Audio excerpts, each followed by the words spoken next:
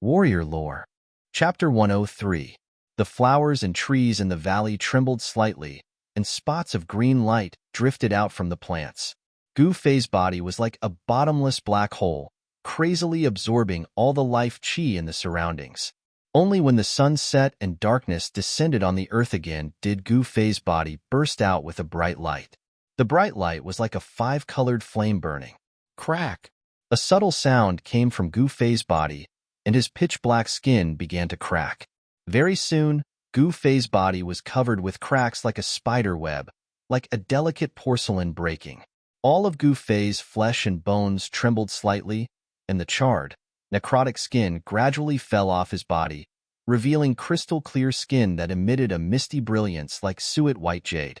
The Tai Chi diagram on his body gradually disappeared, turning back into yin and yang qi and entering his body. The yin-yang diagram on his chest suddenly flashed with a bright light and disappeared into the skin on his chest. After being nourished by the endless spiritual qi, Gu Fei's injuries were completely stabilized. Even though the divine weapon's essence qi in his body protected his body at the critical moment and resisted the heavenly lightning and earthly fire, Gu Fei was still charred on the outside and tender on the inside. He was seriously injured, and it was a tragic sight. This showed that the heavenly Dipper Thunder was indeed worthy of its reputation. If it was an ordinary cultivator, they would have been killed by the thunder and lightning long ago. This time, he was seriously injured. If he had not tempered his body day and night, and the vitality in his body far exceeded that of an ordinary person, it would have been very bad. Even his cultivation might have been affected, and he would have needed a long time to recuperate. Where did that guy come from? He seems to be targeting the Haotian merchant team. Gu Fei opened his eyes, and a bright light flashed in them. He seemed to have become the target of a force that wanted to eliminate him. Gu Fei stood up from the boulder. The waterfall beside him rumbled like a white chain pouring down from the peak of the mountain. Waves of water vapor blew against his face, making Gu Fei feel refreshed. The mountain range was filled with spiritual qi, especially the rich wood power. It was truly a good place to recuperate. Gu Fei surveyed his surroundings. Under the hazy moonlight, the valley was very calm. But outside the valley, the roars of beasts could be heard from time to time. The outside was not a friendly place. I wonder if the people of the Haotian trading group can deal with those mysterious fellows. I'm afraid that girl has already arrived at Bluestone Town. Gu Fei muttered to himself. He knew that with this delay, the Haotian trading group's merchant ship had already left and might have already arrived at Bluestone Town. The girl he was talking about was the 13th daughter of the Ling family, Ling Luoyan. Squeak, squeak. Suddenly, a crisp chirp came from outside the valley. Following that, Gu Fei saw a tiny silhouette flash by the entrance of the valley, and a little beast charged into the valley at lightning speed. The small beast was only the size of a fist. The most mystical thing about it was that there was a vertical scar on its forehead, as if there was a vertical eye growing on its forehead. Three-eyed mink? Gu Fei could not help but feel happy when he saw this small beast. When he was fighting with the mysterious black-clothed youth, how could he have the time to care about this small beast? Now that he saw that this small beast did not seem to be affected by the battle, Gu Fei was filled with joy. This little critter was really too adorable. Its purple fur was as smooth as silk, and it was faintly circulating with a layer of faint brilliance. It had a pair of quick-witted big eyes that were flickering like agate and were brimming with intelligence. This small beast was actually a little elf born from the spiritual qi of heaven and earth. It was really extraordinary. Squeak, squeak. The small beast came to the top of a short tree not far away from Gu Fei and stared at the magical treasure pouch on Gu Fei's waist that was used as a storage bag. It let out a series of chirps. Hee hee, little fellow, you're still thinking about that beast crystal. Gu Fei could not help but smile when he saw this. Suddenly, he noticed that there was a flash of light between the small beast's sharp claws. Gu Fei quickly fixed his eyes on it and was surprised to find that the small beast's sharp claws were actually holding a small, crystal-clear stone that looked like an emerald. Gu Fei knew that it was not a stone, but a beast crystal. He felt an extremely weak wave of spiritual qi from the green crystal that the small beast was holding. It was a wave of wood elemental spiritual qi. Although the green crystal was only the size of a little finger, it did indeed contain spiritual chi. He didn't know where this little critter found this beast crystal. Seeing that the spiritual chi it contained was so weak, it should be the beast crystal of a weak, fierce beast. Could it be that this little beast killed a fierce beast and obtained this beast crystal from the fierce beast's body? If that's the case, this small beast is too shocking. When Gu Fei thought of this, his heart could not help but tremble. Squeak, squeak. The small beast suddenly grabbed the small beast crystal and gestured at Gu Fei. "Little fellow, what are you trying to do?" Gu Fei said with a smile. This was really a psychic small beast. Unfortunately, it could not speak. So Gu Fei had no idea what it wanted to express to him. The small beast seemed to be a little anxious as it chirped and constantly used its little claws to point at the magical treasure pouch on Gu Fei's waist. The clothes on Gu Fei's body were tattered, but the magical treasure pouch on his waist was still considered intact and was not damaged by the power of thunder and lightning. The magical treasure pouch, refined by a great cultivator of the Imperial Void Realm, was not so easily damaged. After curiously looking at the small beast jumping and gesturing for a while, Gu Fei seemed to know what this small beast wanted to do. "It seems to want to exchange that beast crystal with me?" Gu Fei hesitantly took out the khaki-colored beast crystal from his magic treasure pouch. The beast crystal was the size of 2 adult men's fists. It was emitting a faint khaki-colored light, and a huge spiritual yuan fluctuation immediately spread out. Squeak, squeak. When the small beast saw that Gu Fei took out the beast crystal, it immediately chirped happily and waved its 4 claws. Whoosh! A purple shadow flashed and the small beast pounced towards the beast crystal in Gu Fei's hand like lightning. Gu Fei did not stop it. He only felt a shake in his hand, and the small beast flashed away again. He looked down and sure enough, on top of the beast crystal in his hand, there was another small piece missing. Gu Fei smiled helplessly and saw a green crystal rolling beside his feet. It was the beast crystal that contained a trace of Jupiter and spiritual chi that the small beast had taken out. Such a weak spiritual chi could hardly attract Gu Fei's interest. However, he still bent down and picked up the small, sparkling and translucent beast crystal that was like an emerald and placed it together with the earthy yellow beast crystal into the magical treasure pouch. When Gu Fei was about to continue sitting cross-legged on the big rock and circulate his chi to heal his injuries, suddenly a cold and gloomy aura came from the direction of the entrance of the valley. Gu Fei was startled and quickly flew behind the waterfall. Behind the waterfall, there happened to be a shallow cave that he could hide in. Just as Gu Fei hid, 2 ghost-like black shadows floated in from outside the valley. That gloomy aura immediately pervaded the valley. Through the water curtain in front of him, Gu Fei saw that beside the deep pool, there were already 2 people standing silently. These 2 people could no longer be called humans. Their faces were fair without any facial hair, and their lips were pitch black. Their bodies seemed to be shrouded in a layer of misty black gas. At first glance, these 2 people seemed to be condensed from a mass of black gas. They were light as a feather and did not have a physical form. Chapter 104. The 2 ghost cultivators were looking around beside the waterfall, as if they were looking for something. One of them, a tall and skinny middle-aged man, said, "Senior brother, we clearly sensed that there was a strong fluctuation of spiritual energy in this small valley. Why did the fluctuation suddenly disappear here?" "You ask me, but who should I ask?" The other slightly short and fat middle-aged man, who had a deathly pale face, said angrily. While these 2 fellows were talking, a pair of green eyes that were like willow, the wisps were constantly scanning the surroundings. This small valley seemed to have a circumference of 100 or 200 feet. Other than a deep pool formed by the waterfall that hung down from the mountain peak, there seemed to be only some flowers and trees. It could be said to be clear at a glance. After Gu Fei, who was hiding in the shallow cave behind the waterfall, heard the conversation between these 2 people, he already understood that when he took out the earthen yellow beast crystal from his magic treasure pouch, it had let these 2 old ghosts sense the energy fluctuation that was spreading from the beast crystal. Gu Fei subconsciously touched the magic treasure pouch on his waist that contained the beast crystal and sneered in his heart, These two ghost cultivators have very sensitive noses. It's good that they don't find me. Gu Fei was secretly on guard. Judging from the huge demonic aura emitted from these two ghost cultivators, their strength was not inferior to his.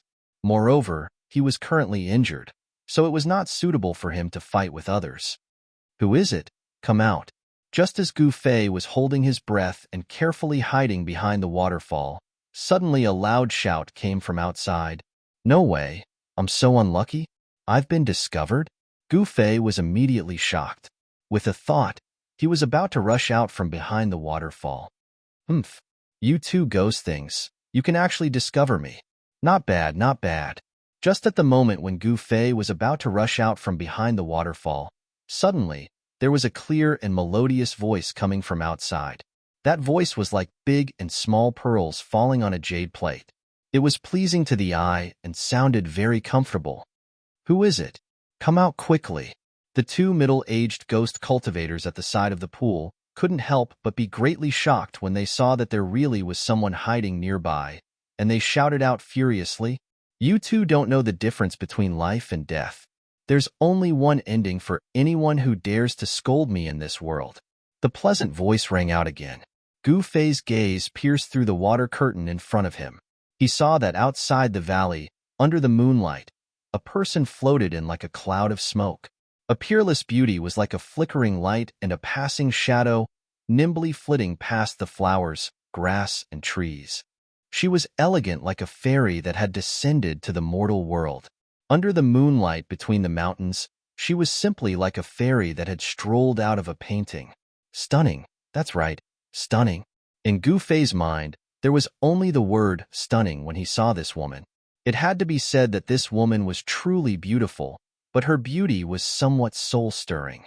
That was because a terrifying murderous aura instantly enveloped the entire valley the moment this woman appeared. The two middle-aged ghost cultivators couldn't help but be stunned when they saw that the person that had arrived was actually such a devastatingly beautiful young woman, but they immediately prepared themselves for battle. Murderous aura. The two middle-aged ghost cultivators sensed a murderous aura that caused their hearts to palpitate from this young woman. Obviously, this murderous aura was directed at them. Who are you? We don't seem to have any enmity between us. The short and fat middle-aged man was unable to maintain his composure at this moment, because even though the other party was a young woman, she made him feel the threat of death. Even though they had already become ghosts, if they were to die again, then their souls would scatter, and they would completely disappear from this world forever. The peerless and mysterious young woman arrived nearby in an instant, and she stood gracefully on a short tree at the side of the pool. She stepped on a few leaves, and her body seemed to be weightless. A gentle breeze blew by, and it fluttered her fine black hair that hung at her temples and fluttered her dress that was like light muslin. Every single move she made revealed an elegant and refined bearing. The young woman glanced at the two nervous and vigilant ghost cultivators, and a trace of a cold smile appeared on her beautiful face. She said, "What are you waiting for? Aren't you going to kill yourselves? Don't tell me you want me to do it myself?" The short and fat middle-aged man looked at the beautiful young woman standing on the top of the short tree in front of him and said coldly, "We're from the Ghost Palace of Plentiful City." At the same time, the two of them flipped their right hands at almost the same time, and a small flag that was about a foot long and covered in ghostly runes appeared in their hands. The two of them were tightly holding a small evil flag that was shrouded in black chi, and a faint ghostly shadow could be faintly seen. When Gu Fei saw the two small flags appear in the hands of the two ghost cultivators, he couldn't help but be shocked. The two small flags were actually the 5 ghost flags. A few days ago, he, Lu Yunhe from the Guangxing Immortal Sect, and Ling Luoyan from the Haotian Trading Group were all trapped in the 5 ghost formation.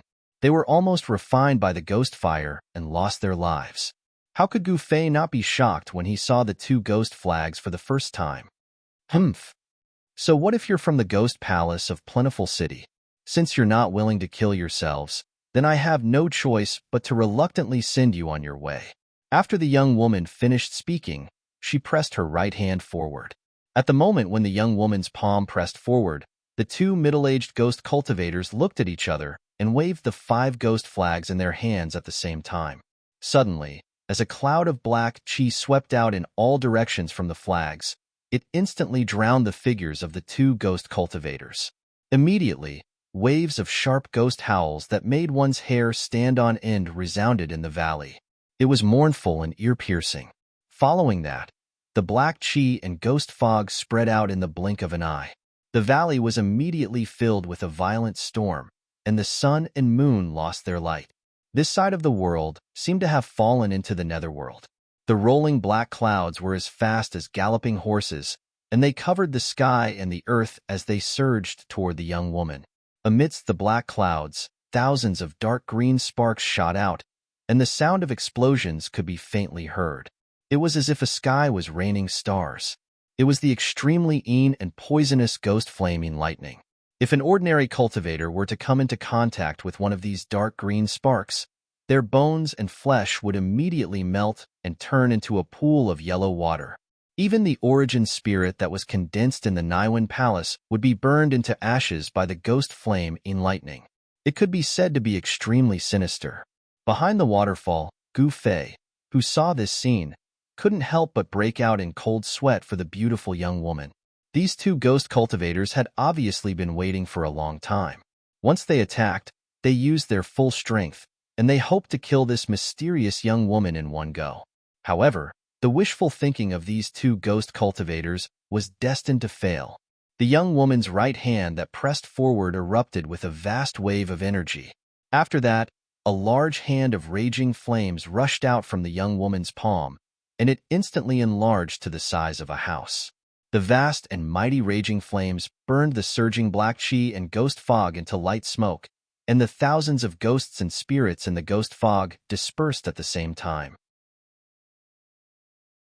Chapter 105. The surging black smoke and ghostly mist were caught by a faintly discernible and seemingly transparent fire net. The fire net spread out in all directions, and the black smoke and ghostly mist were immediately wrapped up like dumplings. The sharp and ear-piercing ghost howls shook the entire valley. Only now did the 2 ghost cultivators who were hiding in the black mist realize that they had provoked someone they shouldn't have provoked. They roared again and again in the ghost mist, releasing layers of Xian ghost chi, wanting to break the seal of the fire net. A myriad of ghastly green ghost flames shot out from the roiling ghost mist and collided with the flaming net, causing a myriad of dark green specks of ghost flames to spread out, and the sounds of explosions were dense like a string of pearls. The dark baleful energy that erupted out was like a raging sea that pounced towards the flaming net in unison. Chi, chi. As soon as the green ghost flames and Xian ghost energy pounced on the fire net, they immediately emitted bursts of green smoke and dissipated into nothingness. Gu Fei, who was hiding behind the waterfall, couldn't help but be shocked when he saw the scene outside. He had tasted the power of this Xian ghost flame. It was extremely sinister and powerful. However, when the thousands of ghost flames hit the fire net didn't even have the slightest tremble. It was still gradually shrinking inwards. It was actually refining the thousands of ghosts with its unpredictable firepower. That beautiful girl actually had such a magical ability. This made Gu Fei couldn't help but look at her in a different light. Roar. Why did you attack us? Aren't you afraid of offending my plentiful city ghost palace? A mournful roar came from the ghost mist that was trapped in the fire net. The girl standing on the top of the short tree next to the pool smiled indifferently. There was a trace of disdain on her face. She opened her red lips and said, "Others are afraid of your plentiful city ghost palace, but I am not. Even if the ghost emperor of plentiful city came, he wouldn't dare to do anything to me." This girl's background seemed to be not small. She actually dared to look down on the plentiful city ghost palace. The ghost emperor of plentiful city was a terrifying expert who had cultivated the immortal ghost body. Gu Fei was secretly shocked. Although it was his first time going down the mountain, it didn't mean that he hadn't heard of the name of the ghost emperor of plentiful city. This old ghost was extremely legendary in the cultivation world. With his own strength, he created the ghost cultivation Tao among the 4 great cultivation systems of Buddhism: Taoism, Fiendish, and Demon. He became a hero and fought with Buddhism, Taoism, fiendish, and demon. This ghost emperor of plentiful dough was a peerless genius that was rarely seen throughout the ages. In this world, there weren't many people who dared to look down on Ghost Emperor Fengdu. Who the hell are you? The two ghostly cultivators who were trapped in the fire net were startled and asked hurriedly. The five ghost pennant was actually unable to break through the fire net. It seemed that they were doomed today. The fire net was miraculous. It was still gradually shrinking inwards. The flames emitted from it were very different from ordinary flames. They seemed to be transparent, faintly discernible, and not fierce at all. They seemed to be a kind of divine flame that was in between existence and non-existence, between tangible and intangible. But what was certain was that the divine flame emitted from the fire net was definitely not the Buddhist demon refining fire, nor did it seem to be the Taoist three true fire. However, the power of this divine flame was definitely not inferior to the Buddhist demon refining fire or the Taoist three true fire. It might even surpass them. You have eyes but can't see. Who can you blame? The corner of the girl's mouth rose, and she smiled disdainfully. Then, she formed a mysterious spell with both of her hands. The fire net suddenly burst into flames. The unpredictable fire power surged out and burned everything around it. There wasn't any terrifying heat wave, but the flowers and trees in the valley began to wither. The water in the pool began to bubble and evaporate. All the fish floated on the surface with their white bellies. Gu Fei, who was hiding behind the waterfall, didn't feel any heat. However, he felt that his blood and qi were actually boiling. The fire seemed to be burning inside his body. It made him sweat profusely, and his whole body was boiling hot. It was really strange. "Spare me, miss, spare me." In an instant, more than half of the surging black gas and thick ghostly fog were refined. The fire net had shrunk to less than 10 feet. Vaguely, one could see two figures shrouded in ghostly fog under the fire net. They were faintly discernible in the ghostly fog, waving a large banner in their hands anxiously. Layers of dark ghostly qi surged out from the two large black banners. In the hazy ghostly fog, there were thousands of ghostly shadows wandering and howling. It was a creepy sound. "Oomph! How dare you offend me? Death cannot wipe out your crimes. Obediently accept your death." The beautiful girl's face was as cold as ice. The coldness in her words was suffocating. She formed a spell with both of her hands and shot out a vast amount of fire origin power at the fire net. Sizzle! The ghostly fog that was shrouded by the fire net was refined into wisps of light smoke. The thousands of ghostly creatures in the ghostly fog screamed as they were burned to death by the divine flames. The fiery net was still shrinking. The two ghostly cultivators were frantically begging for mercy.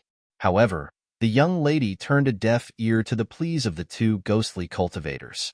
She was unmoved and continued to manipulate the fiery net to refine the layers of ghostly mist. Thousands of malicious ghosts were instantly turned into nothingness. The two ghost cultivators who were shrouded in the fire net begged for mercy again and again. Just because of a disagreement, they'll fight to the death. This girl. Gu Fei couldn't help but be secretly shocked. This girl killed people at the slightest provocation. She was really arrogant and overbearing.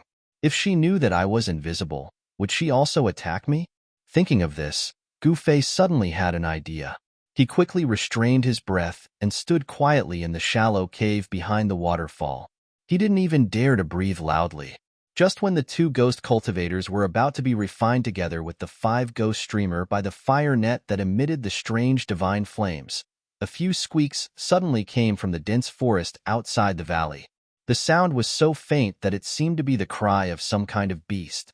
After hearing these cries, the girl's face lit up. "Count yourself lucky." The girl pointed at the fire net impatiently. Whoosh!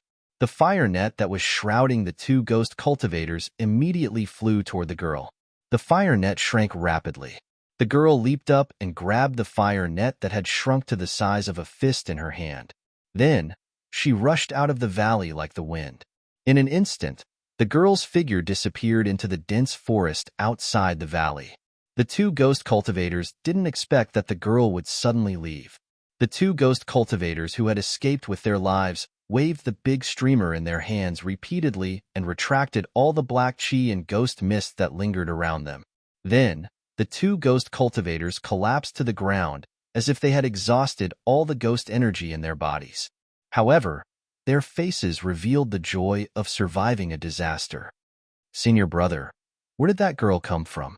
The tall and thin ghost cultivator asked the short and fat ghost cultivator with lingering fear. "I don't know. This is not a good place. Let's leave quickly. If that girl comes back, we won't be able to escape death." The short and fat ghost cultivator didn't care about his weak body and struggled to stand up. The battle just now was extremely dangerous. If they had been a little later, the two of them would have been refined by the girl into a mysterious ghost body. Their souls would have been destroyed, and they wouldn't even be able to enter the reincarnation cycle and reincarnate. The two of them had lost a lot of power and vitality. Even the 5-ghost streamer in their hands, which had shrunk to about a foot, had become dim and dull. The ghosts that had condensed on it had long been refined. "Humph, wanna leave? Leave your life behind." The two ghost cultivators were just about to leave when the waterfall nearby them suddenly exploded. Amidst the splashes of water that filled the sky, a figure charged out from the waterfall like a bolt of lightning. Chapter 106. The person who suddenly attacked was Gu Fei. This was a once-in-a-lifetime opportunity.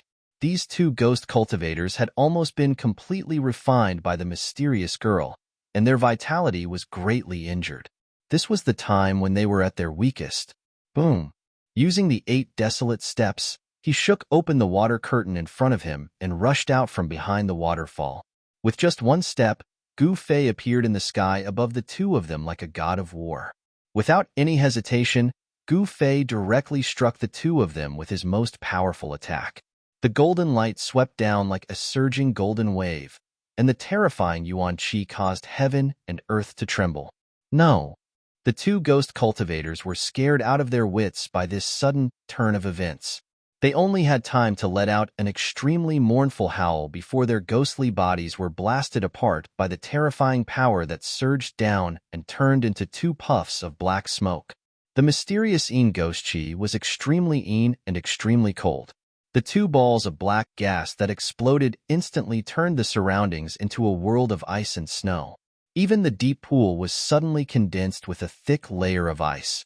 Within the 2 balls of black gas, there were 2 green lights that looked like ghost fire. They rolled and surged up into the sky, trying to escape. A centipede died but did not fall down. Even though Gu Fei had shattered their ghostly bodies and could not condense them, the soul fires of the divine ghost flames that the 2 ghostly cultivators had condensed from their 3 souls and 7 spirits did not dissipate just like that.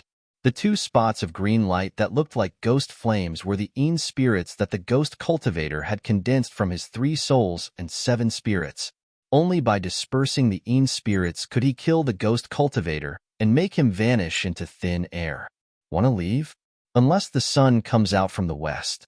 Gu Fei sneered. His body emitted a piercingly cold golden light, leaving a series of afterimages in the air. He directly pounced into the mysterious ghost chi and covered the 2 balls of ghost fire with his hands. In the next moment, the 2 balls of ghost fire and the ghost cultivator's god were grasped in Gu Fei's hands. When Gu Fei held the 2 soul fires and the ghostly flames of the god, he suddenly felt a terrifying chill pass through his hands. His hands, which were filled with the power of the fire element, actually felt a little numb. Such powerful Xian ghost chi. Gu Fei was secretly shocked. Both of his hands felt like he was grabbing a mass of 10,000-year-old ice and snow essence. If Gu Fei had covered both of his hands with spiritual energy of fire beforehand, his hands would have been frozen by now. Gu Fei floated down from the sky and landed on the rocky ground beside the deep pool. Pong! Without any hesitation, Gu Fei exerted strength in his right hand and clenched it. He immediately crushed the soul fire in his hand. The spirit flame directly destroyed the ghost cultivator's soul, and he would never be able to reincarnate.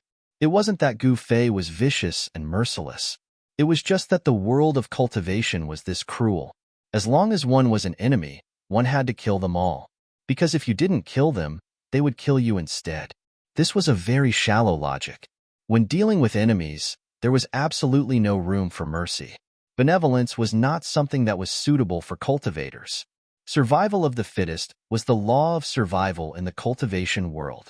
No, don't kill me. When Gu Fei was about to crush the Yin spirit flame in his left hand, the Yin spirit flame in his hand let out a heart-wrenching roar. This was not a word. The ghost cultivator, who had already turned into a soul fire, the Yin spirit flame, could not speak. This was a kind of soul fluctuation. It was not a language, but it appeared in Gu Fei's mind more clearly than a language. The soul fluctuation acted directly on the soul. This was the most direct communication between souls. Oh, don't kill you? Give me a reason.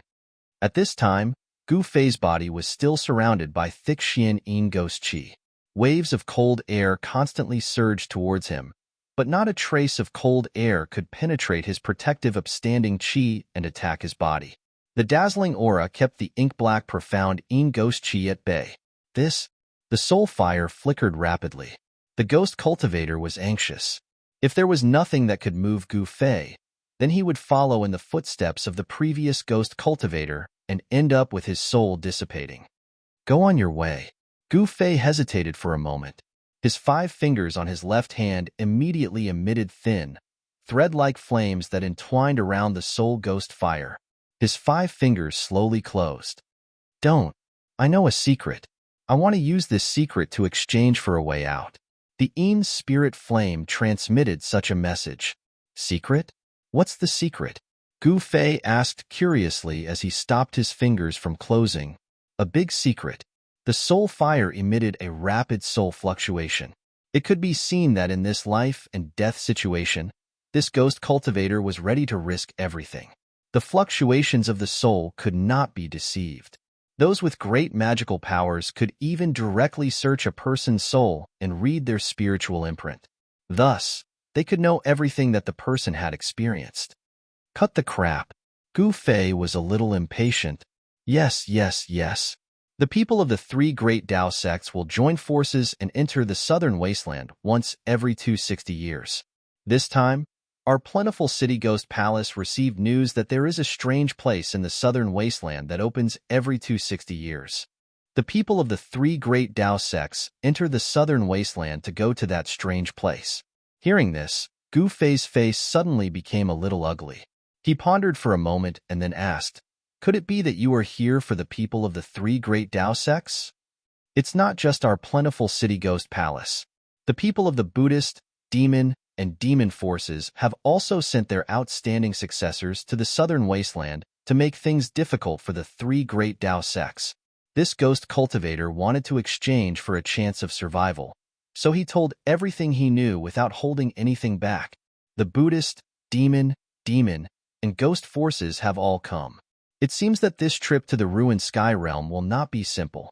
Gu Fei couldn't help but frown. Even in the 3 great Taoist sects, the ruined sky realm was highly confidential. Ordinary disciples had no idea what kind of place the ruined sky realm was, and outsiders had no idea where it was. How did the 4 great forces know that the ruined sky realm was in the southern wasteland? It seemed that there was a problem with the 3 great Tao sects. Could it be? Gu Fei couldn't help but think of Zhao Xuanji, who had forced him into a desperate situation twice and almost lost his life to the Li Fire Flying Sword.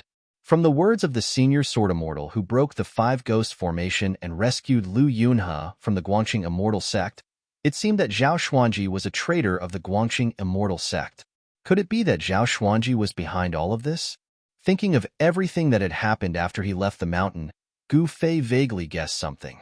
The southern wasteland, this savage land, was destined to not be peaceful. Brother, can you let me go now? A soul fluctuation entered Gu Fei's mind, causing him to wake up from his thoughts. Gu Fei looked at the green ghost flame in his hand and smiled. Let you go? Isn't that releasing a tiger back into the mountains? I won't do such a stupid thing. Chapter 107. Under the moonlight, in the deep valley, beside the waterfall pool, a cloud of black qi and ghost mist suddenly emitted a piercingly cold golden light. The black qi immediately dissipated like snow under the sun. Gu Fei dispersed the black qi and ghost mist around him and was about to leave when he suddenly saw two things on the ground from the corner of his eye. So, he walked forward. On the ground, there were two black bags that were the size of a palm and seemed to be woven from some kind of hair. What's that? Could it be? Gu Fei hurriedly picked up the two bags and opened them. Sure enough, it's mine. Gu Fei threw the two black bags that faintly emitted a wave of yin qi into the magic treasure pouch. Then, he looked around and found that two black banners that were about a foot long had fallen into the weeds beside the pool. Presumably, they were the ghost banners refined by the two ghost cultivators. Gu Fei had also suffered under the ghost banners that could control thousands of ghosts and release the mysterious yin ghost fire. He knew that these two small banners were really powerful magic treasures in the ghost Dao. Although I don't need these ghosts, I can't let others benefit from them, Gu Fei thought as he picked up the two ghost banners from the weeds and threw them into the magic treasure pouch. At this time, a vast energy fluctuation suddenly came from outside the valley.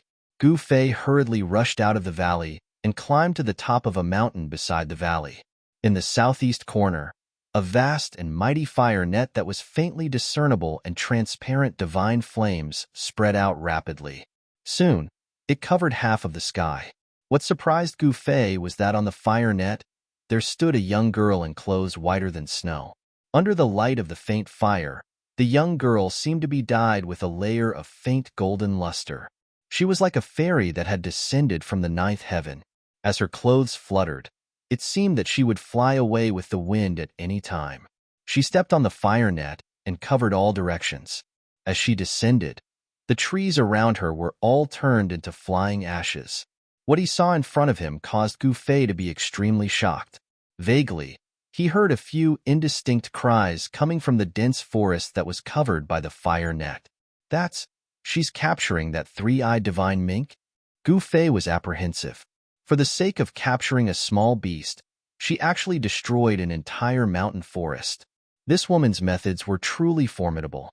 She didn't have any misgivings. The forest that was enveloped by the fire net was being destroyed. Countless beasts were fleeing, but regardless of whether they were extremely powerful beasts or weak and docile animals, all of them could not escape death. Suddenly, the young girl seemed to sense something and turned her head to look in Gu Fei's direction. Gu Fei was startled and hurriedly turned to leave.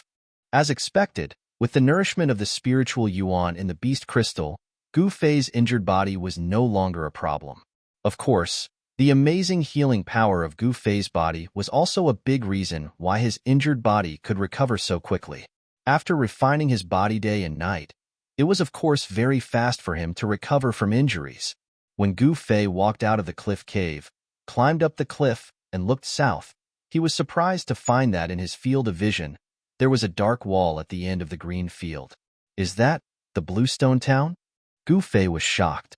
The river that was flowing south had changed its course. It no longer flowed south, but southwest. That pitch-black wall stood beside the river that had been diverted. I can't act rashly. According to the ghost cultivator, other forces in the world of cultivation have also sent people into the southern wasteland. The Bluestone Town is a place that must be passed to enter the southern wasteland. The situation in the southern wasteland has become very complicated. I should completely recover from my injuries before going to the Bluestone Town. This was not cowardice, but caution. All the major forces had already sent their outstanding disciples to the southern wasteland. Gu Fei had to be careful. The disciples of other forces were no worse than the younger generation of the three major Taoist sections.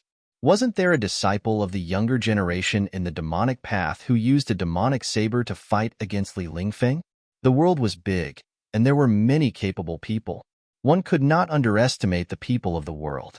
Gu Fei urgently needed time to recover from his injuries. In the next few days, he operated the mysterious technique in the primeval forest. He absorbed the yuan qi from all directions and tempered his injured body. The closer he got to the southern wasteland, the fewer ferocious beasts in the forest. However, these ferocious beasts became more and more terrifying. Gu Fei found traces of many huge beasts in the area beside the river. Many of them were terrifying ferocious beasts. Gu Fei was too lazy to pay attention to these ferocious beasts. Apart from looking for something to fill his stomach when he was hungry, he spent the rest of his time sitting cross-legged in the cliff cave and operating the mysterious technique. The spiritual energy of the plants converged, and a green brilliance flickered continuously in the cliff cave. The spiritual energy around Gu Fei was dense, and a hazy green radiance enveloped his body.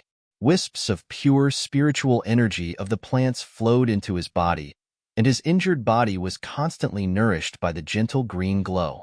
Traces of clotted blood were discharged from his pores. After another 2 days, Gu Fei's injuries were completely healed. His entire body was filled with a vast amount of yuan qi. Every inch of his flesh and blood contained great power. Chapter 108. The southern wasteland had a vast territory. Unlike the central plains, more than 90% of the southern wasteland was covered by primeval forests. Greenstone Town was located in the middle of the endless forest.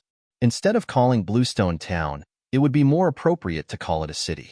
The city wall was 200 feet high, isolating Greenstone Town from the forest outside.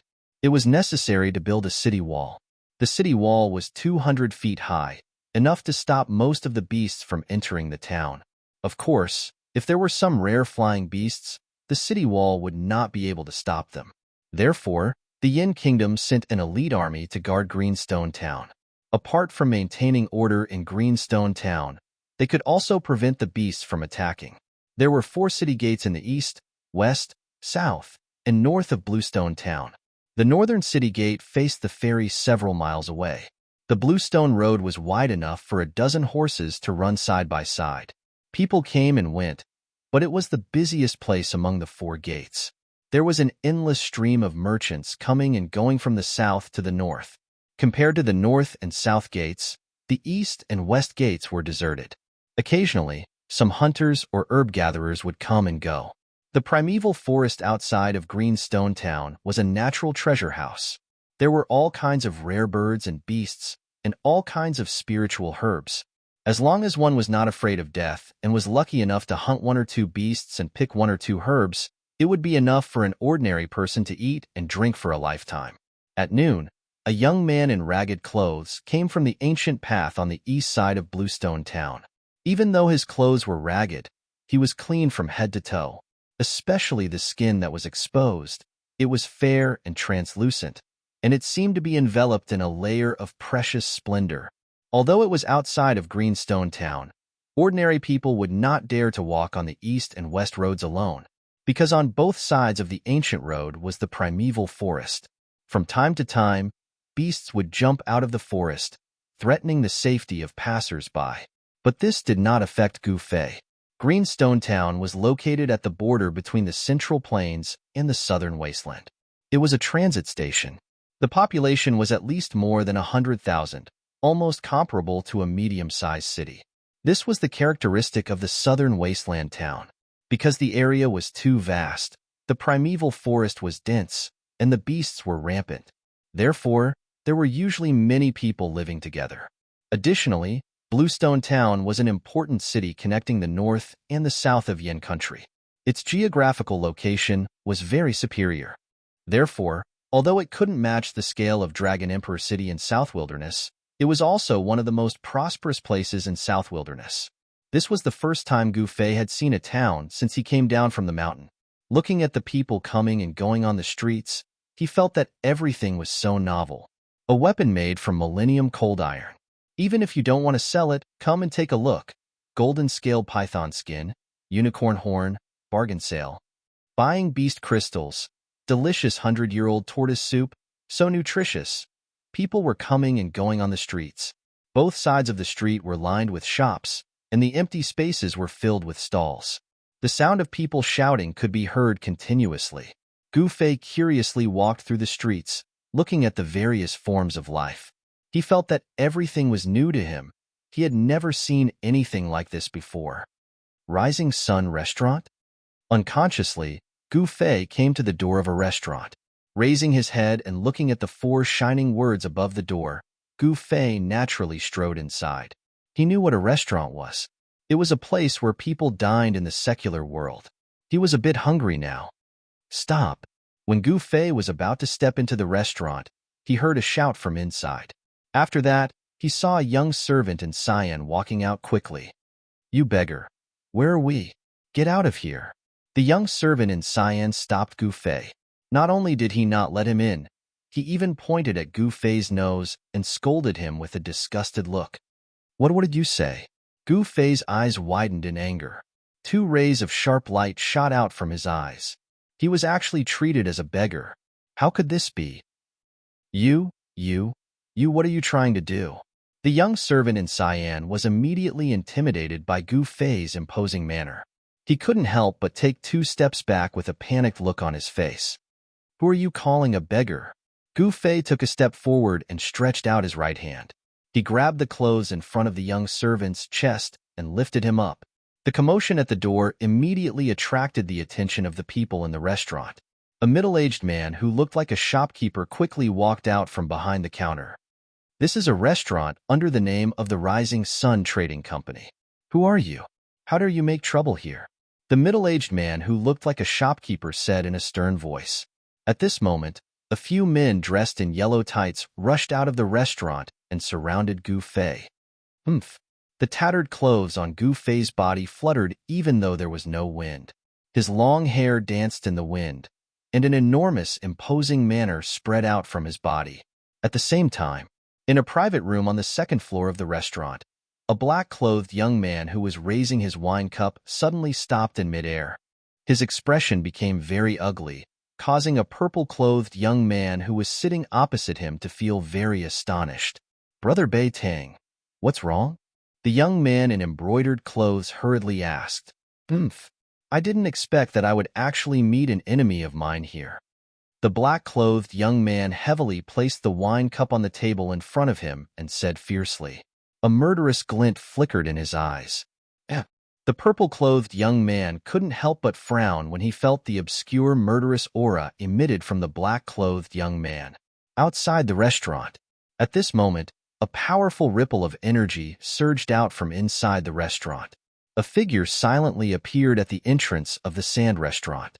Young lord, step back. Yes. The middle-aged man who looked like a shopkeeper did not hesitate or say anything else. He hurriedly retreated with the few yellow-clothed guards. His attitude was extremely respectful. Gu Fei felt pressured. He stared at the figure that suddenly appeared. His instincts told him that this person was an expert that could not be underestimated. It was a young man in his 20s. He was tall and slender. He was dressed in white and had an elegant demeanor. However, his appearance was not very outstanding and could even be said to be slightly ordinary. However, this person's eyes were extremely sharp. As they flickered with light, his gaze was like a blade or a sharp sword. His ordinary appearance, when paired with a pair of eyes like that, he seemed to stand out from the masses. Without a doubt, this person's cultivation was extremely powerful. Gu Fei was rather shocked. He did not think that he would meet such an expert in a restaurant. This person was only a few years older than him, but his cultivation made Gu Fei feel that it was unfathomable. He put down the green-clothed manservant who was still in the air, and the manservant immediately scrambled to escape. The servant already knew that he probably offended someone that he should not have offended today. I have failed in disciplining my servants and have offended you. I hope that you will not lower yourself to the same level as those servants. I have prepared some water and wine as an apology. I wonder if you will do me the honor? The young man had a faint smile on his face as he spoke in a manner that was neither servile nor overbearing. That's great. Gu Fei smiled and strode into the Rising Sun restaurant. Chapter 109.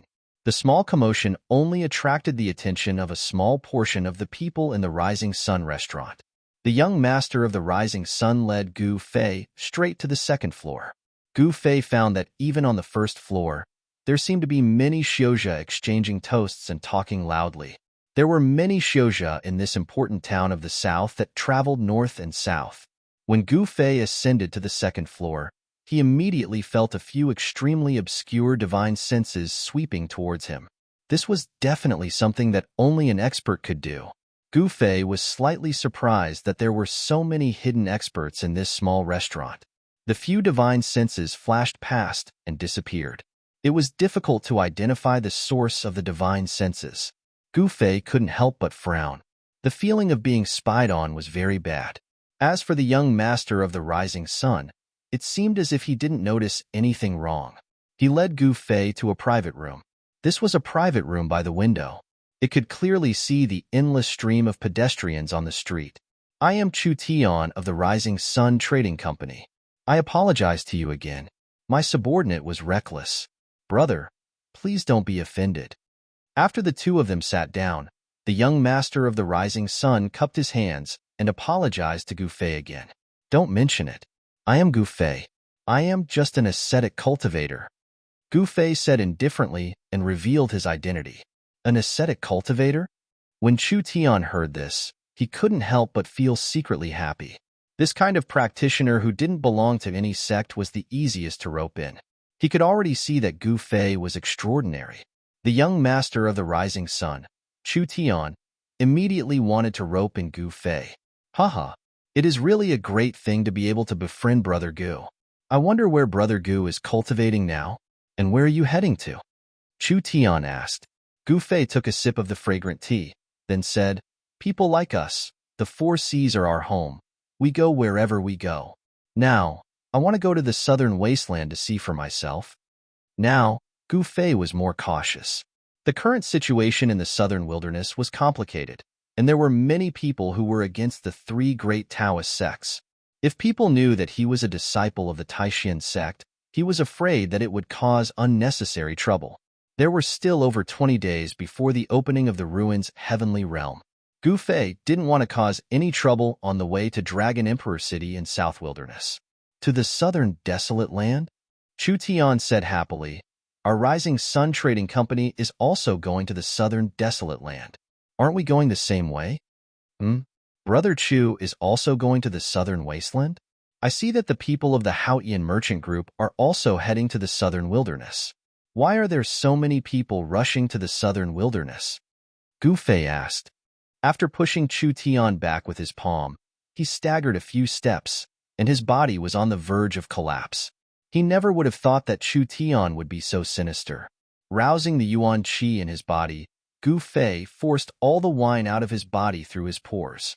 However, what seeped out of his body was not wine, but traces of pitch-black and smelly liquid. The pitch-black liquid dripped from his body. Sizzle. White smoke rose from the ground, showing how strong and overbearing the poison was. Even the floor was corroded. Gu Fei took a deep breath, and the muscles, bones, and internal organs in his body immediately let out a muffled explosion. His muscles, bones, and organs all released all the yuan qi in his body without reservation, suppressing the spread of the poison. Seeing Gu Fei in such a state, Chu Tian was also dumbfounded. Pong. At this moment, the door to the private room was suddenly smashed, and 2 people walked in from outside. It's you. When Gu Fei saw the young man in black, his eyes immediately turned red, and the muscles on his face could not help but twitch. The 2 people who came in were 2 young men, one dressed in black, the other in white. Both were handsome and elegant, and their eyes were like cold stars. They looked at Gu Fei and Chu Tian with a faint smile. The young man in black was the mysterious young expert who thought that Gu Fei was from the Haotian trading group and tried to kill Gu Fei in the dense forest by the river. Chapter 110. Gu Fei's eyes, which had turned blood red due to his anger, swept a glance at the 3 people in the private room. Then, without thinking, he smashed through the window and leaped out with a pong. His blood-red eyes revealed an incomparably fierce light. The 3 people felt as if they were being stared at by a poisonous snake, and they actually had a kind of feeling of fear. The 3 people were stunned, and Gu Fei had already broken the window and escaped. Hurry up, don't let him escape. The young man in black shouted loudly, and his body rushed out from the broken window like a phantom. As he raised his hand, countless green threads shot out, like a big net, and enveloped the escaping figure in front of him. Although Gu Fei was poisoned, his body movement technique was still extremely fast. His figure flickered, and he avoided the green threads, crossed the street, and rushed out of Bluestone Town. The pedestrians on the street were immediately shocked by the sudden change of events, and they all dodged to the side. The young man in white also followed closely behind the young man in black and leaped out. In an instant, in the private room of the restaurant, Chu Tian, the young master of the rising sun, was the only one left. What is going on?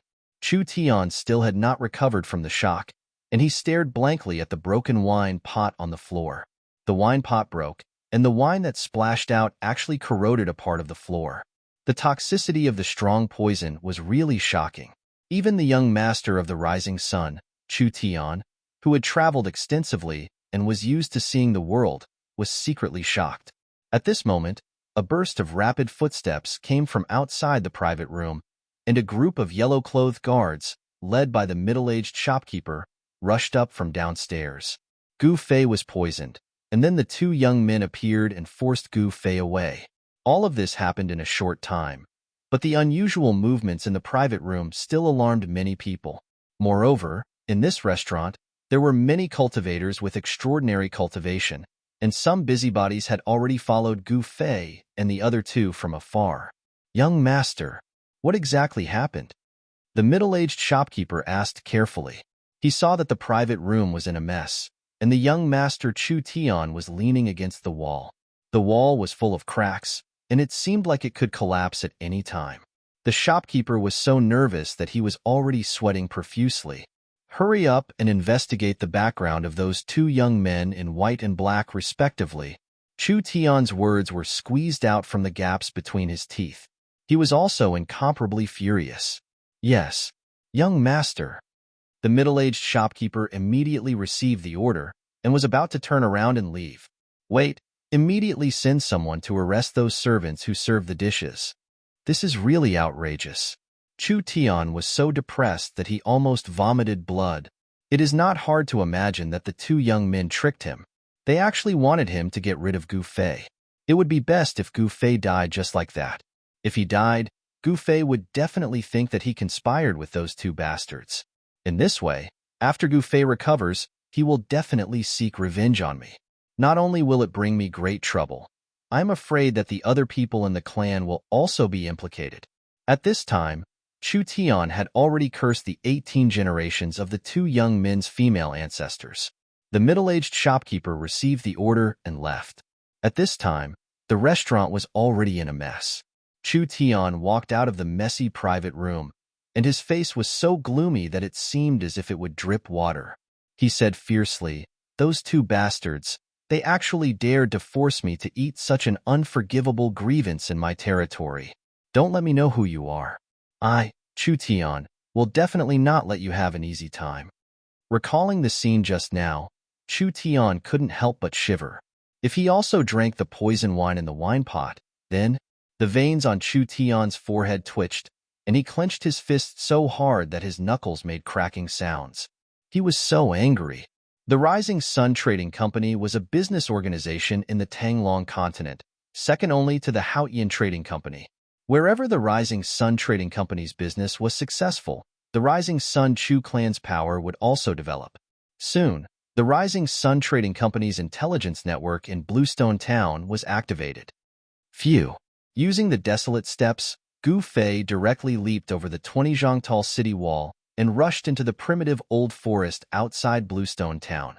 Behind him, two figures, one black and one white, were in hot pursuit. At this time, Gu Fei felt as if his abdomen was being cut by tens of thousands of small knives. Waves of bone-piercing pain caused his entire body to tremble as if he was convulsing. He tried his best to endure it, biting the corner of his mouth, and the blood that seeped out seemed to be black. Although the wine in his abdomen had been forced out of his body in the first instant, a large portion of the poison still remained in his body. This kind of poison didn't seem simple, and it was very difficult to completely expel it. The poison still spread from his abdomen to his entire body. The black aura on Gu Fei's face became thicker and thicker, and his mind seemed to be a little unclear. The situation was very bad. If he didn't immediately find a place to circulate his qi to expel the poison, his life would be in danger.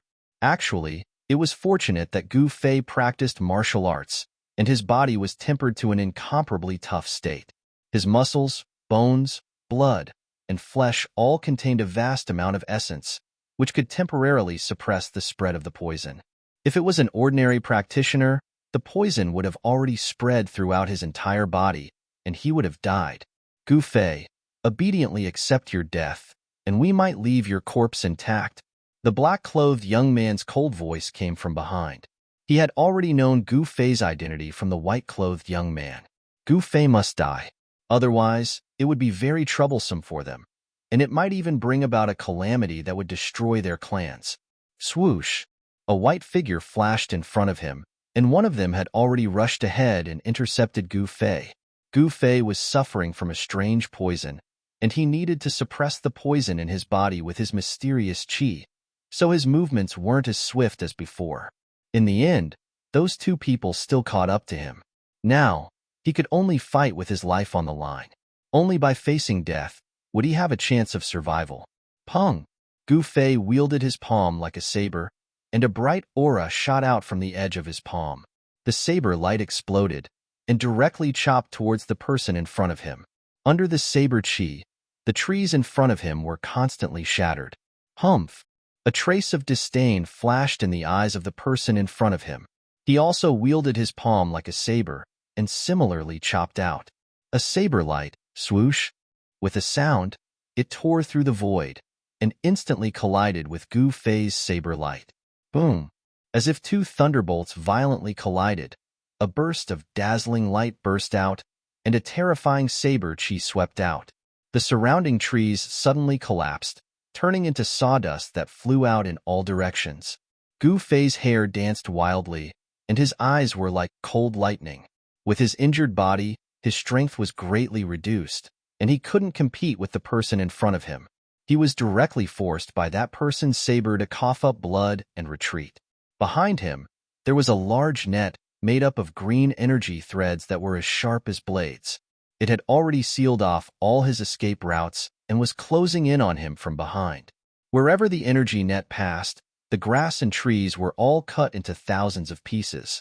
Gu Fei soared into the sky and took a step in the air. Both of his hands brandished a dazzling saber light and cut open the energy net that was coming towards him and rushed out of the heavy encirclement. Chapter 111. The scorching noon sun hung high in the sky, scorching the earth. However, the endless primitive forest outside of Bluestone Town did not feel hot at all. Towering trees with lush branches and hundreds of zhang old vines climbed and twined, casting a large shade in the forest. Boom! Boom! Boom! In a forest dozens of li away from Bluestone Town, trees were constantly falling, and branches and leaves were flying everywhere. The birds nearby were frightened and flew away in a panic. The beasts in the forest were scrambling to escape. There was a chase going on here. Two figures, one in black and one in white, were emitting waves of terrifying energy. They were unleashing powerful attacks towards a fleeing figure in the forest ahead of them. The pursuers were handsome, but their faces were murderous. They were two young experts. The one being chased was a greenish-purple youth in ragged clothes who looked like a beggar. The black-clothed youth stretched out his right hand, and countless green threads rushed out of his palm and rushed forward. The green threads were like rain, like sharp blades that cut through the void. Nothing could stop them, and they cut everything in front of them. Regardless of whether it was a large tree or a path of flowers and grass, they were all cut into thousands of pieces by the green threads. The youth's footwork was marvelous, and he barely dodged the green threads the moment they attacked him. However, some of the green threads still swept across his back. A few bloody marks appeared on the youth's back. His skin was split open, and his body of bronze and iron was also injured at this time. It showed that the black-clothed youth's magical power was extraordinary. What a pity! The black-clothed youth could not help but curse a few times when he saw that his attack had failed again. The white-clothed youth placed his hand on the hilt of the saber at his waist, ready to launch a fatal attack at the fleeing person at any time. The saber at the white-clothed youth's waist was not an ordinary item. The scabbard was engraved with mysterious talismans, and there was a faint brilliance flowing on the talismans. Even so, an extremely obscure murderous saber, she still passed through the scabbard that was sealed by the talismans. This saber was not an ordinary divine weapon, but more like a saber that had been refined by a cultivator. Moreover, it was obvious that not an ordinary cultivator could refine such a murderous saber. The talisman on the scabbard seemed to be suppressing the spirit of the divine saber. Without a doubt, if this godly blade were to be unsheathed, it would shake the heavens and the earth. Perhaps even the heavens and the earth would lose their color because of this godly blade. This was definitely a great killing weapon. The white-clothed youth's hand was covered in sweat as he held the saber. His eyes were fixed on the figure moving through the dense forest in front of him. He didn't draw his saber because he couldn't find an opportunity to kill in one strike. He had his own difficulties. Even with his ability, he could only use this divine blade 3 times a day. In other words, he could only use it 3 times. After 3 strikes, if the enemy did not die, then he would be the one to die. Because at this moment, his cultivation had been completely exhausted by those 3 slashes. At this moment, his life and death were in the hands of the enemy. You 2 despicable and shameless bastards, as long as I don't die today, you can just wait to die. Gu Fei was enraged as he desperately ran through the dense forest. The strange poison in his body was acting up, and for a moment, he felt as if thousands of ants were biting his muscles, bones, and flesh. That feeling made him go crazy. But the next moment, he felt as if thousands of small knives were stabbing his body. The pain was so painful that his vision turned black, and he almost fainted. Endless pain was ravaging his nerves and destroying his will. But he gritted his teeth and endured it. No matter how much pain he suffered, he still maintained a trace of consciousness in his mind. He couldn't fall like this. If he did, then he would be doomed eternally. Roar! With a roar of grief and indignation, Gu Fei suddenly pounced forward like a crazy wild beast. A few green threads brushed past him and took away a few drops of blood on his body. The power of the mysterious black-robed man's divine ability was not small. With a wave of his hand, he could shoot out green energy threads that were as sharp as blades. After Gu Fei was poisoned, he could no longer use the essence of the divine weapon that had been smelted into his body. His body that had been tempered hundreds and thousands of times was swept by the green threads. It was as if he was cut by a divine weapon. Faint traces of blood appeared on his skin. Although the flesh and bones weren't really injured, it did indeed injure Gu Fei. However, the biggest threat didn't come from the black-robed young man, but from within Gu Fei's body, as well as from the white-robed young man who hadn't drawn his saber. An extremely dangerous aura enveloped Gu Fei. The source of this aura was the white-robed young man. This was a pressure that made even Gu Fei's heart palpitate. It was as if there was a divine saber floating above his head, ready to chop down at any time. The person was like the saber, and the saber was like the person. This person's entire body emitted a tyrannical saber chi. He was actually a rare saber refiner in this world. The white-robed young man's aura was connected to the divine saber at his waist. Before the saber was unsheathed, it had already caused Gu Fei to be alarmed. Swoosh, swoosh. Passing through the dense forest, he constantly changed his direction, making it difficult for the white-robed young man's saber intent to lock him down. The dense forest provided him with an opportunity to escape. If it was in an open space, he would have long been caught by the 2 people behind him. Gu Fei sprinted through the forest. Blood gushed up his throat, but he forcefully swallowed it back down. Now, his injured body was gradually unable to withstand it. However, the sharp, murderous aura behind him was getting closer and closer. Gu Fei knew that if this continued, it would be difficult for him to escape death. If he was killed by the enemy in an open competition, he would accept it wholeheartedly. However, if he died like this, he would definitely not be able to die in peace. The 2 people behind him were too despicable. Their methods were too despicable. How could Gu Fei be willing to die like this? He was unwilling. He hated it. The situation before him had to be changed. Otherwise, he would definitely die. He identified the direction, turned around, and sprinted towards the denser forest in front of him. Although there were no roars of beasts in other areas, there were traces of ferocious beasts. Only this direction was empty. There was not a single beast in such a large forest. This was enough to explain two things. First, there were no signs of beasts here. There were no ferocious beasts living in this area.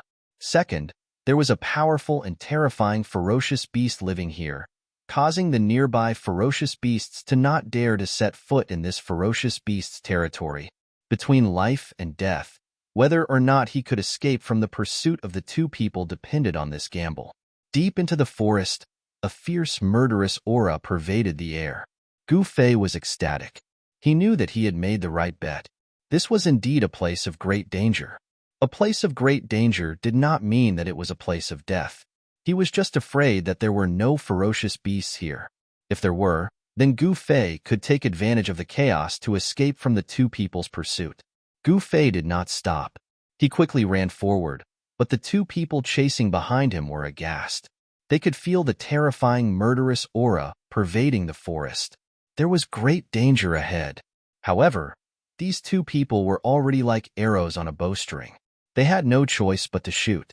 Today, if Gu Fei did not die, if he managed to catch his breath, then they would be the ones to die in the future. Even the families behind them would die. The two people hesitated for a moment, but they still gritted their teeth and chased after him.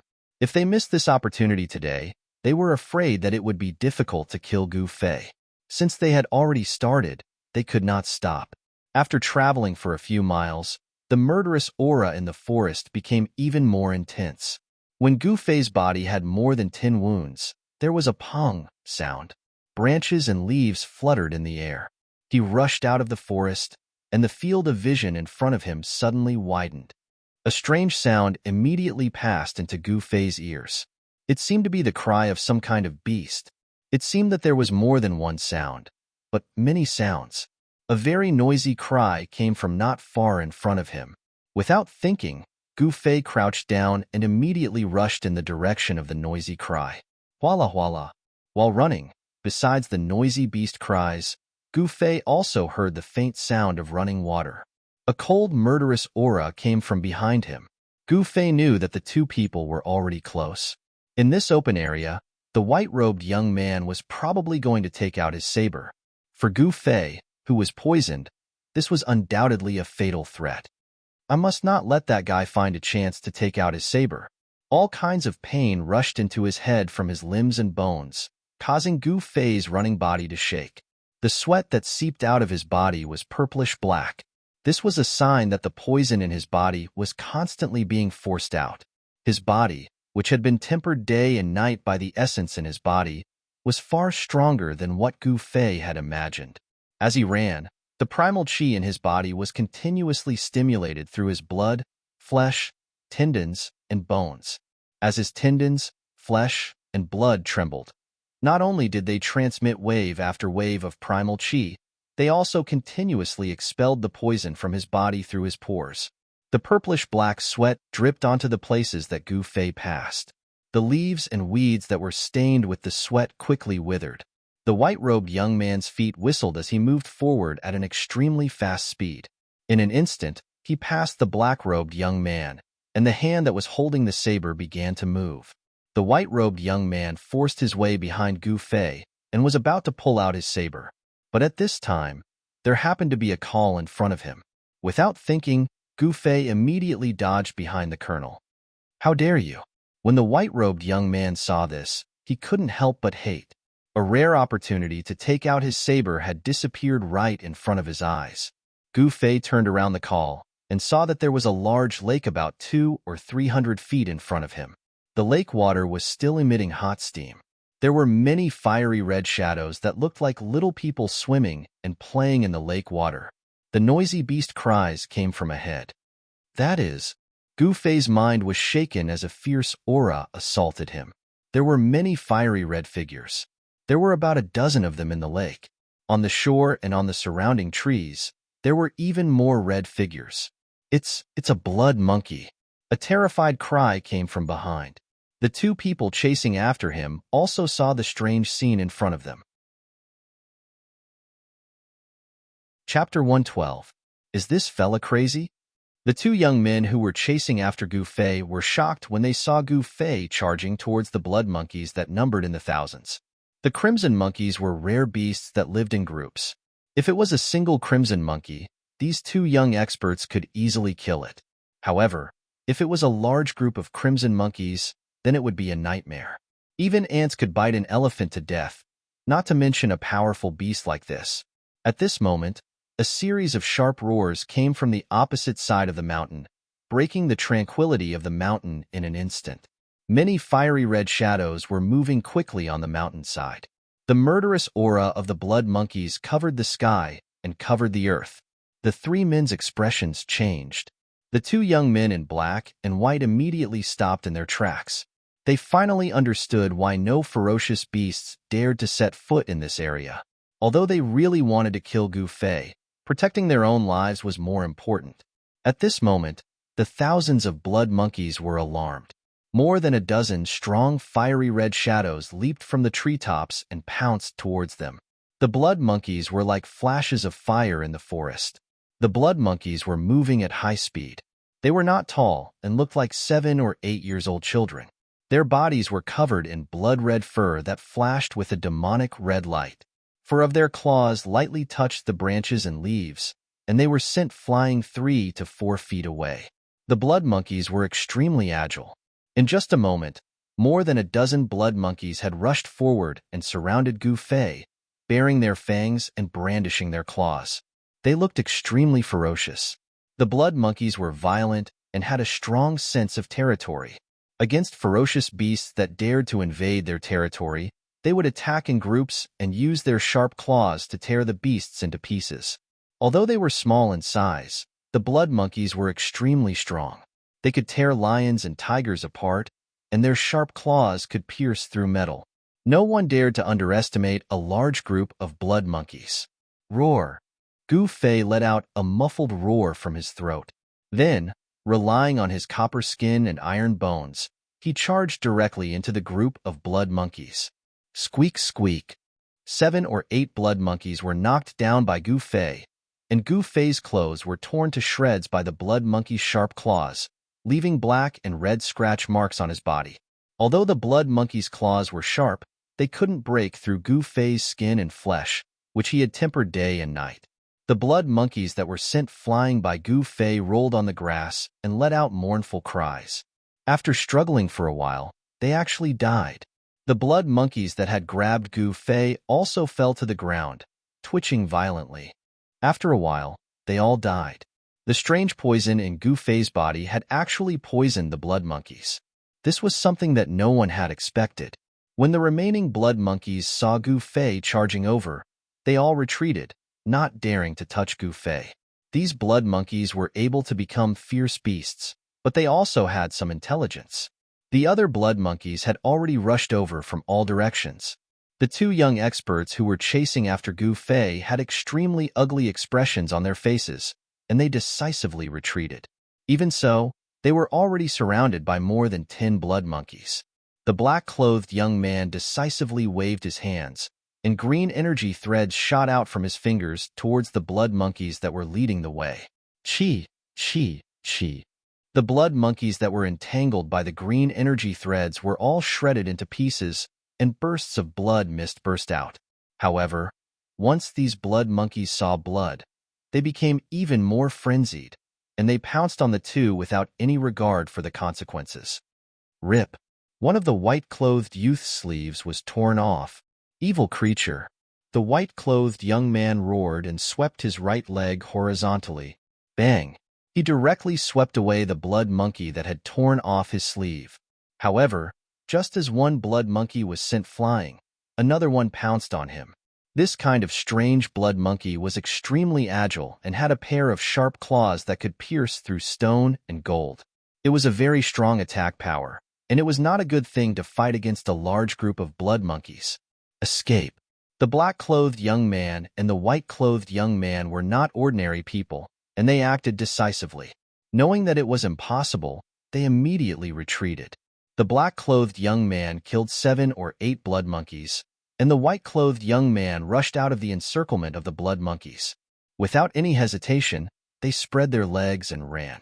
Suddenly, an extremely sharp beast's roar came from the mountainside. A blood shadow flashed, and a huge blood shadow leaped 4 to 5 zhang and chased after the black-clothed young man and the white-clothed young man. Behind the huge blood shadow was a large group of blood monkeys. There were at least 200 to 300 of them, and they leaped and dashed towards the two of them. They were like countless flickering flames, extremely conspicuous. Oh no, that's the Monkey King. Seeing this, the two of them were immediately scared out of their wits. Without looking back, they turned around the call and rushed into the dense forest. Among the large group of blood monkeys, there must be an especially special Monkey King. The Monkey King that was chasing after the two young experts was more than 3 zhang tall, and it was much more robust than the other blood monkeys. In front of the Monkey King, ordinary blood monkeys were like little children. Its blood-red fur shone with a bloody demonic light under the sunlight, and its 4 limbs were filled with a strong sense of power. Its pair of eyes emitted 2 rays of ominous light. Even though they were more than 20 zhang apart, Gu Fei could still feel the coldness in its eyes. Whoosh! The huge Monkey King's blood-red figure streaked across the sky and dashed into the dense forest, leading a group of blood monkeys into the forest.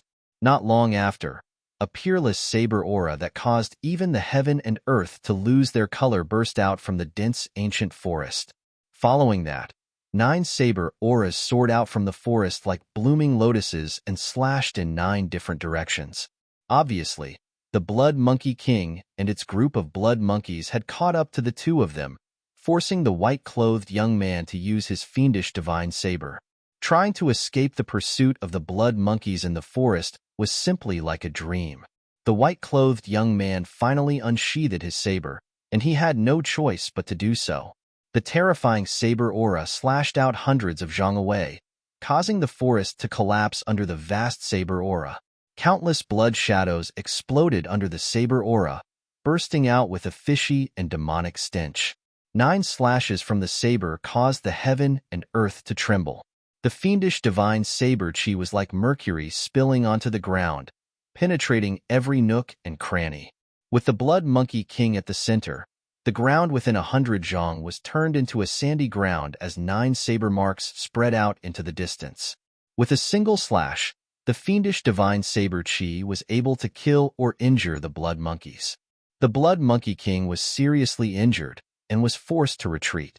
The 2 blood monkeys did not dare to stay any longer after escaping from death. After determining the direction, they retreated toward Bluestone Town. Meanwhile, Gu Fei took advantage of the chaos to knock down a dozen blood monkeys in a row and ran in the opposite direction of the 2 blood monkeys. There were quite a number of blood monkeys surrounding Gu Fei, but in the end, Gu Fei relied on his unique poison physique to poison the blood monkeys one after another and broke out of the encirclement. After frantically running for 20 to 30 miles, Gu Fei finally couldn't hold on any longer and fell into a mountain stream, falling into a coma. However, even in a coma, Gu Fei's body was still rejecting the poison in his body. The Taiji Yin Yang fishball also appeared in front of his chest. The misty Yin and Yang Qi protected Gu Fei's heart meridians, preventing the poison from attacking his heart and ending his life. After being washed by the stream, most of the toxins in Gu Fei's body had been expelled, but some of the toxins that had invaded his internal organs were not so easy to expel out of his body. He needed to find a place, a relatively safe place, to expel the toxins. It had to be said that the 2 mysterious young men's methods were really despicable.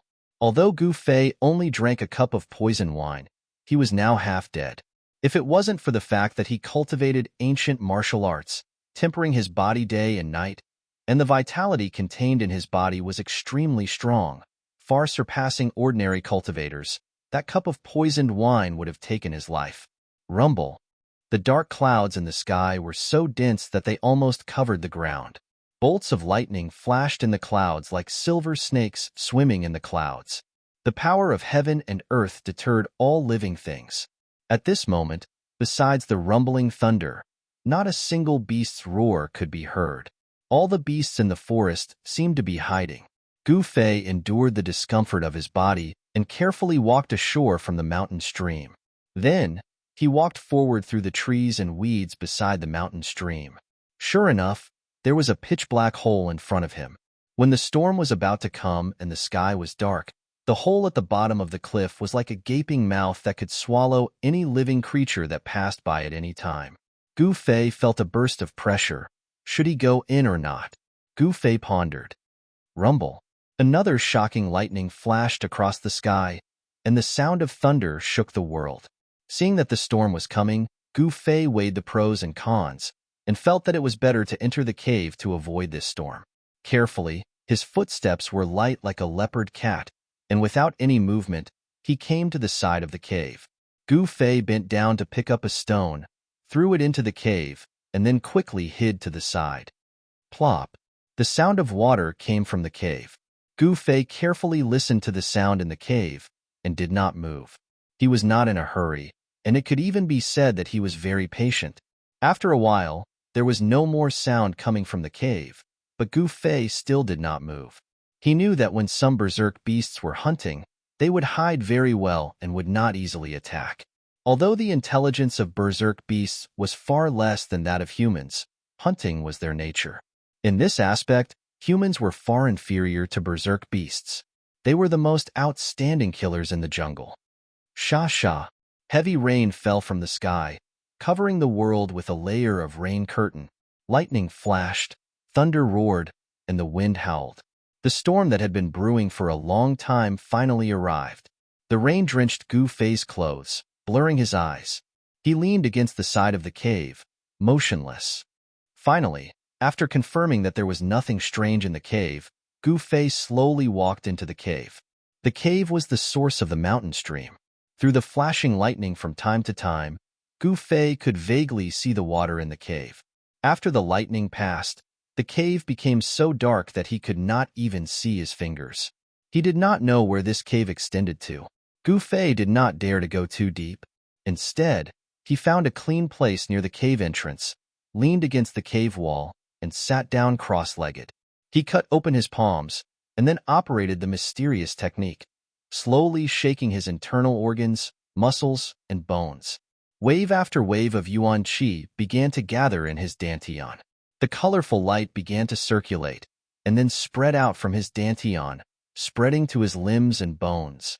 The yuan qi in his body washed through his internal organs like a wave, forcing out the poison that had invaded his internal organs through the cut skin of his palms.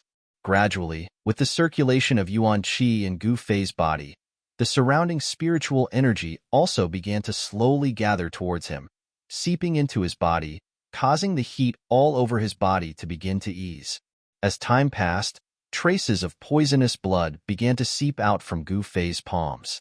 It was purplish-black blood, and besides the stench, the poisonous blood also carried a faint fragrance, like the fragrance of some kind of flower. While Gu Fei was in the cave operating the mysterious technique to expel the poison, in a courtyard in Bluestone Town, a room next to a lotus pond emitted a bright light. A black-clothed man wearing a straw raincoat and a bamboo hat braved the heavy rain and hurriedly walked in from outside the courtyard. He bypassed the lotus pond and went straight to the room that was still lit. When he came to the door, the man took off the bamboo hat and coat, put it aside, and then was about to knock on the door. "Come in." At this time, a calm voice came from inside the room. "Yes, young master." The man respectfully and carefully opened the door, and then flashed into the room. The furnishings in the room were very simple. There was a bed, a table, 2 tea tables, and several chairs. The 2 walls of the room and the table were burning with red candles. A young man was holding a book, reading under the candlelight. "Young master, this is information about those 2 people." The person who came in was a middle-aged man with yellow skin. This person's eyes were full of spirit, and his footsteps were silent. It was obvious that he was a smart and capable person. The young master put down the book in his hand, took a stack of papers from the middle-aged man, and then began to read. After only reading a few, the young man's face changed. Chapter 114. A storm enveloped heaven and earth. The lightning in the sky danced like silver snakes, and thunder shook the sky. The power of heaven and earth was irresistible. In the depths of the forest, The cave where Gu Fei was in had become a water curtain cave. The rainwater rushing down from the cliff almost covered the cave entrance. On a rock beside the cave entrance, Gu Fei sat cross-legged with his back against the cave wall. Faint rumbles of thunder could be heard all over his body, as if he was resonating with the thunder and lightning in the sky. The sound of the heavenly thunder drum forged his muscles and bones. At this moment, Gu Fei was using this divine ability to force out the poison.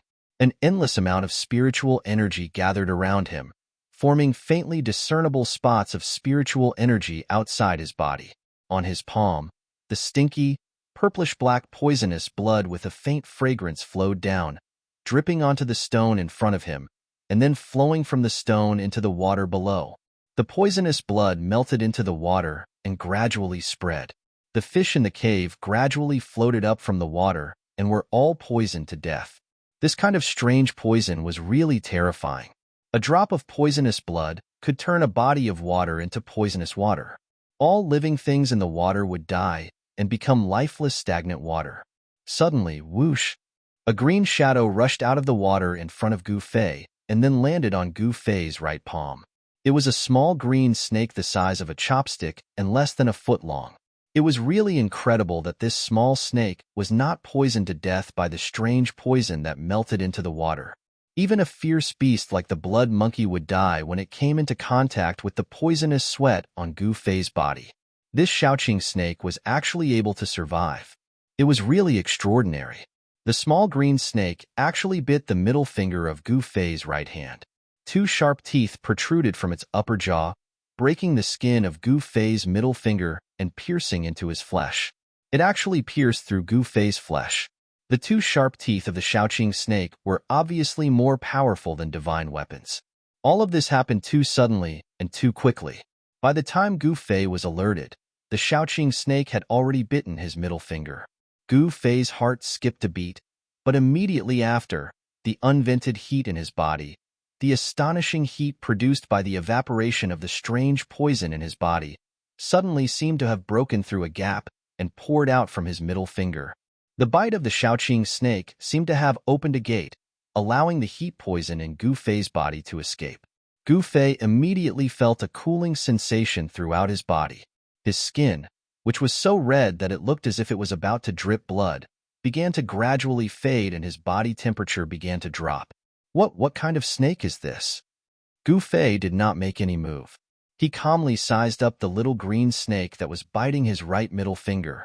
The dim cave did not hinder his vision. With Gu Fei's current cultivation, as long as there was a little light, he could clearly see everything around him.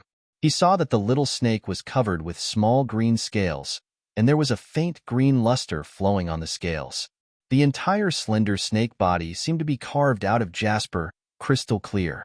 However, what surprised Gu Fei the most was that there were two small protrusions on the small head of the Shaoqing snake. The protrusions were not scales, and the color was not green, but a faint silver, which was not obvious. Could it be that it has grown horns? Gu Fei was extremely surprised. If it really had grown horns, then this Shaoqing snake was not an ordinary snake. It was said that there were some strange beasts in the world that inherited a trace of the bloodline of ancient holy beasts. If the trace of bloodline in their body could be stimulated, and if it was enlarged infinitely, the power of ancient holy beasts could be reproduced. Could it be that this Shaoqing snake was actually a holy snake with a trace of the bloodline of a real dragon? If that was the case, the potential of this Shaoqing snake was simply unlimited. Returning to its ancestry, with the body of a snake, the holy snake with the bloodline of a real dragon. Even after thousands of generations, the bloodline of a real dragon was extremely thin, but there was still a chance of returning to its ancestry.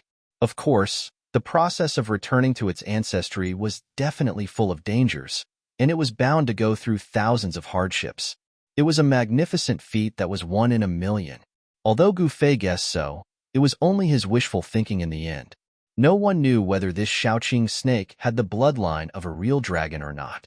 However, even so, this Shaoqing snake also showed an extraordinary side. It was actually sucking the remaining poison in Gu Fei's body. Fine purple-black poisonous qi, as thin as hair, converged towards the two sharp teeth of Shaoqing's snake, which pierced into Gu Fei's middle finger along Gu Fei's middle finger. Less than an hour later, as if the Shaoqing snake had been full of the poisonous blood, it slithered off Gu Fei's palm and coiled up on a stone beside Gu Fei, remaining still.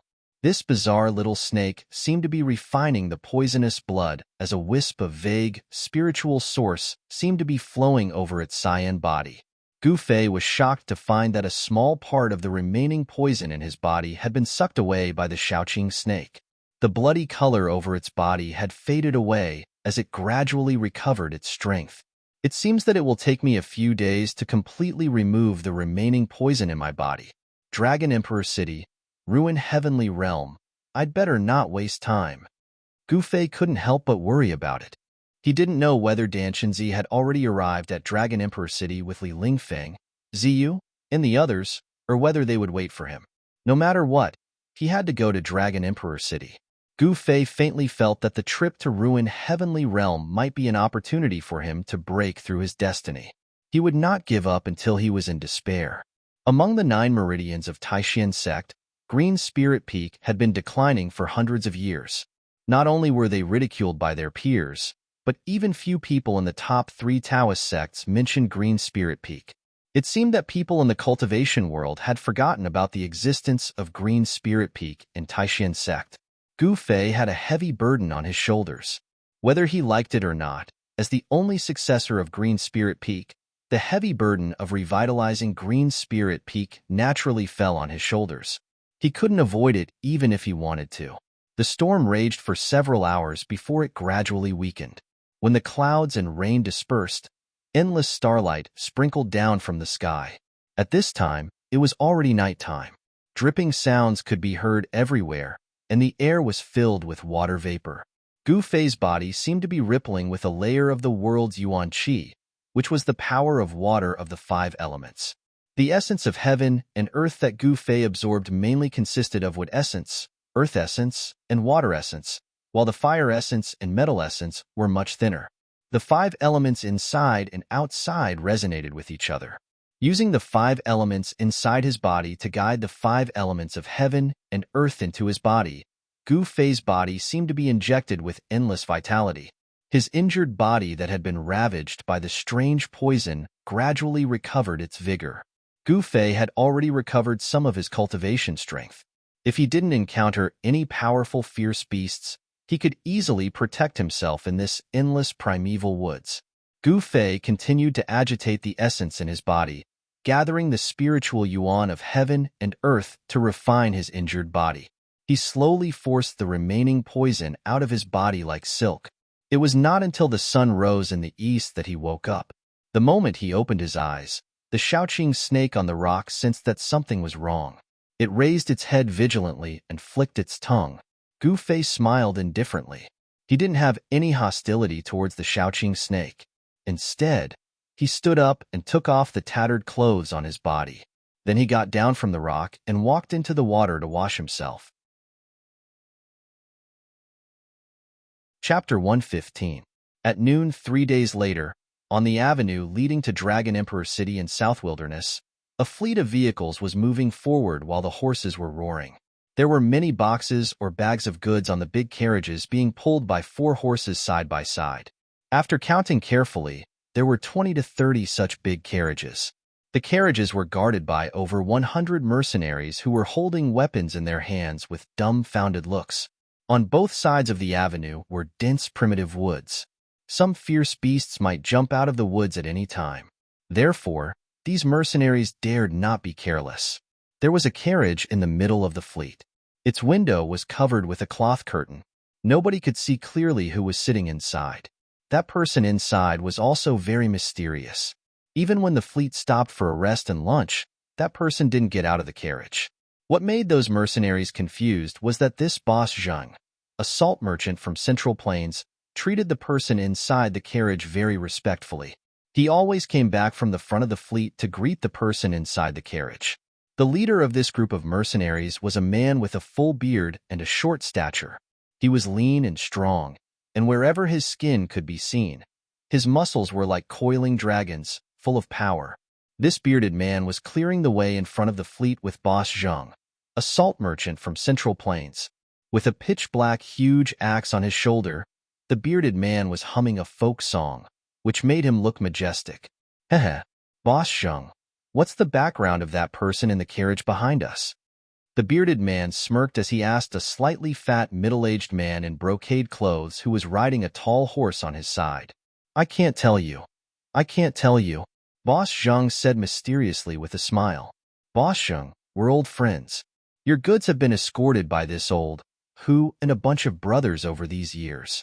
As we're familiar with each other, please tell me something. The bearded mercenary leader old whose curiosity was aroused by Boss Zheng. This bearded man was the head of a mercenary organization among numerous mercenaries who were active between Bluestone Town and Dragon Emperor City. There were many such mercenary organizations in Bluestone Town. This bearded man was a bit famous in the circle of mercenaries. Merchants traveling from south to north, unless they were strong and had a large number of specially trained guards, they would have to hire mercenaries to protect their goods. However, the price of hiring a group of mercenaries was not low. This trade route in the southern wasteland was not peaceful at all. No merchant dared to walk in the southern wasteland without hiring mercenaries. Without the protection of mercenaries, not only would their goods be robbed by bandits, even their lives would be threatened. In the southern wasteland, killing people and robbing them was a common occurrence. Spending some money to hire dozens of mercenaries to protect the safety of the goods and people was still very worthwhile. Hee, this person is my benefactor. He saved my life. Boss Zheng laughed. When the bearded man heard this, he couldn't help but ask, what happened? Could it be that Brother Zheng encountered those robbers who killed and robbed people? Yes, we didn't encounter bandits, but a herd of beasts, and it was a large group of bloodthirsty wolves, said Boss Zheng. Bloodthirsty wolf pack? The bearded man couldn't help but suck in a breath of cold air. The bearded man had traveled between Bluestone Town and Dragon Emperor City for many times. Of course, he knew the power of fierce wolves. They were a group of ferocious beasts that ate humans without spitting out their bones. Did that man save you from the wolf pack? The bearded man asked in disbelief as he widely opened his eyes. And Boss Zheng nodded and couldn't help but think of an evening 2 days ago. At that time, when his convoy was less than 50 miles away from Bluestone Town, they encountered a pack of bloodthirsty wolves that suddenly rushed out of the dense woods. Over 100 fierce wolves as large as calves were enough to tear them apart and devour them. Even their bones might not be left. When they were in a hopeless situation, a man appeared. This man showed his great battle strength and easily killed the bloodthirsty wolf king among the wolves, scaring them away. Therefore, Boss Zheng went forward to express his gratitude. After a short talk, Boss Zheng knew that this youth was also heading for Dragon Emperor City. Therefore, he enthusiastically invited this youth in white clothes to go with them so that they could take care of each other on the way. Of course, this Central Plains salt merchant, Boss Zheng, also had his own selfish motives. This young man could kill the wolf king among the wolves as easily as taking something out of his pocket. With this young man in the convoy, he did not have to be so worried. After thinking about it for a short while, the youth agreed. However, he put forward a condition to Boss Zheng. He didn't want to see anyone else except Boss Zheng. There was a courier station 60 miles away from Bluestone Town. Boss Zheng and Big Beard arranged to meet there. From the courier station to Dragon Emperor City, Boss Zheng's fleet would be escorted by Big Beard and over 100 mercenaries. In the mercenary industry, they ate on the edge of a knife and lived a life where there would be no tomorrow. However, the treatment was generous. Even if they were to die a heroic death, their families would receive a large pension and they would not have to worry about food or clothing for the rest of their lives. Therefore, although this industry was full of dangers, many people joined mercenary teams. I see. After hearing Boss Zheng's explanation, the bearded man didn't ask him about that person in the carriage anymore. After all, the bearded man knew some taboos in the mercenary industry. He would never ask about things that he shouldn't know. Even if he knew, he would pretend to be deaf and dumb. Curiosity was not a good habit. It was often fatal. While the bearded man and Boss Zheng were talking in the front, they didn't know that their words had been heard by the youth in the carriage behind them. The carriage that the young man was in was at least 100 feet away from Big Beard and the others who were clearing the path ahead. However, with the young man's cultivation base, any movement within 100 feet would not be able to escape his eyes and ears. Even if an embroidery needle fell to the ground, he would be able to hear it clearly. Humph! This guy surnamed Zhang is smart. He didn't expose my look. A youth was sitting in the carriage with legs crossed.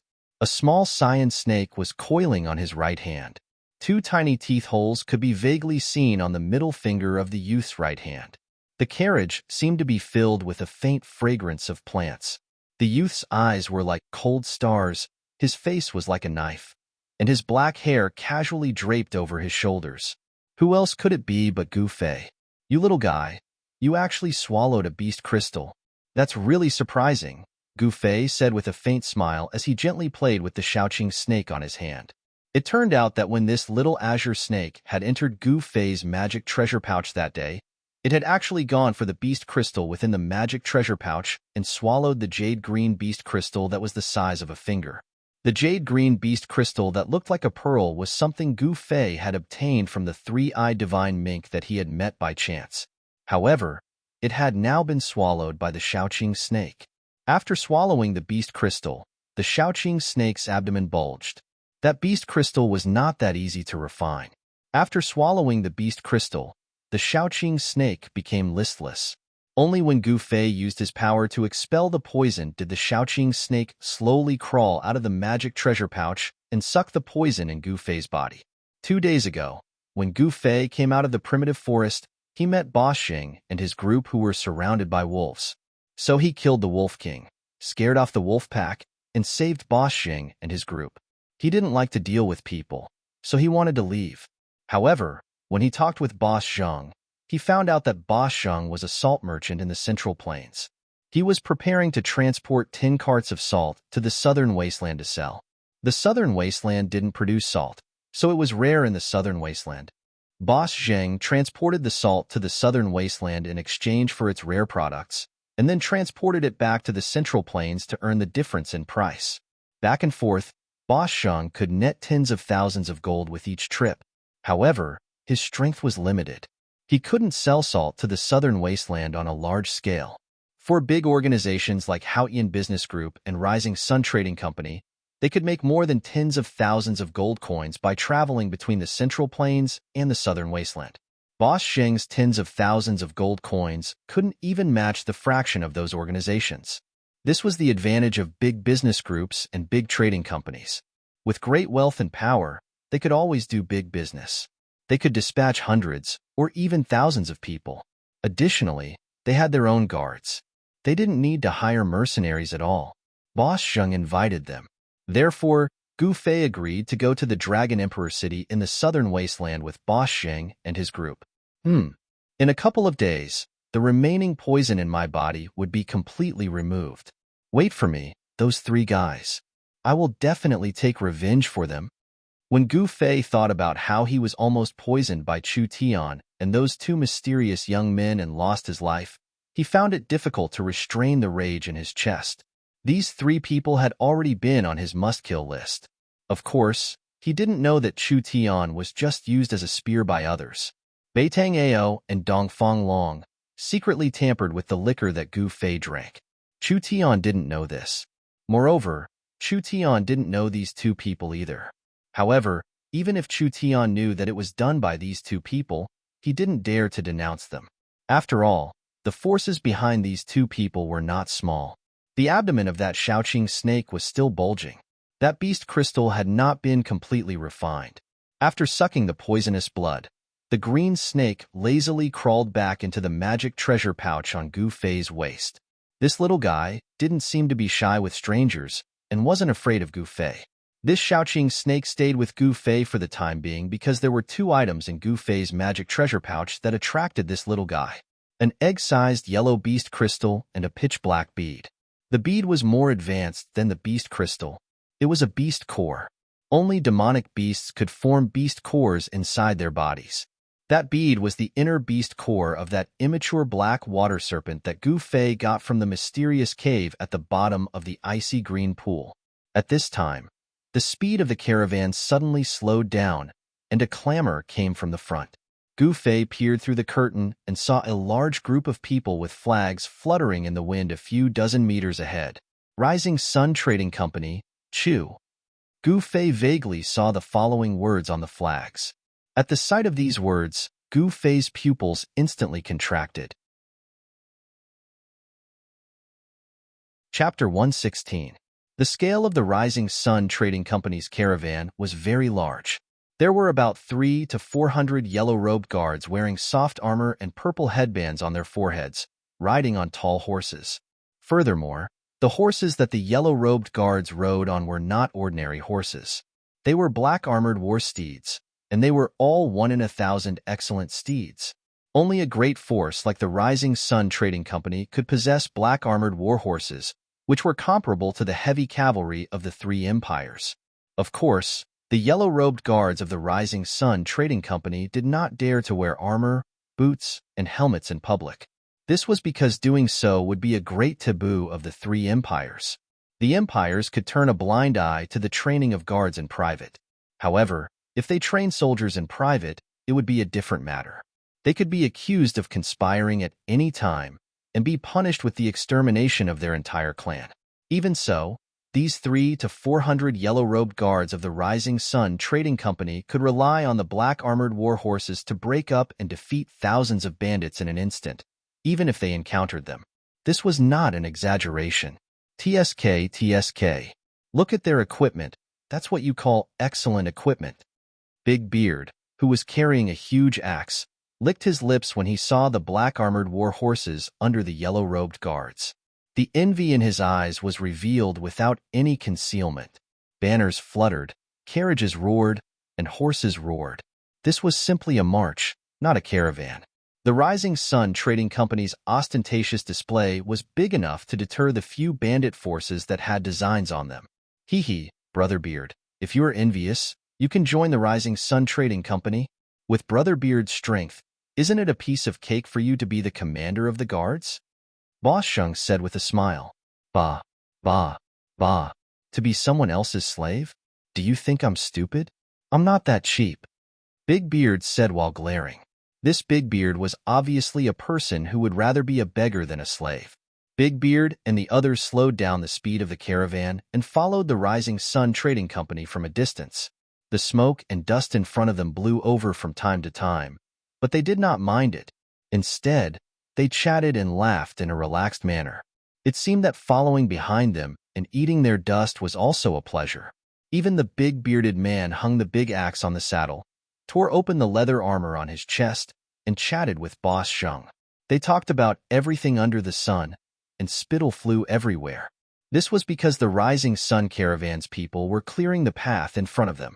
If anything happened, the people in front of them would shoulder the burden.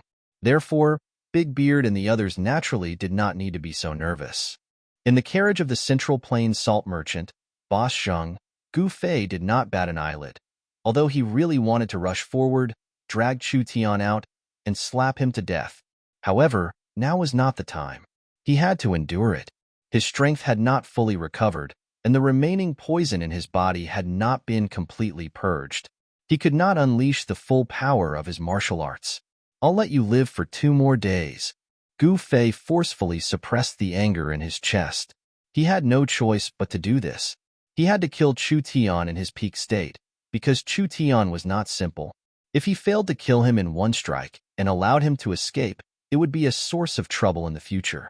Needless to say, South Wilderness was really vast. After walking on the avenue leading to Dragon Emperor City for 2 days, Zhang Tai could vaguely see a huge city at the end of the endless primeval woods like a wild beast in the prehistoric wilderness. That was Dragon Emperor City in South Wilderness.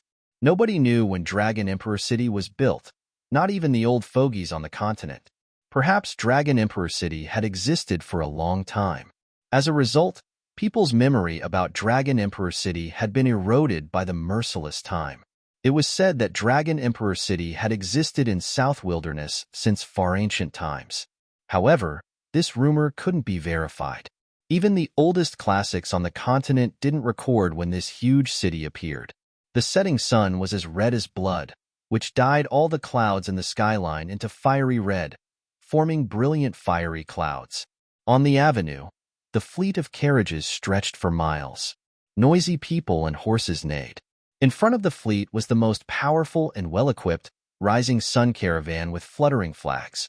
300 to 400 yellow-robed guards were riding black-armored battle horses and guarding the carts of goods in an awe-inspiring manner.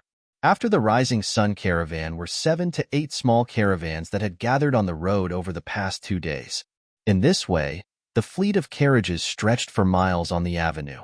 Actually, these small caravans behind the rising sun caravan had the same idea as bustling, the salt merchant from the Central Plains. They were all using the rising sun caravan's power to intimidate others.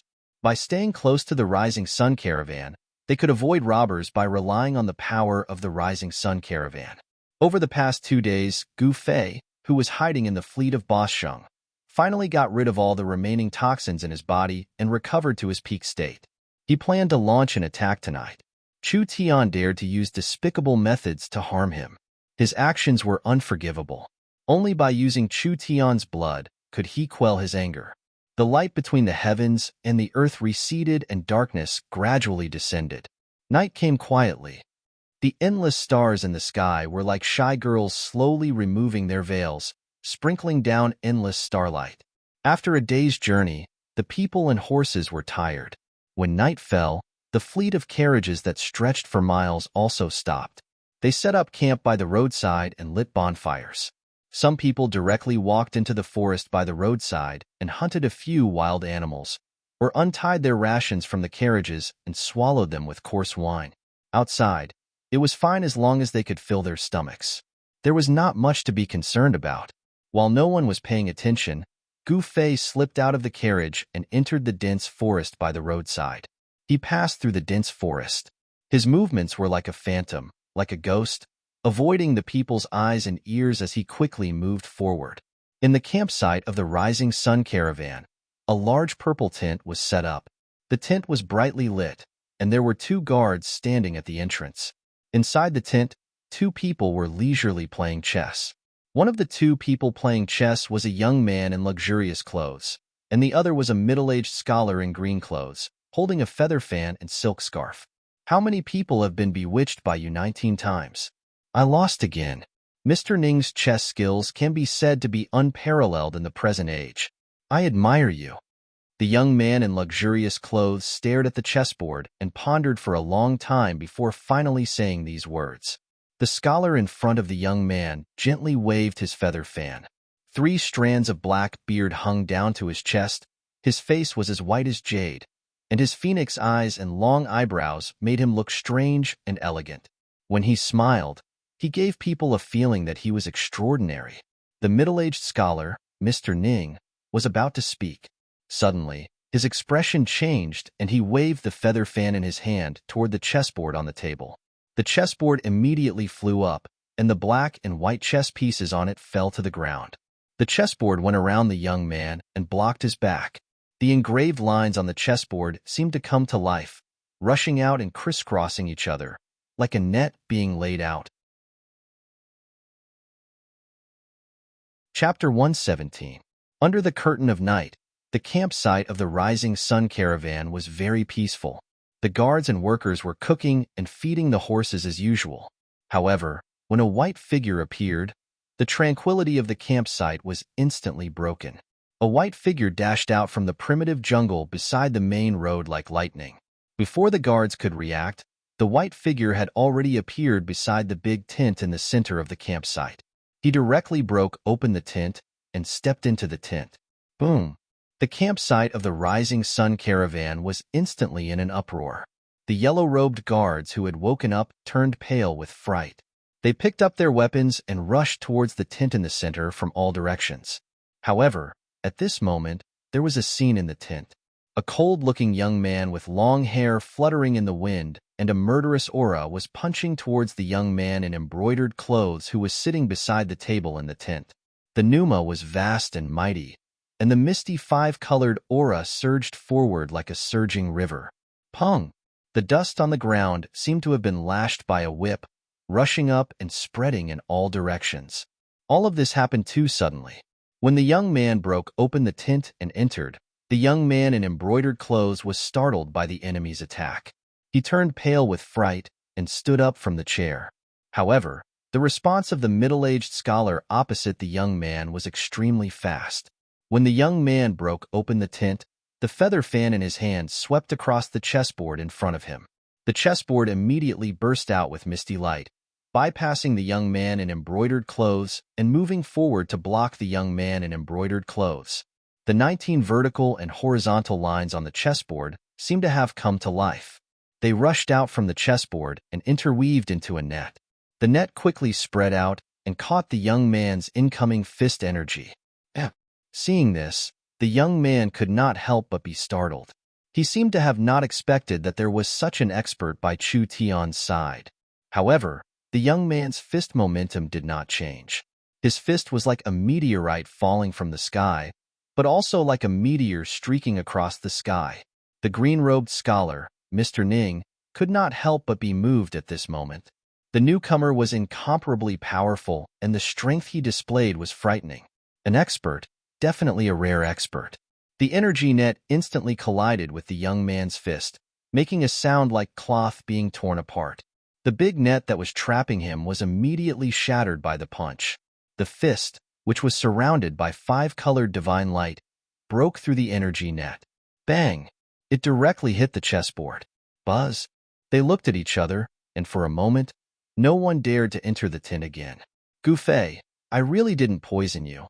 It was those two bastards Dongfang Long and Beitang Ao who did it. After all, Chu Tian was used to big scenes. Although he was shocked, he quickly calmed down. In fact, Chu Tian relied on Mr. Ning beside him to have such courage. This middle-aged scholar, Mr. Ning, was actually a strange person. Moreover, we only met for the first time that day. I have no reason to harm you, Chu Tian quickly said again. He could see that Gu Fei was a decisive person, and this kind of person was not to be trifled with. When Gu Fei heard this, he couldn't help but be startled.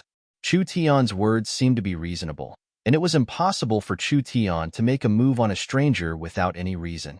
Dongfang Long, Beitang Ao? Dongfang. Could it be? When Gu Fei thought of this, his eyes shone brightly, and a heart-palpitating evil chi surged out from his body, and everyone immediately felt an indescribable pressure.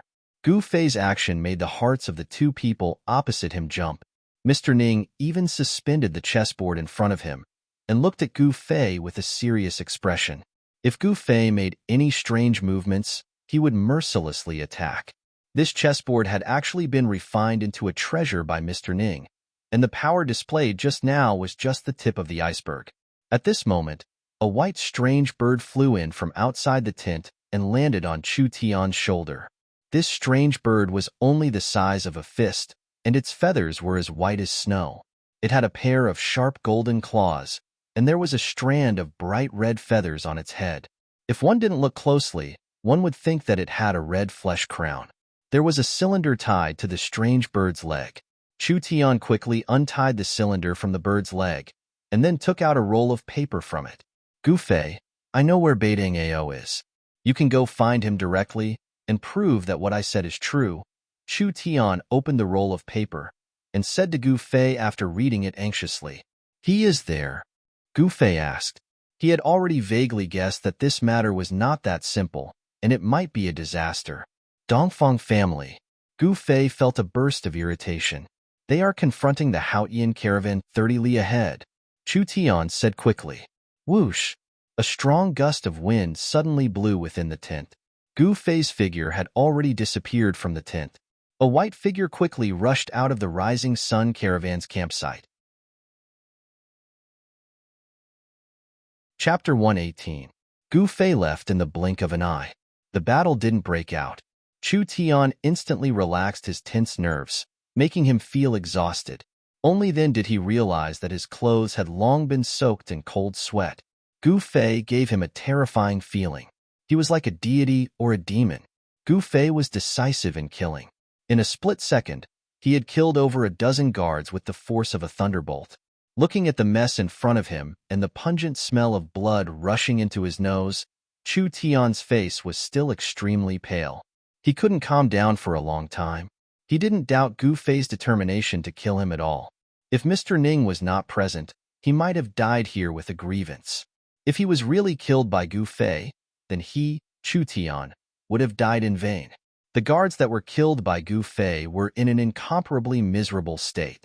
All of them had their bones and tendons broken, their flesh turned into mud, and their bodies were no longer in human shape. These well-trained guards were nothing more than ants before Gu Fei. Who is this person? Why did you offend such a powerful figure? Mr. Ning waved his sleeve and put the chessboard in front of him into his sleeve. He's called Gu Fei, and he's an ascetic cultivator. However, his identity shouldn't be simple. That Dongfang Long and Beitang Ao seemed to be extremely afraid of him, and they didn't hesitate to use despicable methods to kill him. Chu Tian didn't conceal anything and told Mr. Ning about the sequence of events. Dongfang clan of Eastern Qi and Beitang clan of Southern Yin. When did these two cultivation clans get together? Strange. Who could make them afraid? Mr. Ning slightly waved his feather fan. After listening to Chu Tian's story, he couldn't help but frown. At this moment, on the ancient road leading to Dragon Emperor City, there was a camp about 15 kilometers ahead of the camp of the Rising Sun Caravan. This camp was larger and had more people than the camp of the Rising Sun Caravan. However, at this time, the camp was brightly lit, and the sound of people clamoring could be heard. A group of black-clothed people were confronting hundreds of cyan-clothed guards in front of the camp. They were led by a tall and straight young man in black and a middle-aged man in black with a pale face and no facial hair. Although the young man was handsome and his eyes were like cold stars, there didn't seem to be anything special about him. However, the black-clothed middle-aged man gave people a very strange feeling, especially his eyes, which were incomparably deep and emitted a dense chill. Cut the crap. Hurry up and hand over that thing, or else, humph. The black-clothed young man looked maliciously at the white-clothed young man, who was standing in front of hundreds of guards. The corners of his mouth curled into an evil smile. This young man was the mysterious person who had tried to assassinate Gu Fei twice. Beitang Ao, if you know what's good for you, then quickly retreat. Offending our Ling clan won't do your Beitang clan any good. Beside the handsome white-clothed young master stood an old servant in a cyan gown. It was this old servant who spoke those words. Li Zhong, your surname is not Ling. If you're willing to hand over that thing, I might consider sparing your life. At this moment, the black-clothed middle-aged man suddenly stepped forward and impatiently said to the old servant. The black-clothed middle-aged man was filled with a dangerous qi. An extremely obscure strength was surging inside his body. He was like a ferocious beast lurking in the dense woods, ready to launch a fatal strike at any passing prey. Undoubtedly, the middle-aged man's prey were the members of Haoyan Ling clan. That handsome young master was Ling Luoyan, who was disguised as a man, while that old servant in a cyan gown was Grandad Zhong. Dragon Emperor City was over 100 miles away from the ancient road. However, Ling Luoyan and the others could never imagine that their caravan could encounter members of Beitang clan outside Dragon Emperor City. Seeing Beitang Ao's unbridled gaze roaming around her body, Ling Luoyan's face turned ashen. She gripped the long sword at her waist, wishing she could rush forward and dig out Beitang Ao's eyeballs to feed to the wild dogs. This person was really too hateful. As the beloved daughter of the head of Ling clan, nobody had ever dared to look at Ling Luoyan in such a blatant manner. She was extremely disgusted by Beitang Ao's gaze. I don't know what you're talking about. I don't have what you want. Grandad Zhong's aged words contained a kind of decisiveness. He looked straight at the black-clothed, middle-aged man and emitted a majestic aura as he confronted the powerful enemy in front of him. Although he was old, his battle spirit was not. As a martial artist, Grandad Zhong displayed a kind of fearless spirit. Although the enemy was powerful, he would never hesitate in a battle. You don't know? I think you're just pretending to be crazy. The black-clothed youth, Beitang Ao, stared at Grandad Zhong and said coldly, Since you don't want to hand it over yourself, then I have to take it myself. The middle-aged man said with a cold expression as he stepped forward and wanted to attack Grandad Zhong. Clang! Hundreds of green-clothed guards immediately unsheathed their weapons and pointed them forward. The green-clothed guards of the Haotian merchant group were well-trained. Their movements were neat and uniform, and a fierce aura immediately spread out. Obviously, these guards were real martial artists who had seen blood and killed people on the battlefield. The killing intent of hundreds of people gathered together. Even a young expert like Beitang Ao could not help but be moved. So what if you have more people? In my eyes, you're just a group of ants. The middle-aged man looked at the hundreds of green-clothed guards in front of him and said indifferently. At the same time, a majestic and heavy energy fluctuation spread out from the middle-aged man's body. He was not being arrogant, nor was he speaking nonsense. This middle-aged man definitely had the strength to sweep away hundreds of green-clothed guards. Grandad Zhong's face was ashen. He knew that he was probably doomed tonight. This middle-aged man was definitely a rare expert in the Beitang clan, and he was not his opponent. The Beitang clan was one of the top cultivation clans in the Yin Kingdom. It had a long history, and no one knew what kind of foundation this clan had. They only knew that this clan was definitely not simple.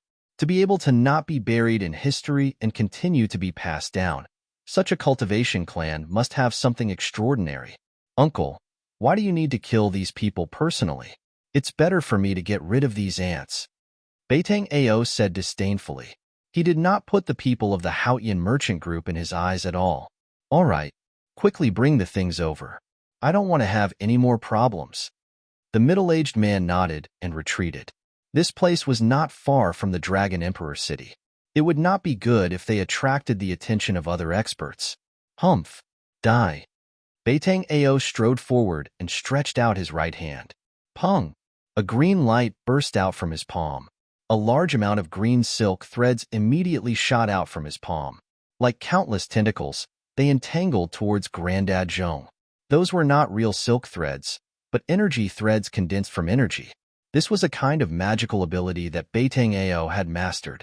It was an extremely powerful magical ability. The green energy threads could cut through anything. Xiao Cui, Xiao Yu, protect the young master and retreat. Grandad Zhong shouted in a deep voice. Then, he took a step forward and shook the long sword in his hand. OM! A dragon-like sword cry resounded as a dazzling sword light suddenly appeared. The dazzling sword light, like a silver dragon, soared up to meet the entangling green energy strands. Unparalleled sword chi constantly shot out and destroyed the thousands of green strands. Then, Grandad Zhong soared into the sky, turned around in the air, and waved the long sword in his hand. The tip of the sword turned into many cold stars and fell down from the sky, shrouding Beitang Ao under the endless starlight, blocking all of his escape routes. Grandad Zhong's sword move was very marvelous. Heh! Beitang Ao's face revealed a trace of evil smile. Reversal of heaven and earth. With a light shout, Beitang Ao waved his hands, and a wave of bizarre energy fluctuation suddenly surged out from his hands. In an instant, Grandpa Zhong felt like the world was spinning. It was as if the universe had turned upside down. In the next moment, a horrifying scene appeared in front of him. Chapter 119. Seeing his sword move being completely reversed by the opponent, even if Uncle Zhong was a seasoned fighter with a mind as firm as iron, he was still shocked. This youth of the Beitang family is actually a divine arts practitioner? Uncle Zhong was overwhelmed with shock and couldn't help but feel a trace of despair. A divine arts practitioner couldn't be resisted. It wasn't something a martial artist like him could contend against. However, he was incomparably experienced in fighting. When he felt something was wrong, he immediately spun his sword and used it as a shield, blocking in front of his body. The sword chi crisscrossed, and with a sizzling sound, it actually sealed the space in front of him. The starlight sword chi that shot back instantly collided with the sword shield. Ding ding ding. A burst of crisp sounds of collisions that were as dense as rain erupted. Specks of bright sparks, like gorgeous fireworks exploding, sprinkling down a starry radiance. At the critical moment, Uncle Zhong tried his best to block the endless starlight sword chi, but in the end, he was also knocked back by the unparalleled sword chi and lost his footing. However, it also resolved the danger of being injured by his own sword move. The two of them exchanged blows for a short moment, but it made the spectators' hearts palpitate, especially the unfathomable divine art that Beitang Ao displayed, which could actually reverse the opponent's attack, was truly terrifying. Uncle Zhong was secretly shocked. Bean-sized beads of sweat flowed down from his forehead. This youth in front of him, with this divine art, was already in an invincible position. Protect the young master and retreat. Uncle Zhong made a prompt decision and shouted at the group of guards. Ling Luoyan was a woman disguised as a man, so Uncle Zhong didn't call her young miss, but young master. Yes, the dozen or so yellow-clothed guards immediately accepted the order and led the hundreds of green-clothed guards to spread out, protecting Ling Luoyan, Xiao Chui, and Xiao Yu within them before retreating. Even though there were many guards of the Ling family, they didn't panic and were orderly. Every one of them was an experienced martial artist. In the secular world, these guards all had the strength of a third-rated martial artist, so it wasn't a problem for them to lift 1,000 caddies. Of course, the martial artists in the secular world had long lost the true inheritance of martial arts. Although there were thousands of people who practiced martial arts, they were all martial arts that strengthened the body. The martial artists who had truly succeeded in practicing martial arts had long gone extinct. If the hundreds of third-rate warriors of the Ling family were to be released, they would be comparable to an army of thousands of men and horses.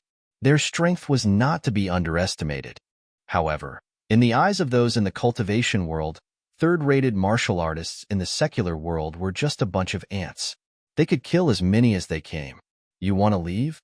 The middle-aged man who was watching from the side waved his hand, and the dozens of black-clothed men behind him immediately rushed out like phantoms. Swoosh, swoosh, swoosh. All of them forced their way towards the several hundred green-clothed guards. If it was at any other time, then it would simply be the stupidest thing to do, like smashing an egg against a rock, and it was no different than a mad act of suicide. But today, it was different.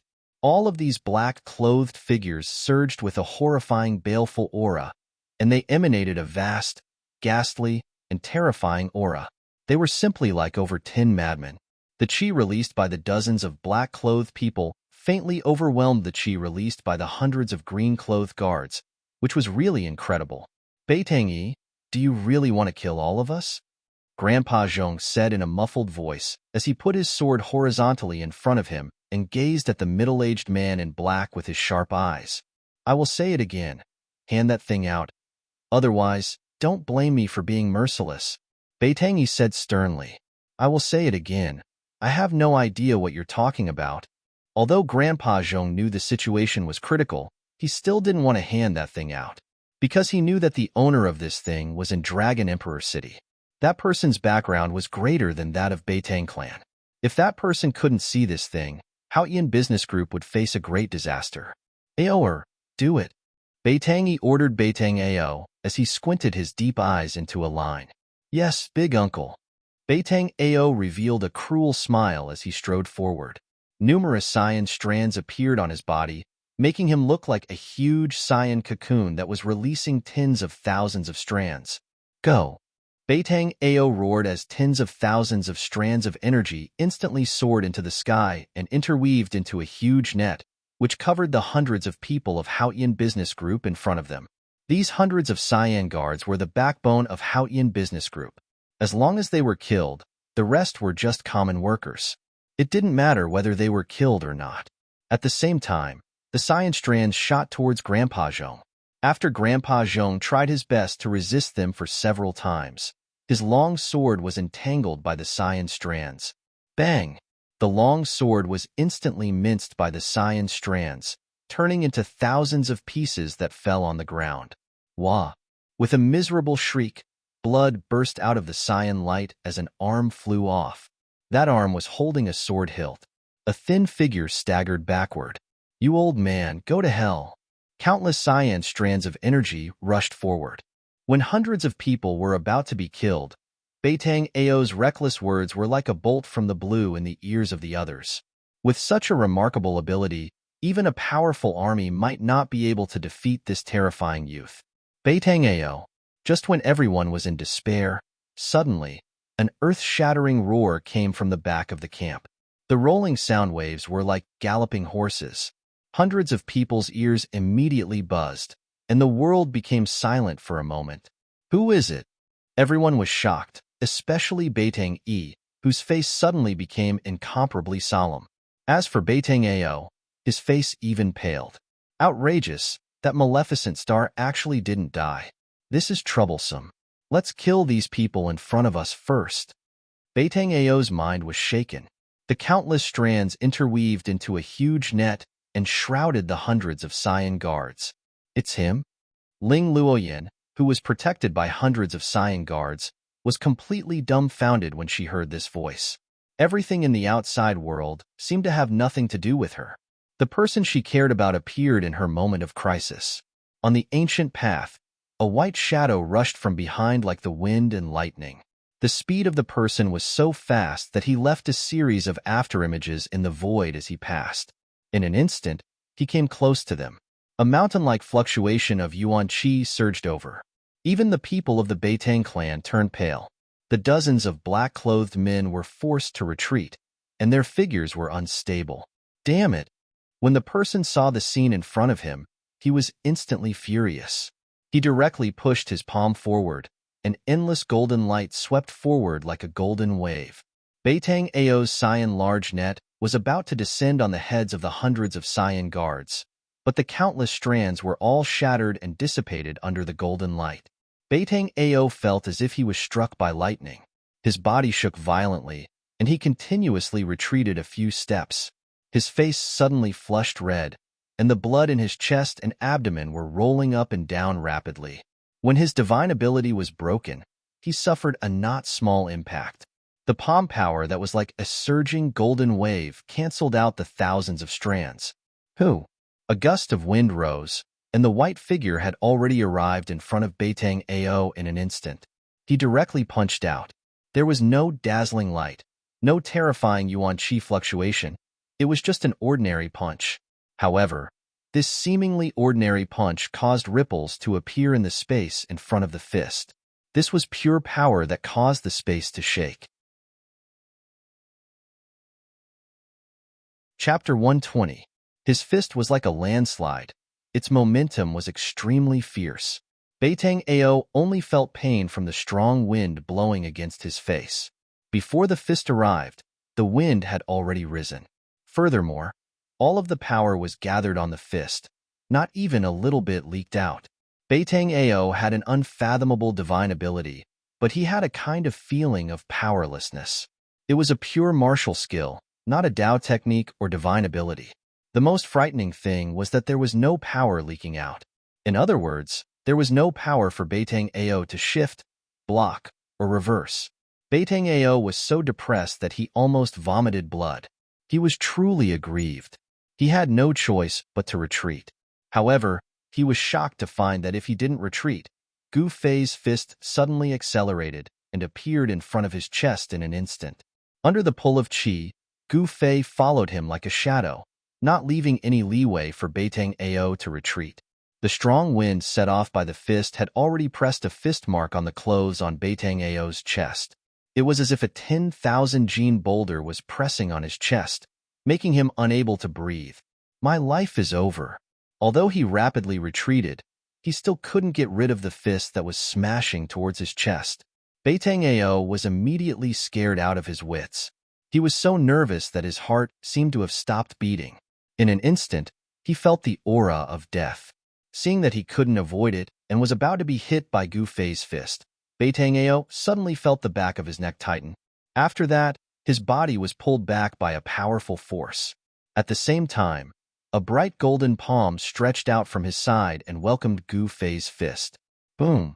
With a loud sound, the fist and the palm collided in an instant. A gust of wind suddenly appeared out of nowhere, and a glaring light burst out. Like lightning, it instantly illuminated the dark night. The terrifying power caused the heaven and earth to tremble. The remaining power swept out, and the surrounding people were all knocked to the ground, looking extremely embarrassed. Gu Fei retreated 7 to 8 steps in succession. Only then did he stop retreating. A series of footprints were left on the hard green brick floor under his feet. He was very surprised. Someone actually rescued this hateful Beitang Ao from under his fist. At this moment, Beitang Ao felt as if he was riding on a cloud. His collar was pulled by someone, and he quickly retreated. But the vast and mighty power released by the collision between Gu Fei and the person who saved him caused him to suffer a great impact. Not only is this Gu Fei not dead, but he seems to have become even more powerful. He is simply a monster. The corner of Beitang Ao's mouth was overflowing with blood, and his whole body felt as if it was falling apart. The impact of the energy that swept out made him feel as if he was being torn apart. Look after him. That man raised his hand and threw Beitang Ao behind him. A black-clothed man immediately stepped forward and caught Beitang Ao. The person who saved Beitang Ao was Beitang Ao's big uncle, Beitang Yi. Among the people of Beitang family present, only Beitang Yi, who had the highest cultivation, could rescue Beitang Ao from Gu Fei's fist at the critical moment. Who are you? Why did you use such a ruthless move on my nephew? Beitang Yi coldly stared at Gu Fei. From his narrowed eyes, a blade-like sharp gaze would burst out from time to time. This white-clothed youngster in front of him was not old, but his cultivation was incomparably profound. Furthermore, he was able to ignore Beitang Ao's unfathomable divine ability. He was not simple at all. He was not in a hurry to make his move. Beitang Yi did not dare to lower his guard. He was thinking, what kind of person and what kind of power could teach such a powerful young expert? Big uncle. He is the person I told you about. Beitang Ao, who was supported by a black-clothed man, said loudly to Beitang Yi with an ashen face. Didn't you say that he should be dead? Beitang Yi suddenly turned around and swept a glance at Beitang Ao. His gaze was as sharp as a blade, making Beitang Ao not dare to look straight at him. Beitang Ao's complexion instantly became deathly pale. He thought of the dreadful consequences of Gu Fei being alive. This would bring enormous trouble to their Beitang family. He had never thought that a person who had been poisoned by the so-called incurable strange poison could still be alive. The people from the Haotian trading group were confused. They did not know what the uncle and nephew were talking about. However, Gu Fei was very clear and understood. Come to think of it, the people from the Beitang family had obviously found out about his identity through some means. However, no matter what, he and the Beitang family were bound to become enemies. At this moment, the hundreds of green-clothed guards from the Haotian trading group had already protected Ling Luoyan and the others and retreated dozens of feet away. As for that Uncle Zhong, his right arm had been cut off from the shoulder. The two maids, Xiao Chui and Xiao Yu, were currently helping Uncle Zhong to bandage his severed arm. Beitang Ao's energy threads were as sharp as divine weapons. Being entangled by those green threads, Uncle Zhong's arm was naturally unable to be saved. Gu Fei, an excited, happy, melodious, and familiar voice rang out from the crowd. When Gu Fei heard this voice, he could not help but frown. Of course, he knew who the owner of this voice was. However, he had a trace of complicated feelings towards the owner of this voice. He did not pay attention to Ling Luoyan. I really want to know why you want to kill me again and again. Gu Fei's face was expressionless and his voice was indifferent. However, everyone present could feel the killing intent in Gu Fei's words. Beitang Yi's expression changed. He then said, "This is all a misunderstanding. I hope that our two families can bury the hatchet. This is also a good thing for both of our families." Beitang Yi wanted to persuade Gu Fei and resolve the grudge between Gu Fei and Beitang Ao. You can treat it as if nothing happened just because of a misunderstanding? Do you think that's possible? Gu Fei could not help but feel that it was a little funny. He was also very disdainful of these people's faces. If the first ambush was a misunderstanding, Gu Fei could still reluctantly accept it. However, the second poisoning was absolutely unforgivable. He knew that if the other party did not know his background, he would definitely not be so humble. He was afraid that he would have already taken action against him. Then, how are you willing to resolve this misunderstanding? Beitang Yi's voice started to turn cold. He never thought that this matter would be resolved so easily. Resolve? Unless that Beitang Ao dies. Gu Fei said angrily. When he thought about how he almost died in Beitang Ao's hands twice, he could not help but be furious. Especially the second time. He actually used such a despicable and shameless method like poisoning. That means that there is no room for discussion. Very good. Beitang Yi's eyes flashed with killing intent, a terrifying fluctuation that was as heavy as a mountain spread out from his body. Since that's the case, I can only kill you. Beitang Ao took a step forward. His long hair fluttered without any wind. His right hand pressed towards Gu Fei. Metal divine ability, 1,000 blades. Along with Beitang Ao's cold words that seemed to have floated up from the nine hells, a golden light burst out from his right hand that was pressing towards Gu Fei. It was as if the metal elemental energy between the heavens and the earth had been drawn by an unfathomable force at this moment, gathering from all directions. Amidst the surging golden light, thousands of sabers and swords were condensed and slashed towards Gu Fei in an overwhelming manner. Chapter 121. The metal element skill was overwhelming. The surging golden energy waves condensed into numerous sabers and swords. The saber chi rushed towards the sky while the brilliant golden light illuminated the dark night. Everyone was shocked by Beitang Yi's immortal skill. It was like an immortal skill, which made everyone's heart palpitate. Divine abilities were not immortal techniques, but if one was able to successfully cultivate them, they would not lose out to immortal techniques. Beitang Yi's metal divine ability seemed to have truly connected with the stars in the sky, drawing in the endless starlight and transforming it into a myriad of weapons. Among the 5 elements, the power of stars belonged to metal. It was one of the most overbearing forces in the world. Wherever the sabers and swords pointed at, everything would submit to it. It was extremely powerful. Humph. I've not imagined that this guy could trigger the power of metal element. That's really amazing. Facing the overwhelming sabers and swords, Gu Fei still looked calm. The metal wind was like a blade, and the sharp metal chi collided with the ground. Poof, poof, poof. The hard paving stones were instantly covered with countless slashes from swords and sabers. However, they were unable to injure Gu Fei. This ancient road leading to Dragon Emperor City was paved with extremely hard blue stones. Although it had existed for so many years, it could only leave some traces of carriages and horses on it. Among the 5 elements, fire can subdue metal. I'll use the fire elemental fist to break your divine ability. Gu Fei stood proudly. His long hair was blown backward by the surging metal wind. Fire movement fist. Gu Fei directly punched forward. His move was simple and direct. It was the embodiment of strength. Under the endless golden swords and sabers, his figure was incomparably tall. How dare you resist my 1,000 sabers and swords head-on? You're courting death. Beitang Yi revealed a disdainful look when he found that Gu Fei didn't retreat. Instead, he launched a counterattack. However, in the next moment, he couldn't laugh anymore. An immortal flame-like chi surged out of Gu Fei's fist like a great fire burning the sky. The dazzling red chi surged forward like fire dragons, as if they were going to burn all the visible and invisible things in the world. They surged towards the golden sabers and swords in an overwhelming manner. Vast waves of heat surged out in all directions. Everyone felt as if they were in an oven. The oppressive heat made it hard for them to bear. The heat didn't seem to come from outside their bodies, but from within their bodies. Gu Fei's punch actually caused everyone present to feel as if their entire bodies were being burned by raging flames. The hundreds of green-clothed guards and the dozen black-clothed men from the Beitang clan were all drenched in sweat as they retreated repeatedly. If he was an enemy, he would never show mercy. If he showed mercy, he would never spare his opponent any chance.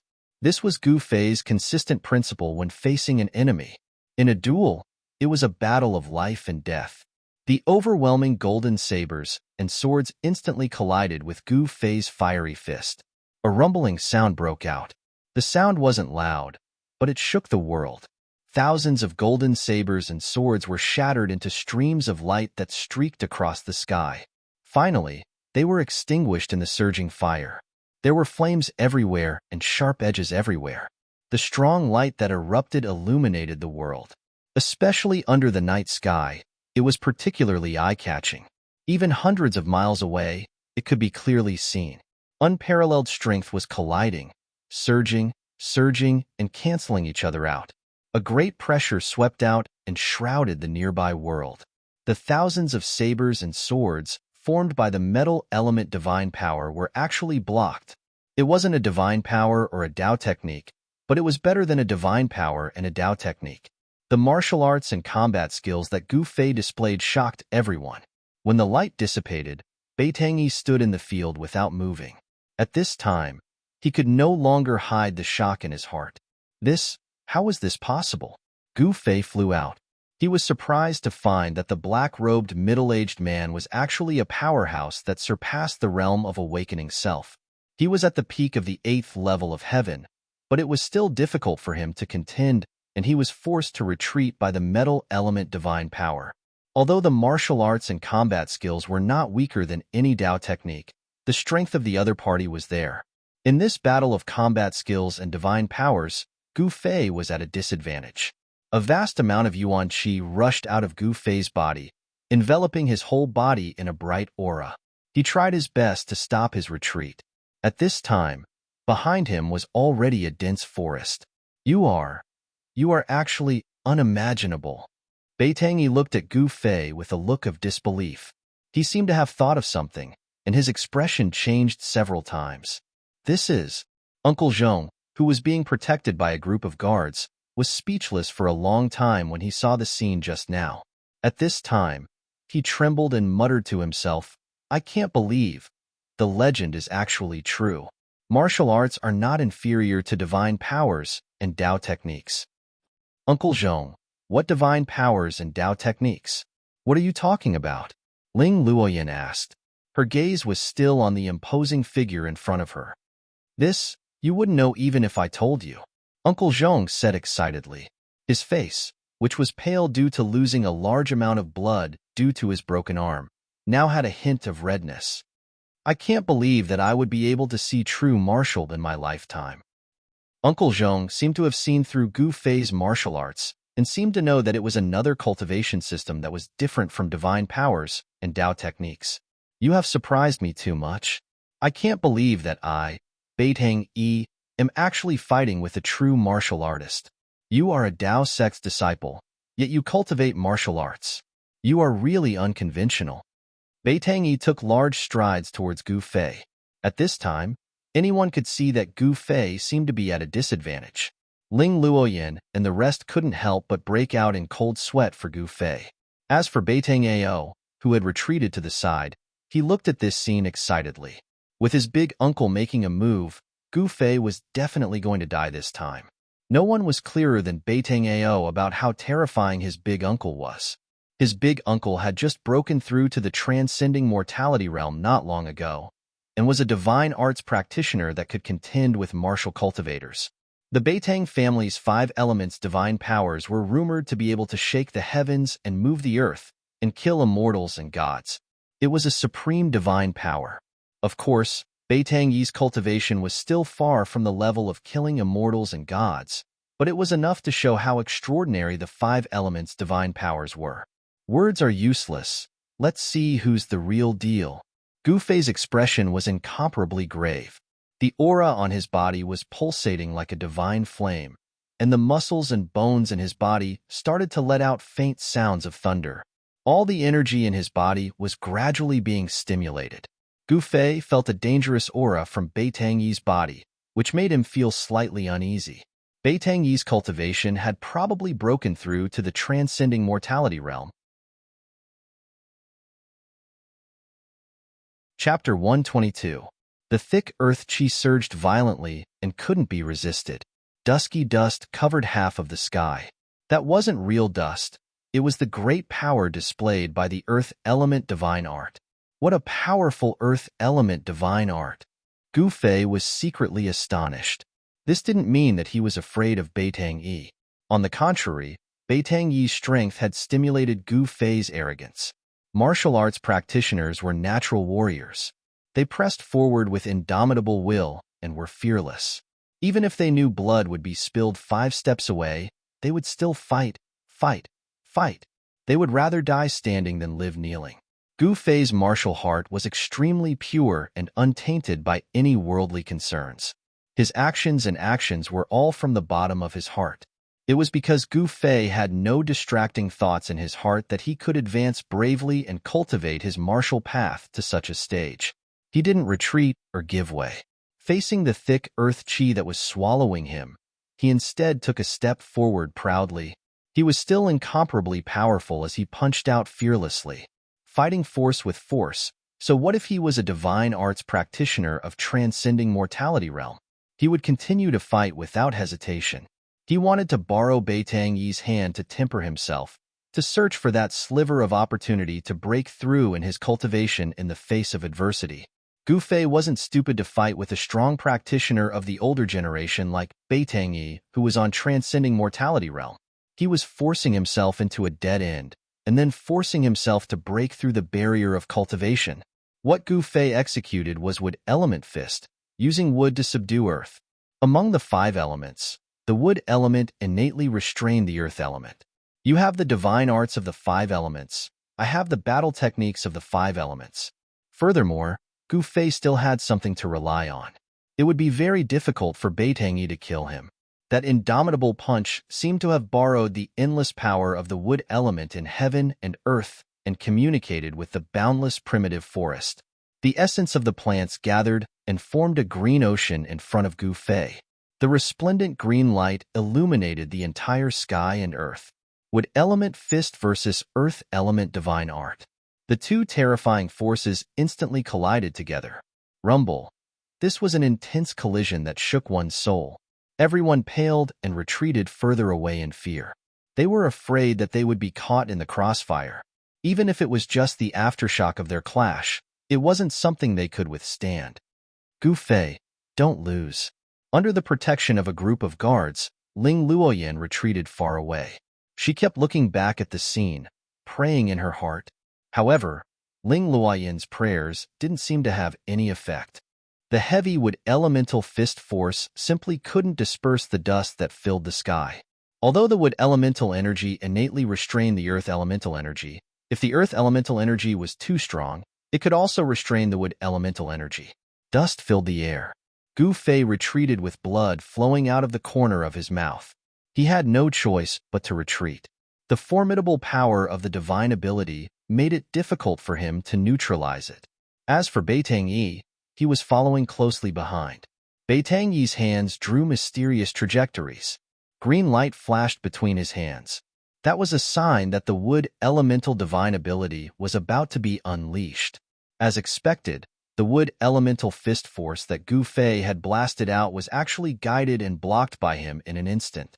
Then, it completely fused into his wood elemental divine ability and surged towards Gu Fei. Beitang Yi cleverly made use of Gu Fei's wood elemental fist force. In addition to his own divine ability, he formed a majestic and unstoppable wood elemental divine ability. Amidst the dazzling green light, endless dark green shadows of trees were condensing. They stacked on top of each other endlessly. This was a terrifying scene. It was as if an endless forest had appeared in the light and was charging towards Gu Fei. The might of the wood elemental divine ability was truly terrifying. Pung! Gu Fei's fists emitted 2 balls of golden light that were as dazzling as the sun as they collided with the endless dark green shadows of trees that were charging towards him. The violent collision caused his sleeves to instantly turn into rags that filled the sky. He vomited blood once again as he retreated, as if he couldn't withstand the attack. The 5 elemental combat skill was no match for the 5 elemental divine ability. This seemed to be a foregone conclusion. Gu Fei directly crashed into the dense forest beside the ancient path. Soon after, the surging wood elemental divine ability instantly destroyed a large part of the forest. Broken wood and broken branches filled the sky. Haha, so what if you are a true martial artist? Under my divine ability, let's see how long you can last. A wanton laughter resounded on the ancient path. Beitang Yi chased after Gu Fei like a gust of wind and lightning. Everyone present could feel Beitang Yi's strength. Beitang Ao was even more overjoyed. With his big uncle stepping forward, even if Gu Fei was killed, it wouldn't be a big deal. Because this was no longer a matter that concerned him alone. With the backing of the entire clan, Beitang Ao's courage had also grown by a lot. and the instant Ling Luoyan saw Gu Fei being blasted away, she couldn't help but cry out in alarm. Unknowingly, Gu Fei's shadow had already been imprinted in the depths of her heart. You already have this kind of cultivation at such a young age. If I let you continue to grow, I will strangle you in the cradle even if I have to offend the power behind you. Beitang Yi's words were so cold that it was suffocating. The pressure that he emitted was as heavy as a mountain. He was like an insurmountable mountain that made it hard for people to look up at him. In an instant, he caught up to Gu Fei, who was retreating, and executed the divine ability of the water elemental divine ability. Boom! Gu Fei was sent flying by the huge water dragon that was formed by the endless power of the water elemental divine ability. He smashed through dozens of huge trees. A gush of hot blood surged up his throat, but he swallowed it back down.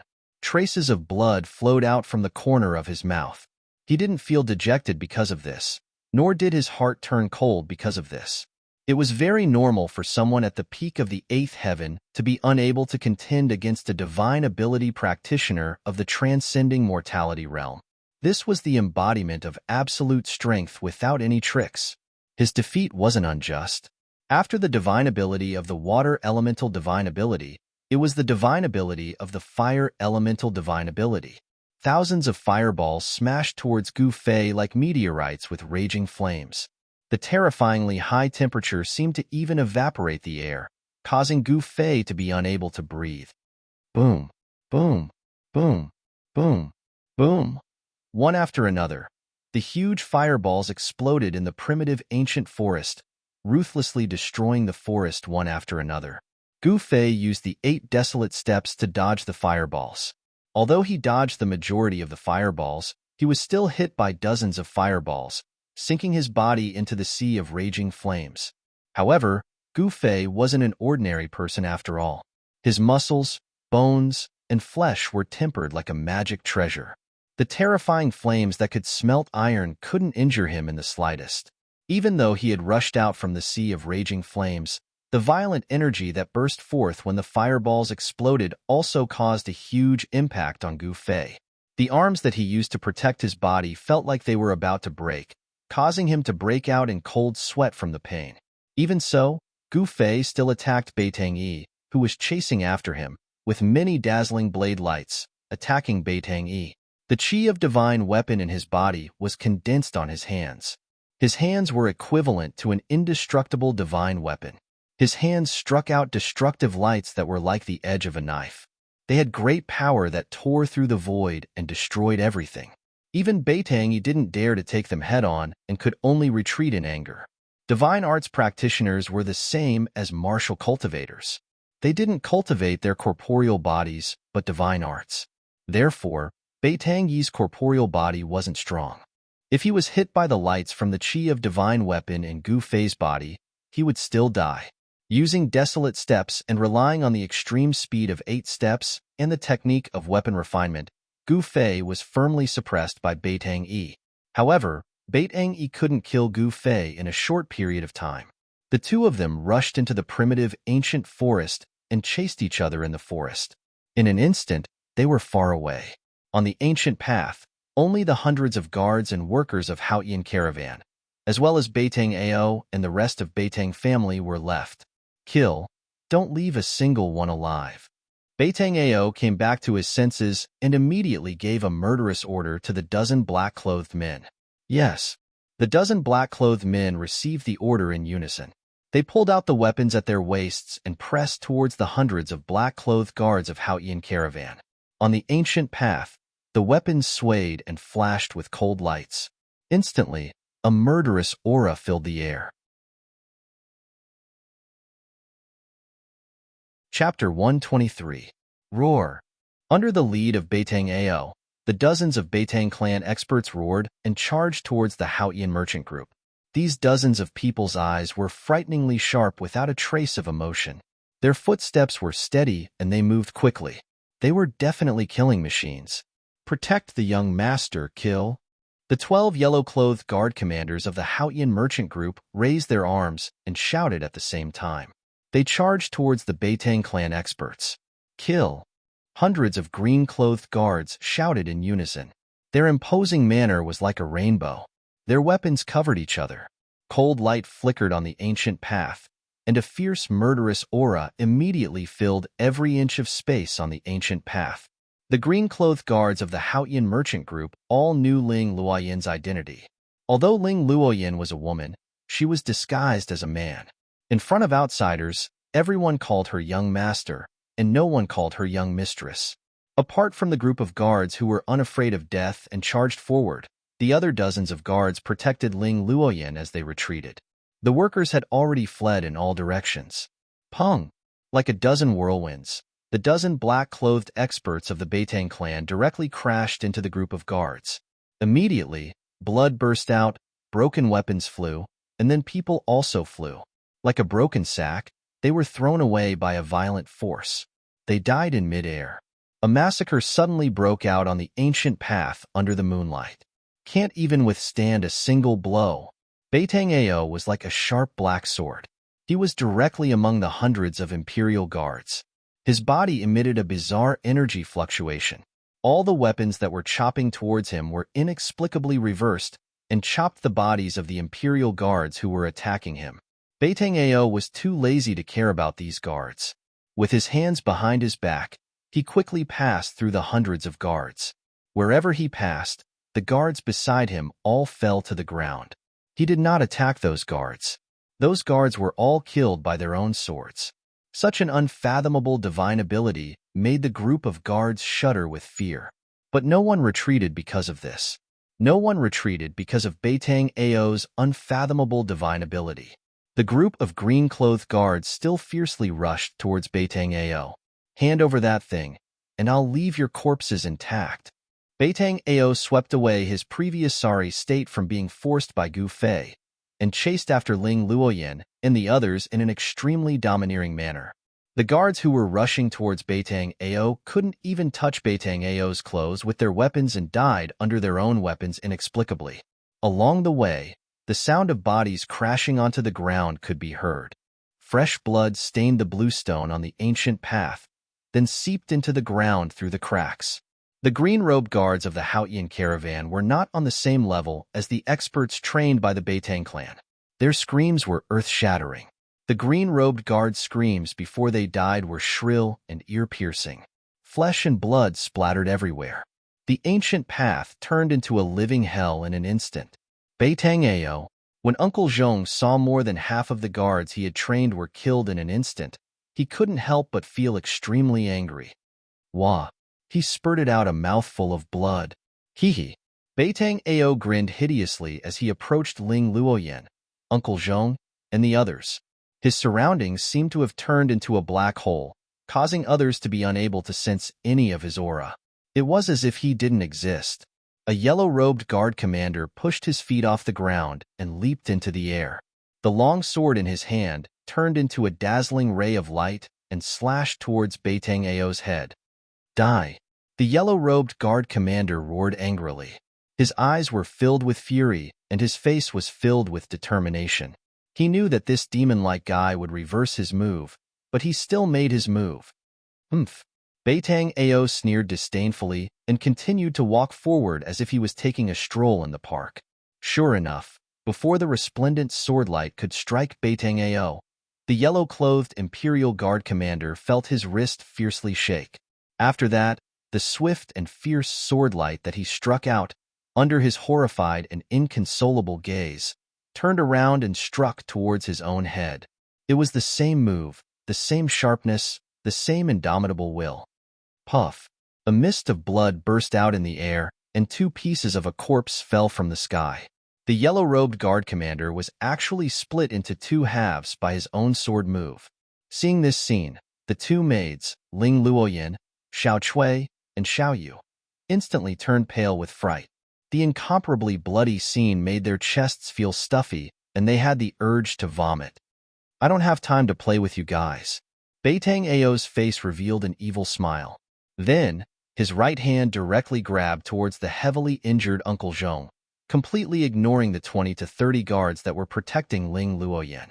The dozens of green-robed guards that were protecting Ling Luoyin, Uncle Zhong, and the others as they retreated were now left with only 20 to 30 people. Even their commander had died tragically. However, it must be said that the green-robed guards of the Haotian merchant group were extremely loyal to Ling Luoyin. Even when facing a terrifying enemy like Beitang Ao who they knew they couldn't defeat, they still showed no signs of collapsing. None of them dared to escape without permission.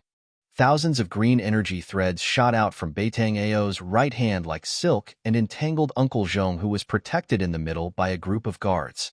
Chi. The extremely fine green energy threads rapidly traversed in the void, emitting a slight sound of breaking through the air. Everyone's expression changed, and they felt despair. Even Uncle Zhong's arm was cut off by this strange green energy thread. This damn thing could even cut weapons. If a person was entangled by it, wouldn't he die without a complete corpse? Just when Ling Luoyin and the others thought that they couldn't escape death, a tiny purple shadow suddenly shot out from the dense forest beside the ancient path. That purple shadow's momentum was very fast. It actually rushed into the midst of the guards in an instant before Beitang Ao's green energy silk fell on everyone. Everyone only saw a purple shadow flash before their eyes. A large hole was torn in front of Uncle Zhong's chest, revealing the clothes-fitting clothes inside. Not good. A thought flashed in Uncle Zhong's mind. He spread open the 5 fingers of his left hand and immediately grabbed towards the purple shadow in front of his chest. Although he had lost an arm, his reaction was fast and extremely fast. However, that purple shadow had already used its claws to push against Uncle Zhong's chest and was sent flying. At this moment, everyone could clearly see that this little thing that was moving quickly was actually an extremely cute purple sable that was only the size of a fist. This little sable was different from an ordinary sable. It was much smaller than an ordinary sable, and it had a pair of ruby-like big eyes that were filled with incomparable intelligence. On its forehead, there was a deep purple vertical line that looked like a closed eye. Three-eyed divine sable. When Beitang Ao saw this little beast, he couldn't help but be moved. What shocked him the most was that this little beast was actually holding a small box in its claws. This was a brocade box that was 3 fingers wide and less than half a foot long. It was covered with talismans that were circulating with spiritual power and seemed to emit a misty radiance. Obviously, this was a box that was sealed by a talisman. The little beast holding this box looked extremely comical, as if it was a child carrying a big stick. It was very awkward. The movement speed of the little beast holding the box had obviously slowed down, but it was still extremely fast. It was like a purple shadow that was rapidly leaping through the crowd, wanting to pounce into the dense forest beside the ancient path. Quickly catch that sable. How could Beitang Ao still care about Ling Luoyin and the others? He waved his right hand, and the thousands of green threads immediately changed direction and enveloped the 3-eyed divine sable. Chapter 124. This little marten was the mystical little marten that Gu Fei had encountered previously, the one that fed on the crystal cores of fierce beasts. That night, the mysterious woman used her great divine ability to seal the heaven and earth with a fire net. She did not hesitate to destroy a part of the forest and slaughter thousands of beasts in the forest, all for the sake of subduing this 3-eyed divine marten. However, what was unimaginable was that this little beast actually appeared here and snatched away the mysterious box that Uncle Zhong kept close to him. As a result, Beitang Ao's target immediately shifted to the little marten. To be exact, it shifted to the small box that was sealed by the talisman. Quickly catch that purple marten. Don't let it escape into the forest. Beitang Ao roared and waved his hands continuously. A large net formed by interweaving green energy threads immediately appeared in the air in front of him and enveloped the little beast that was leaping and escaping below. Apart from the little beast that was holding the mysterious small box, there were also 7 or 8 Qingyi guards from the Haotian merchant group that were enveloped by the energy net. None of them were spared as they were all sliced into thousands of pieces by the energy net that enveloped them. Blood sprayed everywhere as their entire bodies collapsed like building blocks, turning into a pile of minced meat. Wah! Seeing such an extremely bloody scene, Ling Luoyin and the 2 maids, Xiao Chui and Xiao Yu, immediately felt as if their chests were overturned and they vomited out everything that they had eaten during dinner. When Uncle Zhong and the group of guards saw this, their faces became incomparably pale. This black-clothed youth's method of killing was extremely bloody. Even though they were used to seeing death and blood, they still felt fear and trepidation. Although the little Martin was holding a box that was even taller than it, its movement speed was still extremely fast. In the instant that it was about to be enveloped by the energy net, it actually scuttled out from under the net. Chirp, chirp. The little Martin let out a cheerful chirp. Its calves supported itself on the bluestone surface of the ancient path and instantly turned into a purple shadow. It held the small box and rapidly pounced towards the dense forest beside the ancient path. As long as this little beast entered the dense forest, it would be difficult for Beitang Ao and the rest to capture it. At this moment, the dozen murderous black-clothed men had already surrounded it. Pong! His 5 fingers were like steel hooks. One of the black-robed men directly grabbed at the purple shadow. The power of the claw shook the void, making the sound of the air exploding. Such a powerful claw force. Uncle Zhong, who was protected by a group of guards, couldn't help but be shocked when he saw how powerful the black-robed man's casual grab was. At this moment, the Qingyi guards that had been scattered by the dozen or so Beitang family experts had already gathered towards Ling Luoyan's side. After being attacked by the dozens of black-clothed men for a while, the hundreds of green-clothed guards were either dead or injured. There were less than 200 people left. It could be said that they had suffered heavy casualties. The subordinates trained by the Beitang family were even more terrifying than the Grim Reaper that harvested human lives. The bloody battle just now was simply a one-sided situation. Even the hundreds of green cloth guards found it difficult to contend against these dozens of death gods. The black-clothed man's peerlessly swift and fierce claw instantly enveloped the little Martin.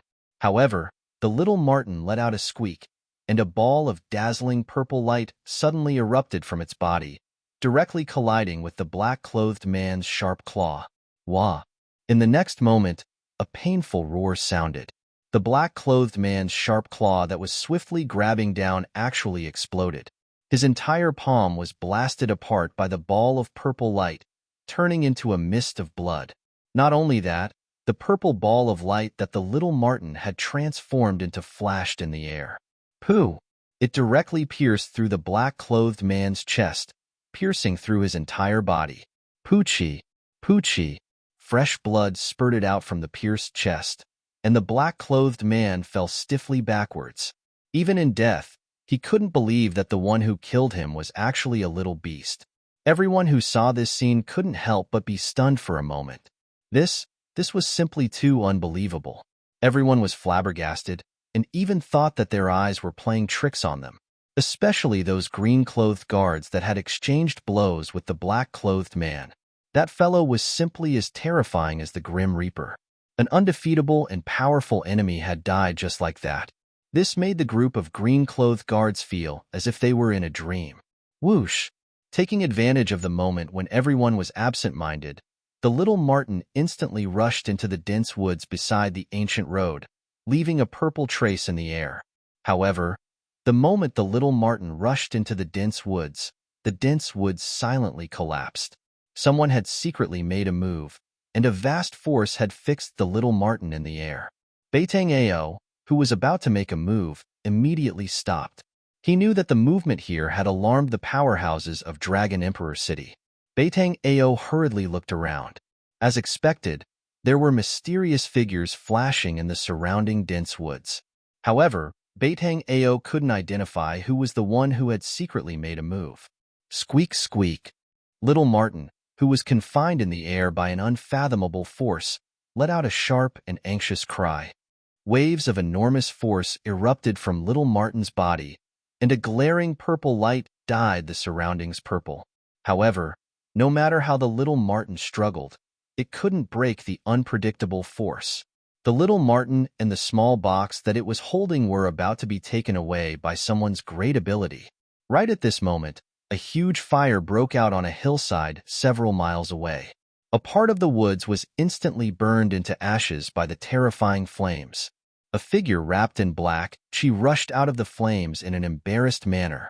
Then, it directly turned into a ball of demonic chi and soared into the sky, trying to escape. At this moment, the force that confined the little Martin disappeared. The little Martin immediately uttered a squeak and rapidly darted towards the flames. "How dare you touch the belongings of our demon race? You deserve to die." A slender figure walked out of the flames. Her clothes were whiter than snow. Under the illumination of the flames, it was as if her entire body was dyed with a layer of fiery red brilliance. She was like a fairy of fire. As her sleeves fluttered, it seemed as if she would soar into the sky at any time and ride the wind. No one could see her face clearly. Her face was covered with a layer of veil. With a rumbling sound, she lightly raised her right hand and a fire net flew out from her hand. It flew towards the escaping demonic chi. The fire net instantly spread out and enveloped a part of the world. Just like that, it wrapped around the demonic chi in the sky, as if casting a net to catch fish. Roar! Within the fire net, the demonic chi surged. The person who was caught in the net roared again and violently tried to break the net. However, everything was futile. It was impossible to break the fire net. The fire net emitted a faintly discernible, transparent flame that burned in all directions. The surging demonic chi in the net was immediately burned into green smoke and dissipated. The mysterious woman who was surrounded by the monstrous flames waved her hand towards the fire net that trapped the demon cultivator. The fire net immediately flew back to her. After the mysterious woman revealed this move, the people who were secretly watching began to retreat. Some mysterious figures began to retreat, but there were still people who were watching from the side. "I am a demon general under the command of the Devil Domain's great demon sovereign. If you know what's good for you, then quickly release me." Seeing that he couldn't break the fire net, the demon cultivator couldn't help but roar in a stern voice. "Noisy." The mysterious woman only lightly said these two words. Then she pointed at the fire net that was flying back to her. The fire net suddenly emitted an endless, colorless, and transparent flame. The demon cultivator only had time to let out a terrified scream before he was refined into ashes along with the demonic chi in the net. The raging flames that enveloped the entire hillside immediately retreated like a tide and entered the mysterious woman's body. With a wave of her hand, she killed a demon general from the Devil Domain. The mysterious woman's lightning-fast methods deterred all the experts who were secretly watching the treasure box that needed a talisman to suppress. No one dared to attack the little beast again. Just as the mysterious woman withdrew the fire net, a purple shadow quickly rushed out of the dense forest in front of the mysterious woman. It was the three-eyed divine mink. Squeak, squeak. The little beast happily cried out a few times. With a few leaps, it threw itself into the mysterious woman's arms. "Little mink is so obedient. This is your reward." The mysterious woman smiled as she took down the small box that the little beast was holding. Then, she took out a crystal that was as clear as jade and agate and handed it to the three-eyed divine mink. The little beast held the crystal that looked like a pearl and began to chew on it. The incomparably hard crystal was easily bitten to pieces and then swallowed. This was the little beast's food. It was a crystal the size of a thumb. It was a beast crystal that contained spiritual yuan. Boom! Just as the mysterious woman was about to leave, a loud explosion that shook the heaven and earth suddenly burst out from a valley in front of them. Boundless vital chi suddenly burst out and immediately disturbed the vital chi of heaven and earth. After that, astonishing golden rainbows shot out from the valley. Those golden rainbows seemed to be connected to the boundless power of the stars in the sky. They emitted a wave of energy that made people's heart palpitate. And the mysterious woman immediately stopped her footsteps. She stared at the valley and muttered to herself, "I didn't expect there to be such a powerful martial arts practitioner in this world. His opponent seems to be a divine arts practitioner." Whoosh! The mysterious woman's figure disappeared in an instant. No one was able to see how she disappeared. "The demon race has appeared again." After the mysterious woman disappeared, these words faintly came out from the darkness. "Let's go." When Beitang Ao saw the mysterious woman taking away the treasure box, he immediately brought his subordinates and rushed into the dense forest. They rushed towards the valley where the loud explosion was coming from. In the valley a few miles away, the battle between Beitang Yi and Gu Fei had already reached the climax. Beitang Yi still held the absolute upper hand and firmly suppressed Gu Fei. But as the battle continued, Beitang Yi was secretly startled because Gu Fei was terrifyingly tenacious. Even after suffering continuous attacks, he still stood up from the ground and wiped the bloodstain from the corner of his mouth. Then, he continued to fight with him like a madman. Chapter 125. This was a small valley, a messy little valley. The ground was cracked, the trees were toppled, and the huge rocks were shattered into pieces. Shocking pits of all sizes were scattered all over the valley. In the entire valley, there was no piece of land that was intact. It was all destroyed by the aftershocks from the battle between Gu Fei and Beitang Yi. At this moment, Gu Fei climbed out from a pit and shook off the dust on his body. He wiped away the blood on the corner of his mouth and looked indifferently at the figure that was standing on a broken tree stump like a huge mountain. A divine arts practitioner of transcending mortality realm is indeed powerful. However, this person has probably just broken through to transcending mortality realm not long ago. If it's a strong practitioner like Zhao Xuanji, I can only flee at the sight of the wind. Gu Fei thought to himself. He wasn't discouraged and was instead a little excited. This kind of opponent was exactly what he needed at the moment. I don't believe I can't kill you. Beitang Yi had already discovered that Gu Fei was much stronger than he had imagined. This was simply the strength of a practitioner that was close to transcending mortality realm. It was very terrifying.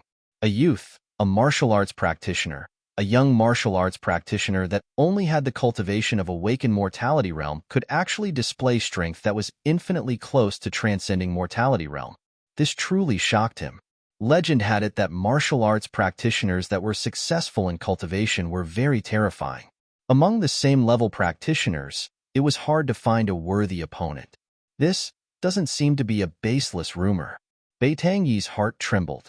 Beitang Yi had long since wanted to kill Gu Fei, but at this moment, his killing intent had already risen to the limit.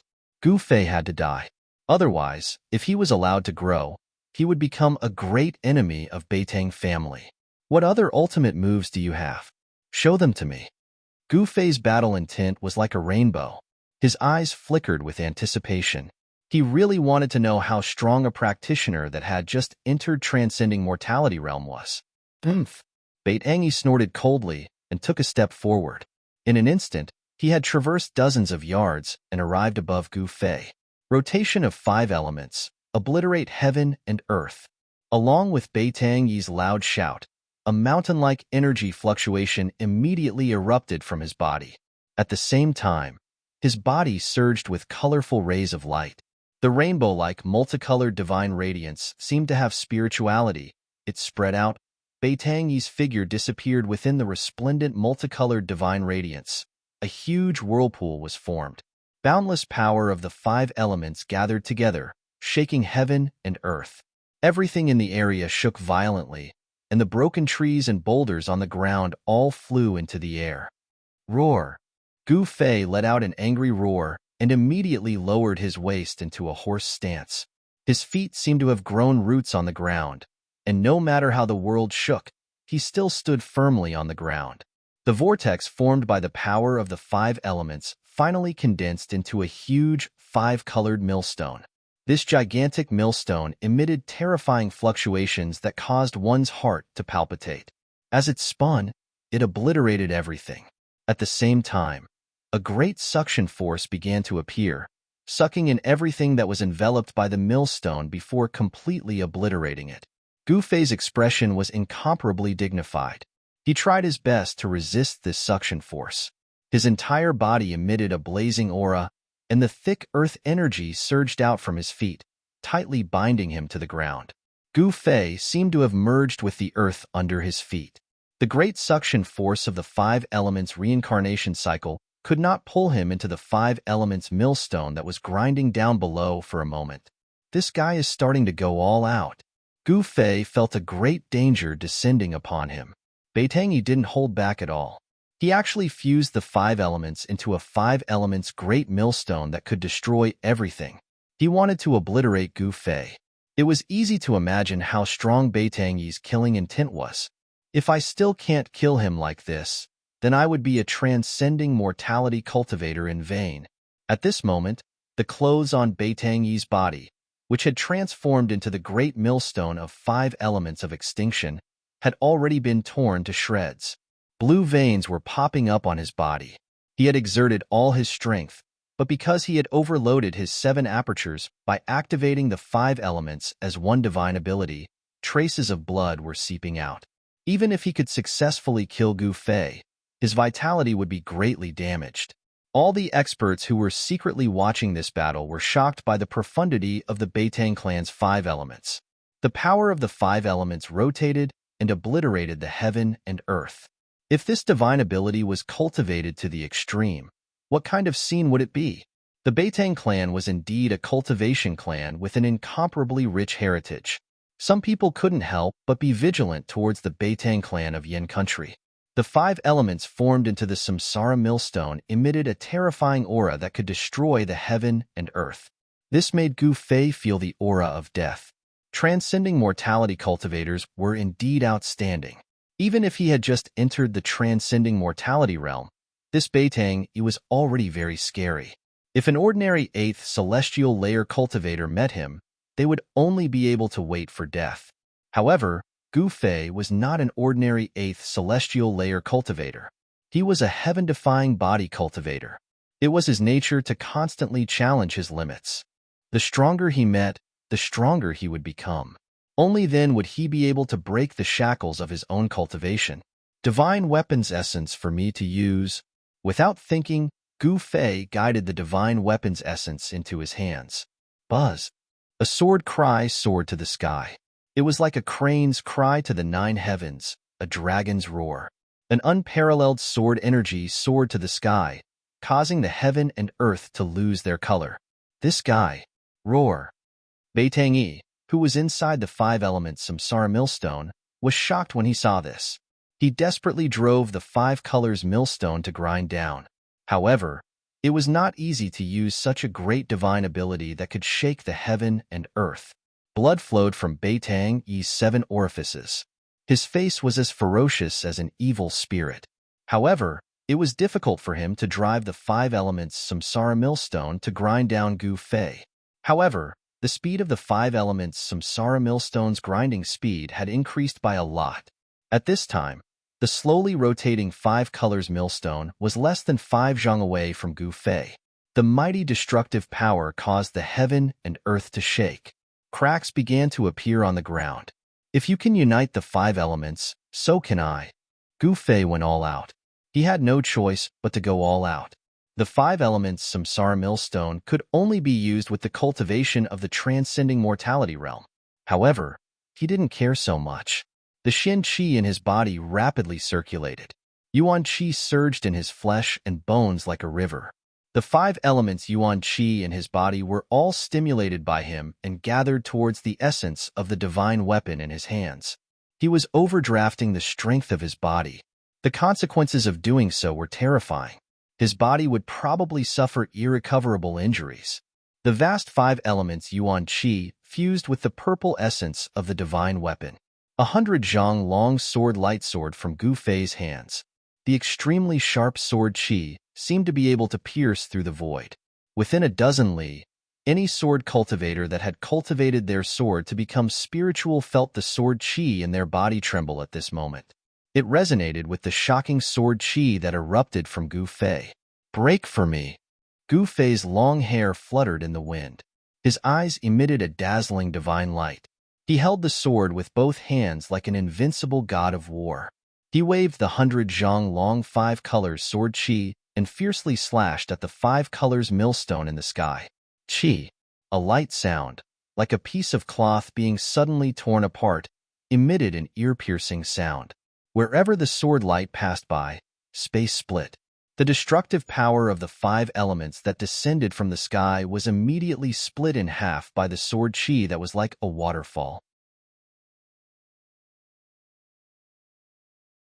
Chapter 126. Beitang Yi and Gu Fei both attacked with all their strength, no longer holding anything back. One was a strong practitioner of the older generation who had just entered transcending mortality realm, while the other was a young martial arts practitioner who was at the peak of awakening mortality realm. No one thought that Gu Fei could win.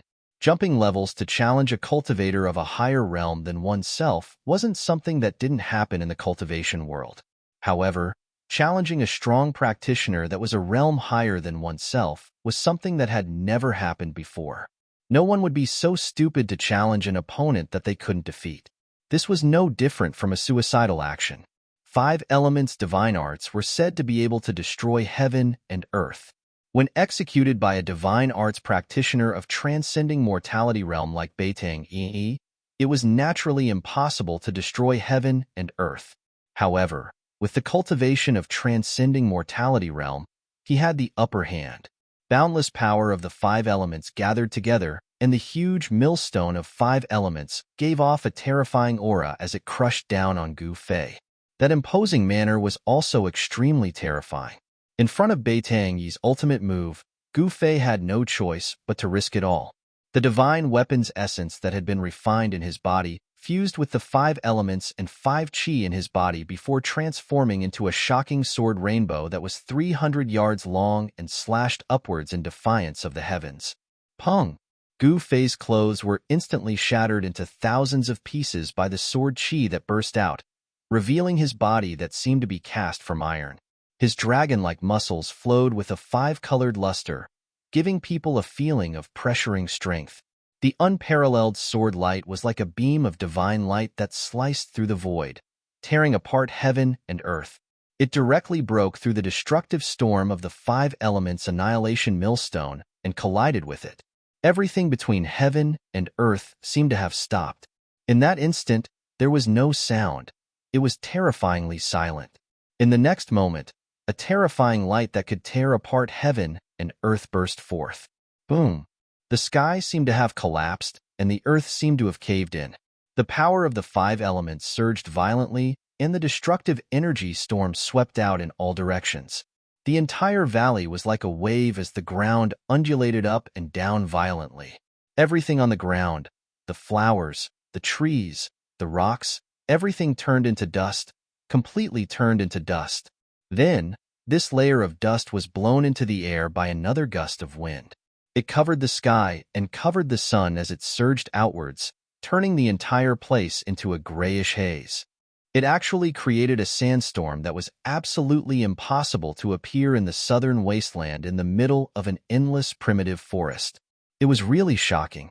The millstone of destruction that could shake an entire region of the world had shattered, and so had the astonishing sword light.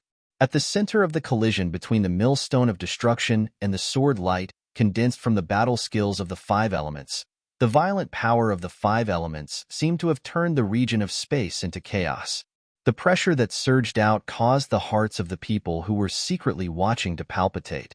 Beitang Yi was sent flying more than 300 zhang away by the frightening power that burst out. Only after falling down from the sky did he stagger a few steps and spit out a mouthful of blood. After forcefully executing the 5 elements' unification great divine ability, Beitang Yi appeared to be very tired, and his expression was weary. It was obvious that his vitality had been injured. A warrior of the self-awakening realm had actually injured his vitality. Beitang Yi was so depressed that he wanted to vomit blood. His face was gloomy, and there was not a trace of happiness on his face. Because defeating Gu Fei was a matter of course. He knew that there were people spying on him in the vicinity. In this battle, it could be said that he was bullying the weak, and it would damage his reputation. And Gu Fei's ending had already been decided. Defeat was a given. The gap of a realm seemed to be an insurmountable chasm. He was defeated miserably. He had already been seriously injured in the battle with Beitang Yi. He was merely relying on his unyielding fighting spirit to contend with Beitang Yi. The violent impact had broken both of his arms. He spat out a mouthful of blood and was sent flying by the energy storm. Like a withered leaf falling from a tree, he rolled and flew out, rolling and rolling until he was sent flying out of this small valley. Only then did he fall down from the sky, passing through the dense branches. With a pong sound, The withered leaves rushed up, and Gu Fei smashed into the jungle below. Not only were his arms broken, but his sternum had also cracked, as if an exquisite porcelain had been struck by an external force and had shattered. His bones, which had been tempered to be as hard as fine iron, were already covered with a layer of multicolored luster. But now, there were actually cracks on them. It could be imagined how fierce the impact just now was. The moment his back hit the ground, Gu Fei turned over and stood up. Enduring the pain, he staggered into the depths of the jungle. He knew that this place was very dangerous, and he had to leave. The danger did not only come from the Beitang family, but also from those people spying on him in the dark. No one knew whether or not those people would make a move on him. Leaving was the best option. He could no longer fight. That sword strike just now was already his limit. That sword strike had almost drained all the true qi in his body. He was powerless to fight again. However, just when Gu Fei felt that he was about to collapse, a warm current suddenly came from his chest.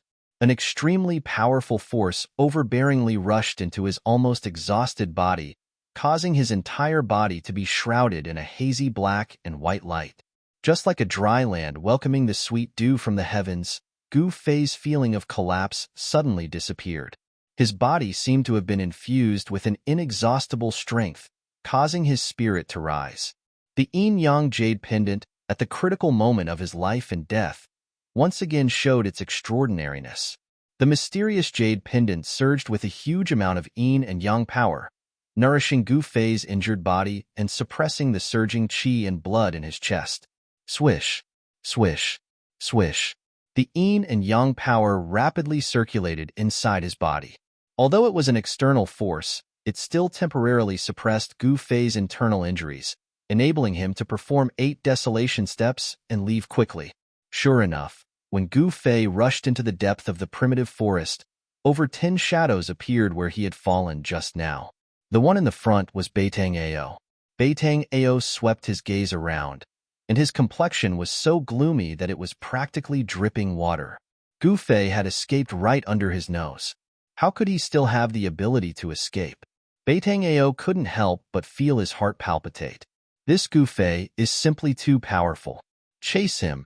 Soon, Beitang Ao found the traces of Gu Fei's escape. He immediately led his subordinates to chase after him. If Gu Fei didn't die, I wouldn't be able to eat or sleep in peace. Among those people who were secretly peeping at Zhang Tai, some people also followed Beitang Ao and his subordinates. The gray dust gradually dissipated. Under the night sky, a figure surrounded by golden light rushed towards the battlefield from the direction of Dragon Emperor City like a meteor chasing after the moon. The terrifying pressure of the 9th heavenly layer of ascending mortality had already spread here from dozens of li away. Those who were secretly peeping at Zhang Tai all changed their expressions, and some directly retreated. That person seemed to be flying in the wind and soon came close. Where's Beitang Yi? The person's voice seemed to come from the prehistoric times of the universe. It was vast and mighty, and the endless primitive forest seemed to be echoing with his cold voice. The person was a middle-aged Taoist with black hair and a long beard. He wore a green robe with fluttering sleeves. This green-robed Taoist was Dan Chunzi, who was responsible for leading the top 10 young experts of the Taishan sect to the ruined sky. Chapter 127. With a cultivation base at the 9th heavenly layer of the transcending mortality realm, other than those great cultivators at the royal void stage, no one would dare to underestimate an expert who was only a step away from becoming a great cultivator. Dan Shinzi's words reverberated in the air above the endless ancient forest, but no one responded. Turning into a golden rainbow, Dan Chunzi arrived on the moon.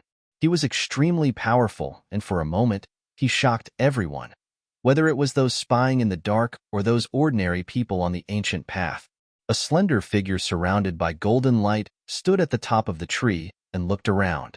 Dan Chunzi's body emitted a majestic aura, and the aura of a powerful cultivator who looked down on the world was fully displayed at this moment. On the ancient path, the people of the Haotian caravan were all indescribably shocked. Ling Luoyan and the others looked at the figure at the top of the tree, shocked. This kind of immortal-like figure was absolutely rare. Dan Xinzi did not pay attention to Ling Luoyin and the others, but instead looked in several directions deep in the forest. He sensed that there were powerful cultivators hiding nearby. However, those people were not Beitang Yi, who he was looking for. He was originally in Dragon Emperor City, but suddenly received the news and immediately rushed over, but he seemed to be a step too late. The battle had already ended. How could Beitang Yi dare to face an expert like Dan Xinzi? The moment he sensed Dan Xinzi's aura, he immediately chose to retreat. Compared to Dan Xinzi, Beitang Yi, a cultivator who had just entered the transcending mortality realm, could not be compared at all. Their cultivation bases were like heaven and earth. For cultivators who had entered the transcending mortality realm, it was very difficult to advance to each realm. Correspondingly, with each realm, their cultivation base would take a big step forward, and their strength would multiply. This was not a breakthrough in a large realm. The transcending mortality realm was divided into 9 heavens. As long as one took these 9 big steps, they would be qualified to challenge the cultivation barrier of a large realm. Dan Xinzi was one of the few cultivators in the Taishan sect who was qualified to challenge the controlling void realm. As long as he could successfully take that step, he, Dan Xinzi, would be a great cultivator of the controlling void realm. Whoosh! Dan Xinzi's figure instantly disappeared from the top of a big tree beside the ancient path, and then directly appeared on a collapsed cliff beside a small valley several miles away. Someone is fighting here. Dan Xinzi carefully sensed the chaotic yuan qi fluctuations in the void, which were still very messy. It really is Gu Fei's aura. Dan Xinzi used his 9th heavenly layer ascended mortality realm spiritual sense to capture the extremely weak aura that Gu Fei left behind in the valley. Dan Xinzi immediately perked up and a smile appeared on his grave face. Very good. He really didn't die to Zhao Xuanji's sword. Dan Xinzi's unruffled state of mind began to ripple. Gu Fei was a disciple of the younger generation in the 9 meridians of Taishan. Dan Xinzi would not have given such a disciple a second glance under normal circumstances. However, Gu Fei was not an ordinary disciple. Of the 9 meridians of Taishan, Gu Fei was the only successor of the Ling Chui Peak. If Gu Fei died, then the orthodoxy of the Ling Chui Peak would cease to exist. The sect leader, Daoist Xintian, would absolutely not allow such a thing to happen. Therefore, Gu Fei had long been in Daoist Xuantian's sights and attention. That was why Dan Xinzi was so happy when he found out that Gu Fei was not dead. After all, if Gu Fei was killed in front of his eyes, he would not be able to bear the responsibility. People of the Beitang clan, listen to me. If anything happens to Gu Fei, I, Dan Xinzi, will definitely kill the Beitang clan. Dan Xinzi said loudly. His voice spread far and wide, echoing in the ancient forest. But other than Dan Xinzi's own voice, there was a terrible silence. No one responded. Dan Xinzi was a cultivator of the Taishan sect. His arrival was already known to the higher-ups of the various forces in the southern wasteland. No one was willing to offend the Taishan sect, one of the 3 great Taoist sects. The 3 great Taoist sects were like birds of a feather. Although in the southern wasteland, there were forces that could rival any of the 3 great Taoist sects, in the whole world, there were not many forces that could compete with the 3 great Taoist sects. Dan Xinzi glanced around, and then with a schwa sound, his body directly disappeared from the cliff. He turned into a golden shadow and quickly disappeared under the night sky. Gu Fei quickly moved through the dense forest. He was very careful, trying not to leave any traces in the places he passed. He knew that the people of the Beitang clan would not let him go so easily. But even so, Beitang Ao and his dozen or so men in black still followed the traces and followed him from behind. These people were all dressed in black, and like ghosts, they moved through the dense forest that was so dark that one could not even see their fingers in front of them. These people were obviously very familiar with tracking enemies in the ancient forest. It was very obvious that this group of people had received training in this aspect. In the middle of the night, walking in the ancient forest that was filled with danger, moreover, their movements were nimble and graceful, and they almost didn't make any sound. Including that Beitang Ao, there are a total of 15 people chasing after me. On the crown of a big tree, Gu Fei temporarily stopped. He carefully identified, and very quickly, he confirmed the number of people chasing after him. His arm was broken, and he couldn't use both of his hands for the time being, which made it somewhat inconvenient for him to move. However, he still had a pair of legs, and with the yin and yang power transmitted by the mysterious jade pendant into his body, for the time being, Gu Fei still had some strength to protect himself. Gu Fei was confident that even if he was seriously injured, he would still be able to kill these reckless people who chased after him. Holding his breath and restraining all the aura in his body, Gu Fei hid in the crown of the tree, motionless, as if he had merged with the surrounding space.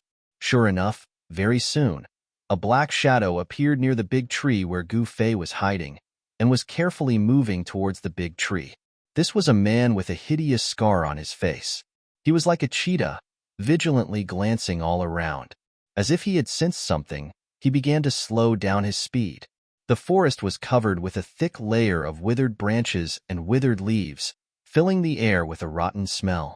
The quiet mountain forest gave people a kind of invisible, oppressive feeling. From other directions came a very light sound, which was practically negligible. This man's companions were very close to him. The nearest two people were less than 30 meters away from him. 15 people, including Beitang Ao, were advancing in the forest in a fan shape. Just at the moment when that black-clothed man touched the bottom of the tree, Gu Fei moved. Like a goshawk hunting its prey, he silently swooped down from the tree. Gu Fei bent both of his legs and directly knelt down in front of that man with the pressure of empty tie. By the time that man realized that something was wrong, both of Gu Fei's knees were already on the shoulders of that black-clothed man. Suddenly, a burst of crackling sound came from inside that black-clothed man's body. His spine was instantly broken into 17 or 18 pieces by the fierce power. His whole body became shorter out of nowhere, and he didn't even have the time to scream. His throat was blocked by the blood that gushed out. Gu Fei grew up in the Lingchui peak of Taishan Mountain. Usually, when he had nothing to do, he would go into the depths of the mountain forest to find ferocious beasts to practice martial arts. Calling him the king of the mountain forest was not an exaggeration at all. Everything in the mountain forest was very familiar to him. After kneeling down and neatly killing this black-clothed man, Gu Fei somersaulted in the air. After landing on the ground, he didn't stop and instantly rushed into the dense forest at the side. Swish, swish, swish. Shadows flashed, and Beitang Ao's figure appeared under the big tree. He looked at the corpse on the ground that no longer had a human shape, and his complexion became extremely ugly. Soon after, 13 black shadows also walked out. Seeing this scene, these people's complexion couldn't help but change. Chapter 128. The two black-clothed men carefully and cautiously covered each other as they searched in the dense forest. Their foreheads were full of sweat due to nervousness. They couldn't help but be nervous because there was a very dangerous person hiding in this forest. Even if this person was seriously injured, he still had the ability to easily kill them. The scar-faced man who was killed by that person was the best proof. Thinking of the scar-faced man's corpse, no one would not be frightened. Even if these Beitang family's men were used to seeing blood and didn't know how many people died in their hands, it didn't mean that they were willing to see their own blood. It didn't mean that they weren't afraid of death. Carefully searching forward for less than 20 feet, suddenly, one of the black-clothed men felt his feet go soft. The place where he landed did not seem to be covered with dead branches and leaves. Not good. In that instant, the black-clothed man felt goosebumps all over his body, and his hair stood on end. "Achoo!" sound came from beside his ears, and a huge black shadow suddenly shot up from the ground under his feet. Like a foot stepping on the body of a giant python, this shadow suddenly wrapped around the black-clothed man's body with lightning speed. Kacha kacha kacha. The black-clothed man's body immediately issued a creepy sound of bones breaking. This sound was especially terrifying in the dark forest. In the next moment, the black-clothed man vomited blood. He only felt that all the bones in his body were broken, and then his vision went black. His consciousness fell into the endless darkness, and he didn't know anything. Gu Fei suddenly sprang up from the dead branches and leaves on the ground. With a python coiling around his body, he immediately crushed all the bones in the unlucky black-clothed man's body. This sudden action was simply too fast. After strangling the black-clothed man, he didn't wait for his companions to react. His feet landed on the ground and fiercely pushed against the ground. Pong! The dead branches and leaves under his feet suddenly exploded. At the same time, Gu Fei's body, like lightning, crashed into the arms of another black-clothed man. This move was learned by Gu Fei in the Taishan Mountain when he was fighting with the giant bear of the mountain. This giant bear had 3 killer moves when hunting other beasts. They were hug, hit, and slap. The giant bear was extremely strong. Hugging, ramming, and smacking were the giant bear's trump cards. A single hug from the giant bear could break the bones of a ferocious beast. A single charge from the bear could even shatter a boulder. A single slap from the bear could break a towering tree. If a human was hit by a giant bear like this, even if they didn't die, they would be half dead. The powerful force of Gu Fei's shoulder was even more ferocious and terrifying than the impact of a giant bear. With a single collision, all the bones in the upper body of the black-clothed man were broken inch by inch, and his internal organs were instantly crushed into mud. Kacha kacha! The man in black who was hit by Gu Fei burst out with the sound of bones shattering. Blood spurted from his mouth, and his whole body burst into a mist of blood. He flew off the ground, and before he hit the ground, he was already dead. At this time, the other people of the Beitang family in the vicinity had already noticed the strangeness here, and they quickly rushed in the direction of Gu Fei from all directions. There were 4 people rushing in from the front, 3 on the left, 3 on the right, and only 2 behind. In just a moment, Gu Fei was able to distinguish the number of people rushing in from 4 directions. Swoosh! He immediately retreated. His body only turned around in the process of retreating. Pong! Broken branches and leaves swirled in the air as Gu Fei's body rushed into the thicket behind him. Gu Fei could clearly see the panic on the faces of the 2 black-clothed men who were rushing in front of him. His body moved like the wind and lightning, and the strong wind rolled up the fallen leaves on the ground, fluttering in the air. 8 desolate steps, 8 steps, 8 kills. With 1 step, Gu Fei crushed the head of a black-clothed man who was rushing in front of him. With the 2nd step, the body of the other black-clothed man was immediately torn into pieces, and a mist of blood burst out in the forest. The experts trained by the Beitang family were simply unable to withstand a single blow from Gu Fei. Under his combat skills, they simply didn't have the strength to fight back. Gu Fei instantly broke out of the encirclement, leaving behind 2 mutilated corpses. The forest was filled with an extremely strong smell of blood. Roar! Gu Fei! Beitang Ao rushed out, and he was extremely furious. 9 figures flashed behind him, but they didn't even see Gu Fei's shadow. Gu Fei had already gone far away. Gu Fei had already killed 5 people, 5 experts that the Beitang family had spent countless efforts to train. These experts were comparable to ordinary cultivators. Even when fighting against hundreds of well-trained Haotian caravans Tsing-Yi guards, they were still able to reap the lives of the Tsing-Yi guards as if they were cutting melons and vegetables. At this time, Beitang Ao was very angry and very depressed. The death of his 5 underlings made him feel endless heartache, and Gu Fei's cunning made him even more furious. Beitang Ao knew that Gu Fei was intentionally avoiding him and making a move on his underlings. In front of the already seriously injured Gu Fei, only Beitang Ao could pose a threat to him. As for the others, Gu Fei simply didn't put them in his eyes. In this primitive ancient forest, Gu Fei was like a fish in the sea, a bird flying in the sky. Wanting to kill him in the forest?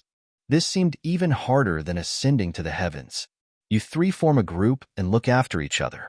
This guy was seriously injured in the battle with Uncle. He won't be able to hold on for long. Beitang Ao said to the remaining 9 underlings in a deep voice. Although the 9 black-clothed men were frightened, they didn't dare to disobey Beitang Ao's order. They nodded towards Beitang Ao and walked into the dense forest in front of them in a group of 3. Beitang Ao looked at the headless corpse and the scattered flesh and blood on the ground. His expression was terrifyingly gloomy. He gritted his teeth and said, "Gu Fei, You better not fall into my hands. If you fall into my hands, I will definitely make you beg for death." Swish. Beitang Ao was extremely hateful and immediately rushed into the dense forest. Just as Beitang Ao was unresigned and continued to command his underlings to chase after Gu Fei in the endless primitive ancient forest, in Dragon Emperor City, 200 to 300 li away, in a room of an inn, two people were restless. "Big brother, you really made a move against that person?" In the room, a handsome teenager in white clothes asked a young man in white clothes in front of him with a shocked look. The teenager in white clothes and the young man in white clothes looked similar. The young man in white clothes had a quaint long saber on his waist. The scabbard of the long saber was engraved with mysterious runes. Faintly, an extremely sharp chi seemed to be emitting from the scabbard. This young man in white clothes was the mysterious person who poisoned Gu Fei together with Beitang Ao. This person was the Dongfanglong that Chu Tian had mentioned. Chapter 129. Dongfang Chun had already followed Dan Chunzi to Dragon Emperor City in South Wilderness. When Dan Chunzi left Taixin sect with Gu Fei and the others, he wanted to go to South Wilderness by air. However, in the sky above Yiming Mountain, they were intercepted by Demon Monarch of 6 realms. Fortunately, Taoist Chaoyang, the head of Shaoyang Peak, secretly followed them and stopped Demon Monarch of 6 realms at the critical moment. Therefore, they survived. However, after a fierce battle with the demons led by Li Ruahai and Zhao Xuanji, Gu Fei was struck into the bottomless abyss by Zhao Xuanji and was separated from the others. In the end, Mad Demon Li Ruahai and Fire Sword Demon Zhao Xuanji were driven away by Dan Chinzi, who was at the 9th level of the Transcending Mortality Realm. Li Lingfeng, Ziyu, Dongfang Chun, and the others were only slightly injured. Among the top 10 experts of the younger generation of the Supreme Mystery Sect, apart from Gu Fei whose life and death were unknown, fortunately, no one had died in the confrontation with the Demon Dweller. When Dan Chinzi returned, he went down that bottomless abyss and discovered that there was a surging underground river that led to an unknown place. Dan Chinzi thought that Gu Fei was most likely dead. After all, Zhao Xuanji was a powerhouse at the Ascending Mortality Realm and cultivated sword immortal skills. Even Dan Chinzi had to avoid his full-strength strike, not to mention Gu Fei, who was only at the 8th sky of Awakening Mortality Realm. Additionally, even if Gu Fei didn't die under Zhao Xuanji's sword, he was swept away by the undercurrent. His chance of survival was very slim. Dan Chinzi had no choice but to continue to Dragon Emperor City with the other 9 people. However, tonight, someone sent a message that Gu Fei didn't seem to be dead. Instead, he was being chased by Beitang clan and was in great danger. After receiving the news, how could Dan Chinzi sit still in Dragon Emperor City? No matter whether it was true or not, he left Dragon Emperor City at once and flew towards the direction pointed by that person. Canvassing Moon Pavilion was one of the best inns in Dragon Emperor City. Although it was an inn, it could be compared to the Emperor's mansion. In Dragon Emperor City, the King's Mansion was not the most magnificent mansion. This was the southern wilderness, not the central plains. As the saying goes, the mountains are high and the emperor is far away. The forces of the southern wilderness did not really respect the Yin Kingdom's royal family. Indeed, some forces in Dragon Emperor City could despise the imperial households of Yin country. In Dragon Emperor City, there were many mansions which were more magnificent than the King's Mansion. This canvas lunar pavilion was not inferior to the regional King's Mansion.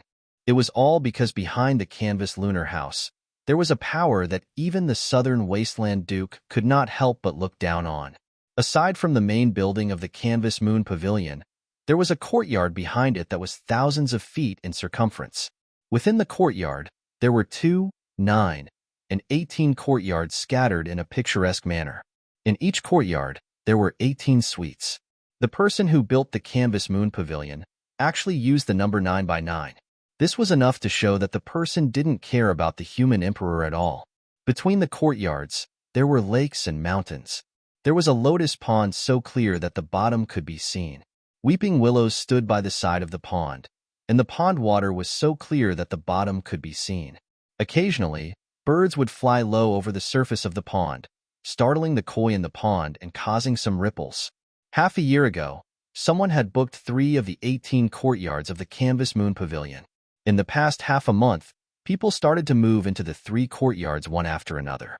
The people who were able to stay in the Canvas Moon Pavilion all had extraordinary statuses. Moreover, the person who reserved 3 courtyards was even more extraordinary. At this moment, Dongfang Chen and Dongfang Long were in a superior guest room in one of the 18 courtyards of the Canvas Moon Pavilion. Humph! I did attack Gu Fei, so what? Seeing his younger brother's nervous look, Dongfang Long couldn't help but feel a bit disdainful inside. So what? If I had known it earlier, I would not have told you about Gu Fei. Dongfang Chen's expression changed. This matter could be big or small. If Gu Fei didn't die and pursued this matter, then he, Dongfang Chun, wouldn't be able to get away with it. I say, little brother, what are you afraid of? That Gu Fei is just a 4th-generation disciple of the Supreme Mystery Sect. Moreover, he actually defeated you in the 9 Peaks competition. I am also helping you vent your anger. Dongfang Long said indifferently. Dongfang Chun couldn't help but smile bitterly and said, although Gu Fei is hateful, I want to defeat him fair and square. I don't want to use such a despicable method to deal with him. Hee, you are wrong. The idea of poisoning him was not mine, but Beitang Ao's doing. Dongfang Long laughed. Furthermore, haven't I already leaked the news of the Beitang family's pursuit of Gu Fei to that martial uncle of yours? An imperceptible cold light flashed across Dongfang Long's deep eyes. The Beitang family and Gu Fei have long been enemies. If you do something unnecessary, are you not afraid of causing a dispute between the Beitang family and the Supreme Mystery Sect?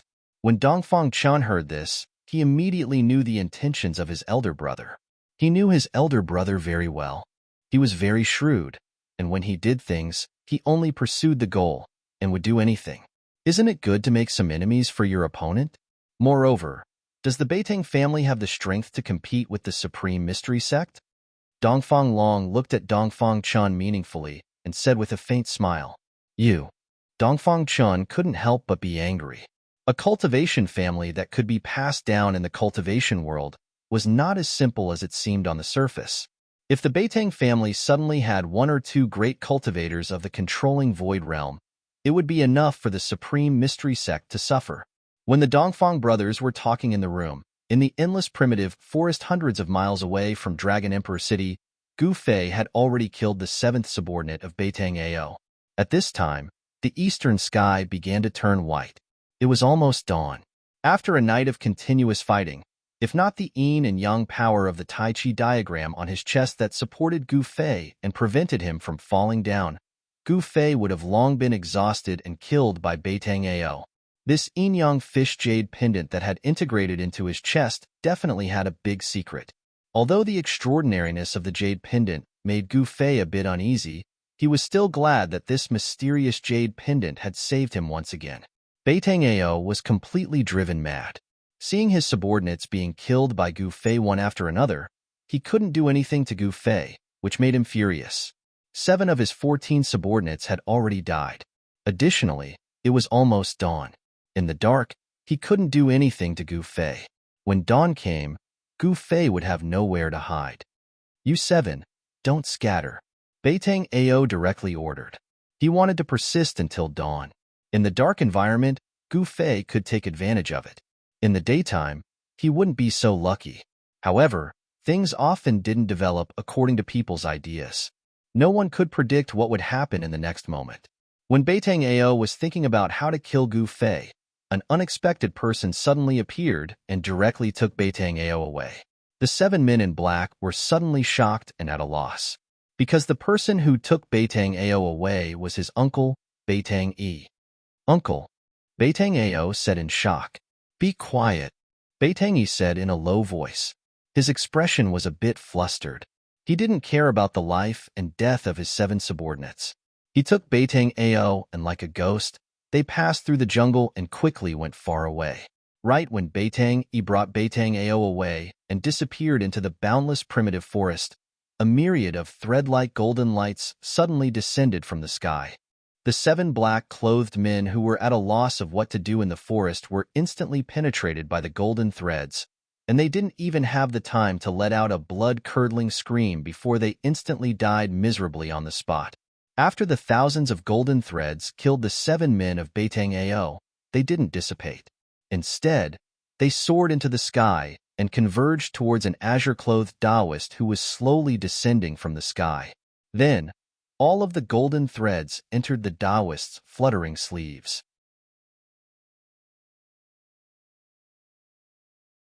Chapter 130. Standing at the top of the tree, Dan Chunzi glanced around and couldn't help but frown as he sensed that there were some extremely obscure auras nearby. Not all of the people who were peeping in the dark left. Some of them followed him. At this moment, a figure silently walked out of the woods. "Greetings, Uncle Master." The man came under the tree and bowed towards Dan Chunzi.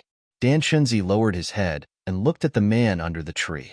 He was in rags and had messy hair and a dirty face. It was almost impossible to identify his appearance. How dare they?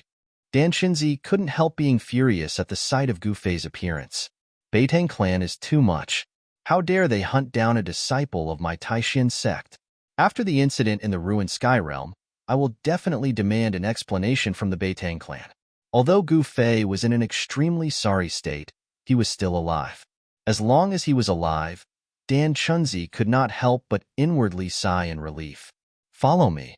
Dan Chunzi waved his sleeve as a ball of golden light rushed towards Gu Fei. It wrapped Gu Fei and flew to Dan Chunzi's side. Then, a golden light burst out of Dan Chunzi's body and flew towards Dragon Emperor City with Gu Fei. In one of the 18 courtyards of Canvassing Moonlight Pavilion, Gu Fei was sitting in a superior independent guest room with legs crossed and regulating his breath. The one who built Canvassing Moonlight Pavilion had really invested a lot in it. There were 18 guest rooms and 18 courtyards. Each guest room was independent and not connected to the others. Gu Fei found that his internal injuries were more severe than he had imagined. The battle with Beitang had caused him an unimaginable impact. The bones in both arms were broken, the sternum and even the ribs had cracks. If it was a normal Xiuzha that received such heavy injuries, they would have fallen to the ground already. How could they have killed 7 experts trained by the Beitang family? His powerful physical body, which had been tempered day and night, displayed its extraordinary side at this moment. The terrifying regenerative ability caused Gu Fei's injuries to gradually heal. Of course, this self-healing process was not as terrifying as being able to recover in an instant. On the skin in the middle of his chest, a looming pattern of yin-yang fish was emitting a warm current that nourished Gu Fei's flesh, tendons, and bones, accelerating his recovery speed. Yin and yang were the 5 elements, and the 5 elements combined to create everything in the world. The yin-yang qi from the yin-yang fish jade pendant was 1 level higher than the 5 elements. Of yin-yang qi, Gu Fei noticed that the yin and yang qi that flowed through his limbs and bones finally converged at his dantian, where it was converted into wisps of 5 elemental yuan qi by the dim ball of 5 elemental origin light in his dantian. The wisps of 5 elemental yuan qi fused into his flesh and blood, healing his injured body. After the battle of life and death, Gu Fei's insane method of comprehending the essence of martial arts in the midst of life and death seemed to have some effect. He seemed to have understood something. He no longer deliberately operated the Xian Qi and let the yin-yang and 5 elements in his body interact. In the end, his heart became calmer and calmer. Naturally, he entered the state of forgetting everything. At this moment, Gu Fei's mind was filled with the diagram of the ancient Xian Qi technique. In the ancient Xian Qi technique, there were many obscure words, but now he gradually understood them. This made Gu Fei have a feeling of dispelling the clouds and seeing the blue sky. In the ancient Xian Qi technique, there were many obscure words, but now he gradually understood them. This made Gu Fei have a feeling of dispelling the clouds and seeing the blue sky. A life and death battle had deepened his understanding of the martial Tao. The problems that he had encountered in his cultivation had also gradually become clear. At this moment, Gu Fei's state of mind had risen to a new level. On this day, Gu Fei's room was filled with ripples of yuan qi. Vaguely, there was even the sound of wind and thunder. As Gu Fei's cultivation increased by the day, The thunderous sound of the heavenly drum that came from the vibrations of his muscles and bones had started to become louder and louder. The sun rose and set, until night once again enveloped the earth. An indescribable sense of oppression began to gradually emit from Gu Fei's room. In the same courtyard, there lived Li Lingfeng, Ziyu, Dongfang Chun, and the other 9 most outstanding people of the Supreme Profound Sect's younger generation. They had long sensed the strangeness of Gu Fei's room, and the great master Dan Chunzi, who was at the 9th level of the transcending mortality realm, sat directly outside the suite where Gu Fei was. He knew that Gu Fei was in the middle of a breakthrough, and Dan Chunzi did not want anyone to disturb Gu Fei. The 18 independent rooms were actually equivalent to 18 pavilions. In the other pavilions in the courtyard, Li Lingfeng, Ziyu, and the others all came out of their rooms and leaned against the railings to look. There were also people watching from the other courtyards, and in the other 2 courtyards that were adjacent to the disciples of the Supreme Profound Sect, there were people directly walking into the courtyard where the disciples of the Supreme Profound Sect were. These people were all young men and women who were not even 20 years old. They were also dressed in white, but what was different from the disciples of the Supreme Profound Sect was that these people's sleeves were embroidered with imprints. There were 2 kinds of imprints on the sleeves. One was a small sword, a small cyan sword, and the other was a yellow rune. Some people had already noticed the imprints on the sleeves of these young men and women who walked into the courtyard where the disciples of the Supreme Profound Sect were. They suddenly realized that these people were all disciples of the 3 great Taoist sects. The young men and women in white with a small cyan sword embroidered on their sleeves were the disciples of the Guangqing Celestial Sect. The young men and women with a small rune embroidered on their sleeves were the disciples of the Shangqing Sect. These people were all disciples of the 3 great Taoist sects who had come to participate in the training in the ruined sky. They were also the most outstanding disciples of the younger generation of the Guangqing Celestial Sect and the Shangqing Sect. Only people from the 3 great Taoist sects would dare to walk into the courtyard where the disciples of the Supreme Profound Sect were at this time. The others, even though they had sensed the strange fluctuations coming from the courtyard where the disciples of the Supreme Profound Sect were not willing to enter the courtyard to avoid offending the disciples of the Supreme Profound Sect. These outstanding disciples of the Shangqing Sect and the Guangqing Celestial Sect all felt a great pressure when they walked into the courtyard where the disciples of the Supreme Profound Sect were. Everyone looked at the pavilion where Gu Fei was in amazement, especially the figure sitting cross-legged in front of the pavilion, which shocked the disciples of the other 2 great Taoist sects even more. Dan Xinzi was a strong cultivator who was only 1 step away from becoming a great cultivator, but he seemed to be protecting the person in the pavilion. Just who was the person in the pavilion? Why was Dan Chunzi paying so much attention to him? The curious people began to ask the disciples of the Supreme Profound Sect they knew. There were no lights in the pavilion. It was pitch black inside. Under the night sky, the terrifying ripples and the muffled sounds of thunder came from there. For some reason, everyone felt their hearts palpitate. The dark window seemed to be connected to the abyss of hell, and there seemed to be a terrifying demon hiding in the pavilion. Everyone could not help but feel a chill in their hearts. When the moon was in the middle of the sky, the terrifying fluctuations coming from the pavilion where Gu Fei was in became more and more intense, and the pressure on everyone became more and more intense. Finally, the pavilion could no longer withstand the increasingly strong impact of the yuan qi, and with a loud roar, it exploded.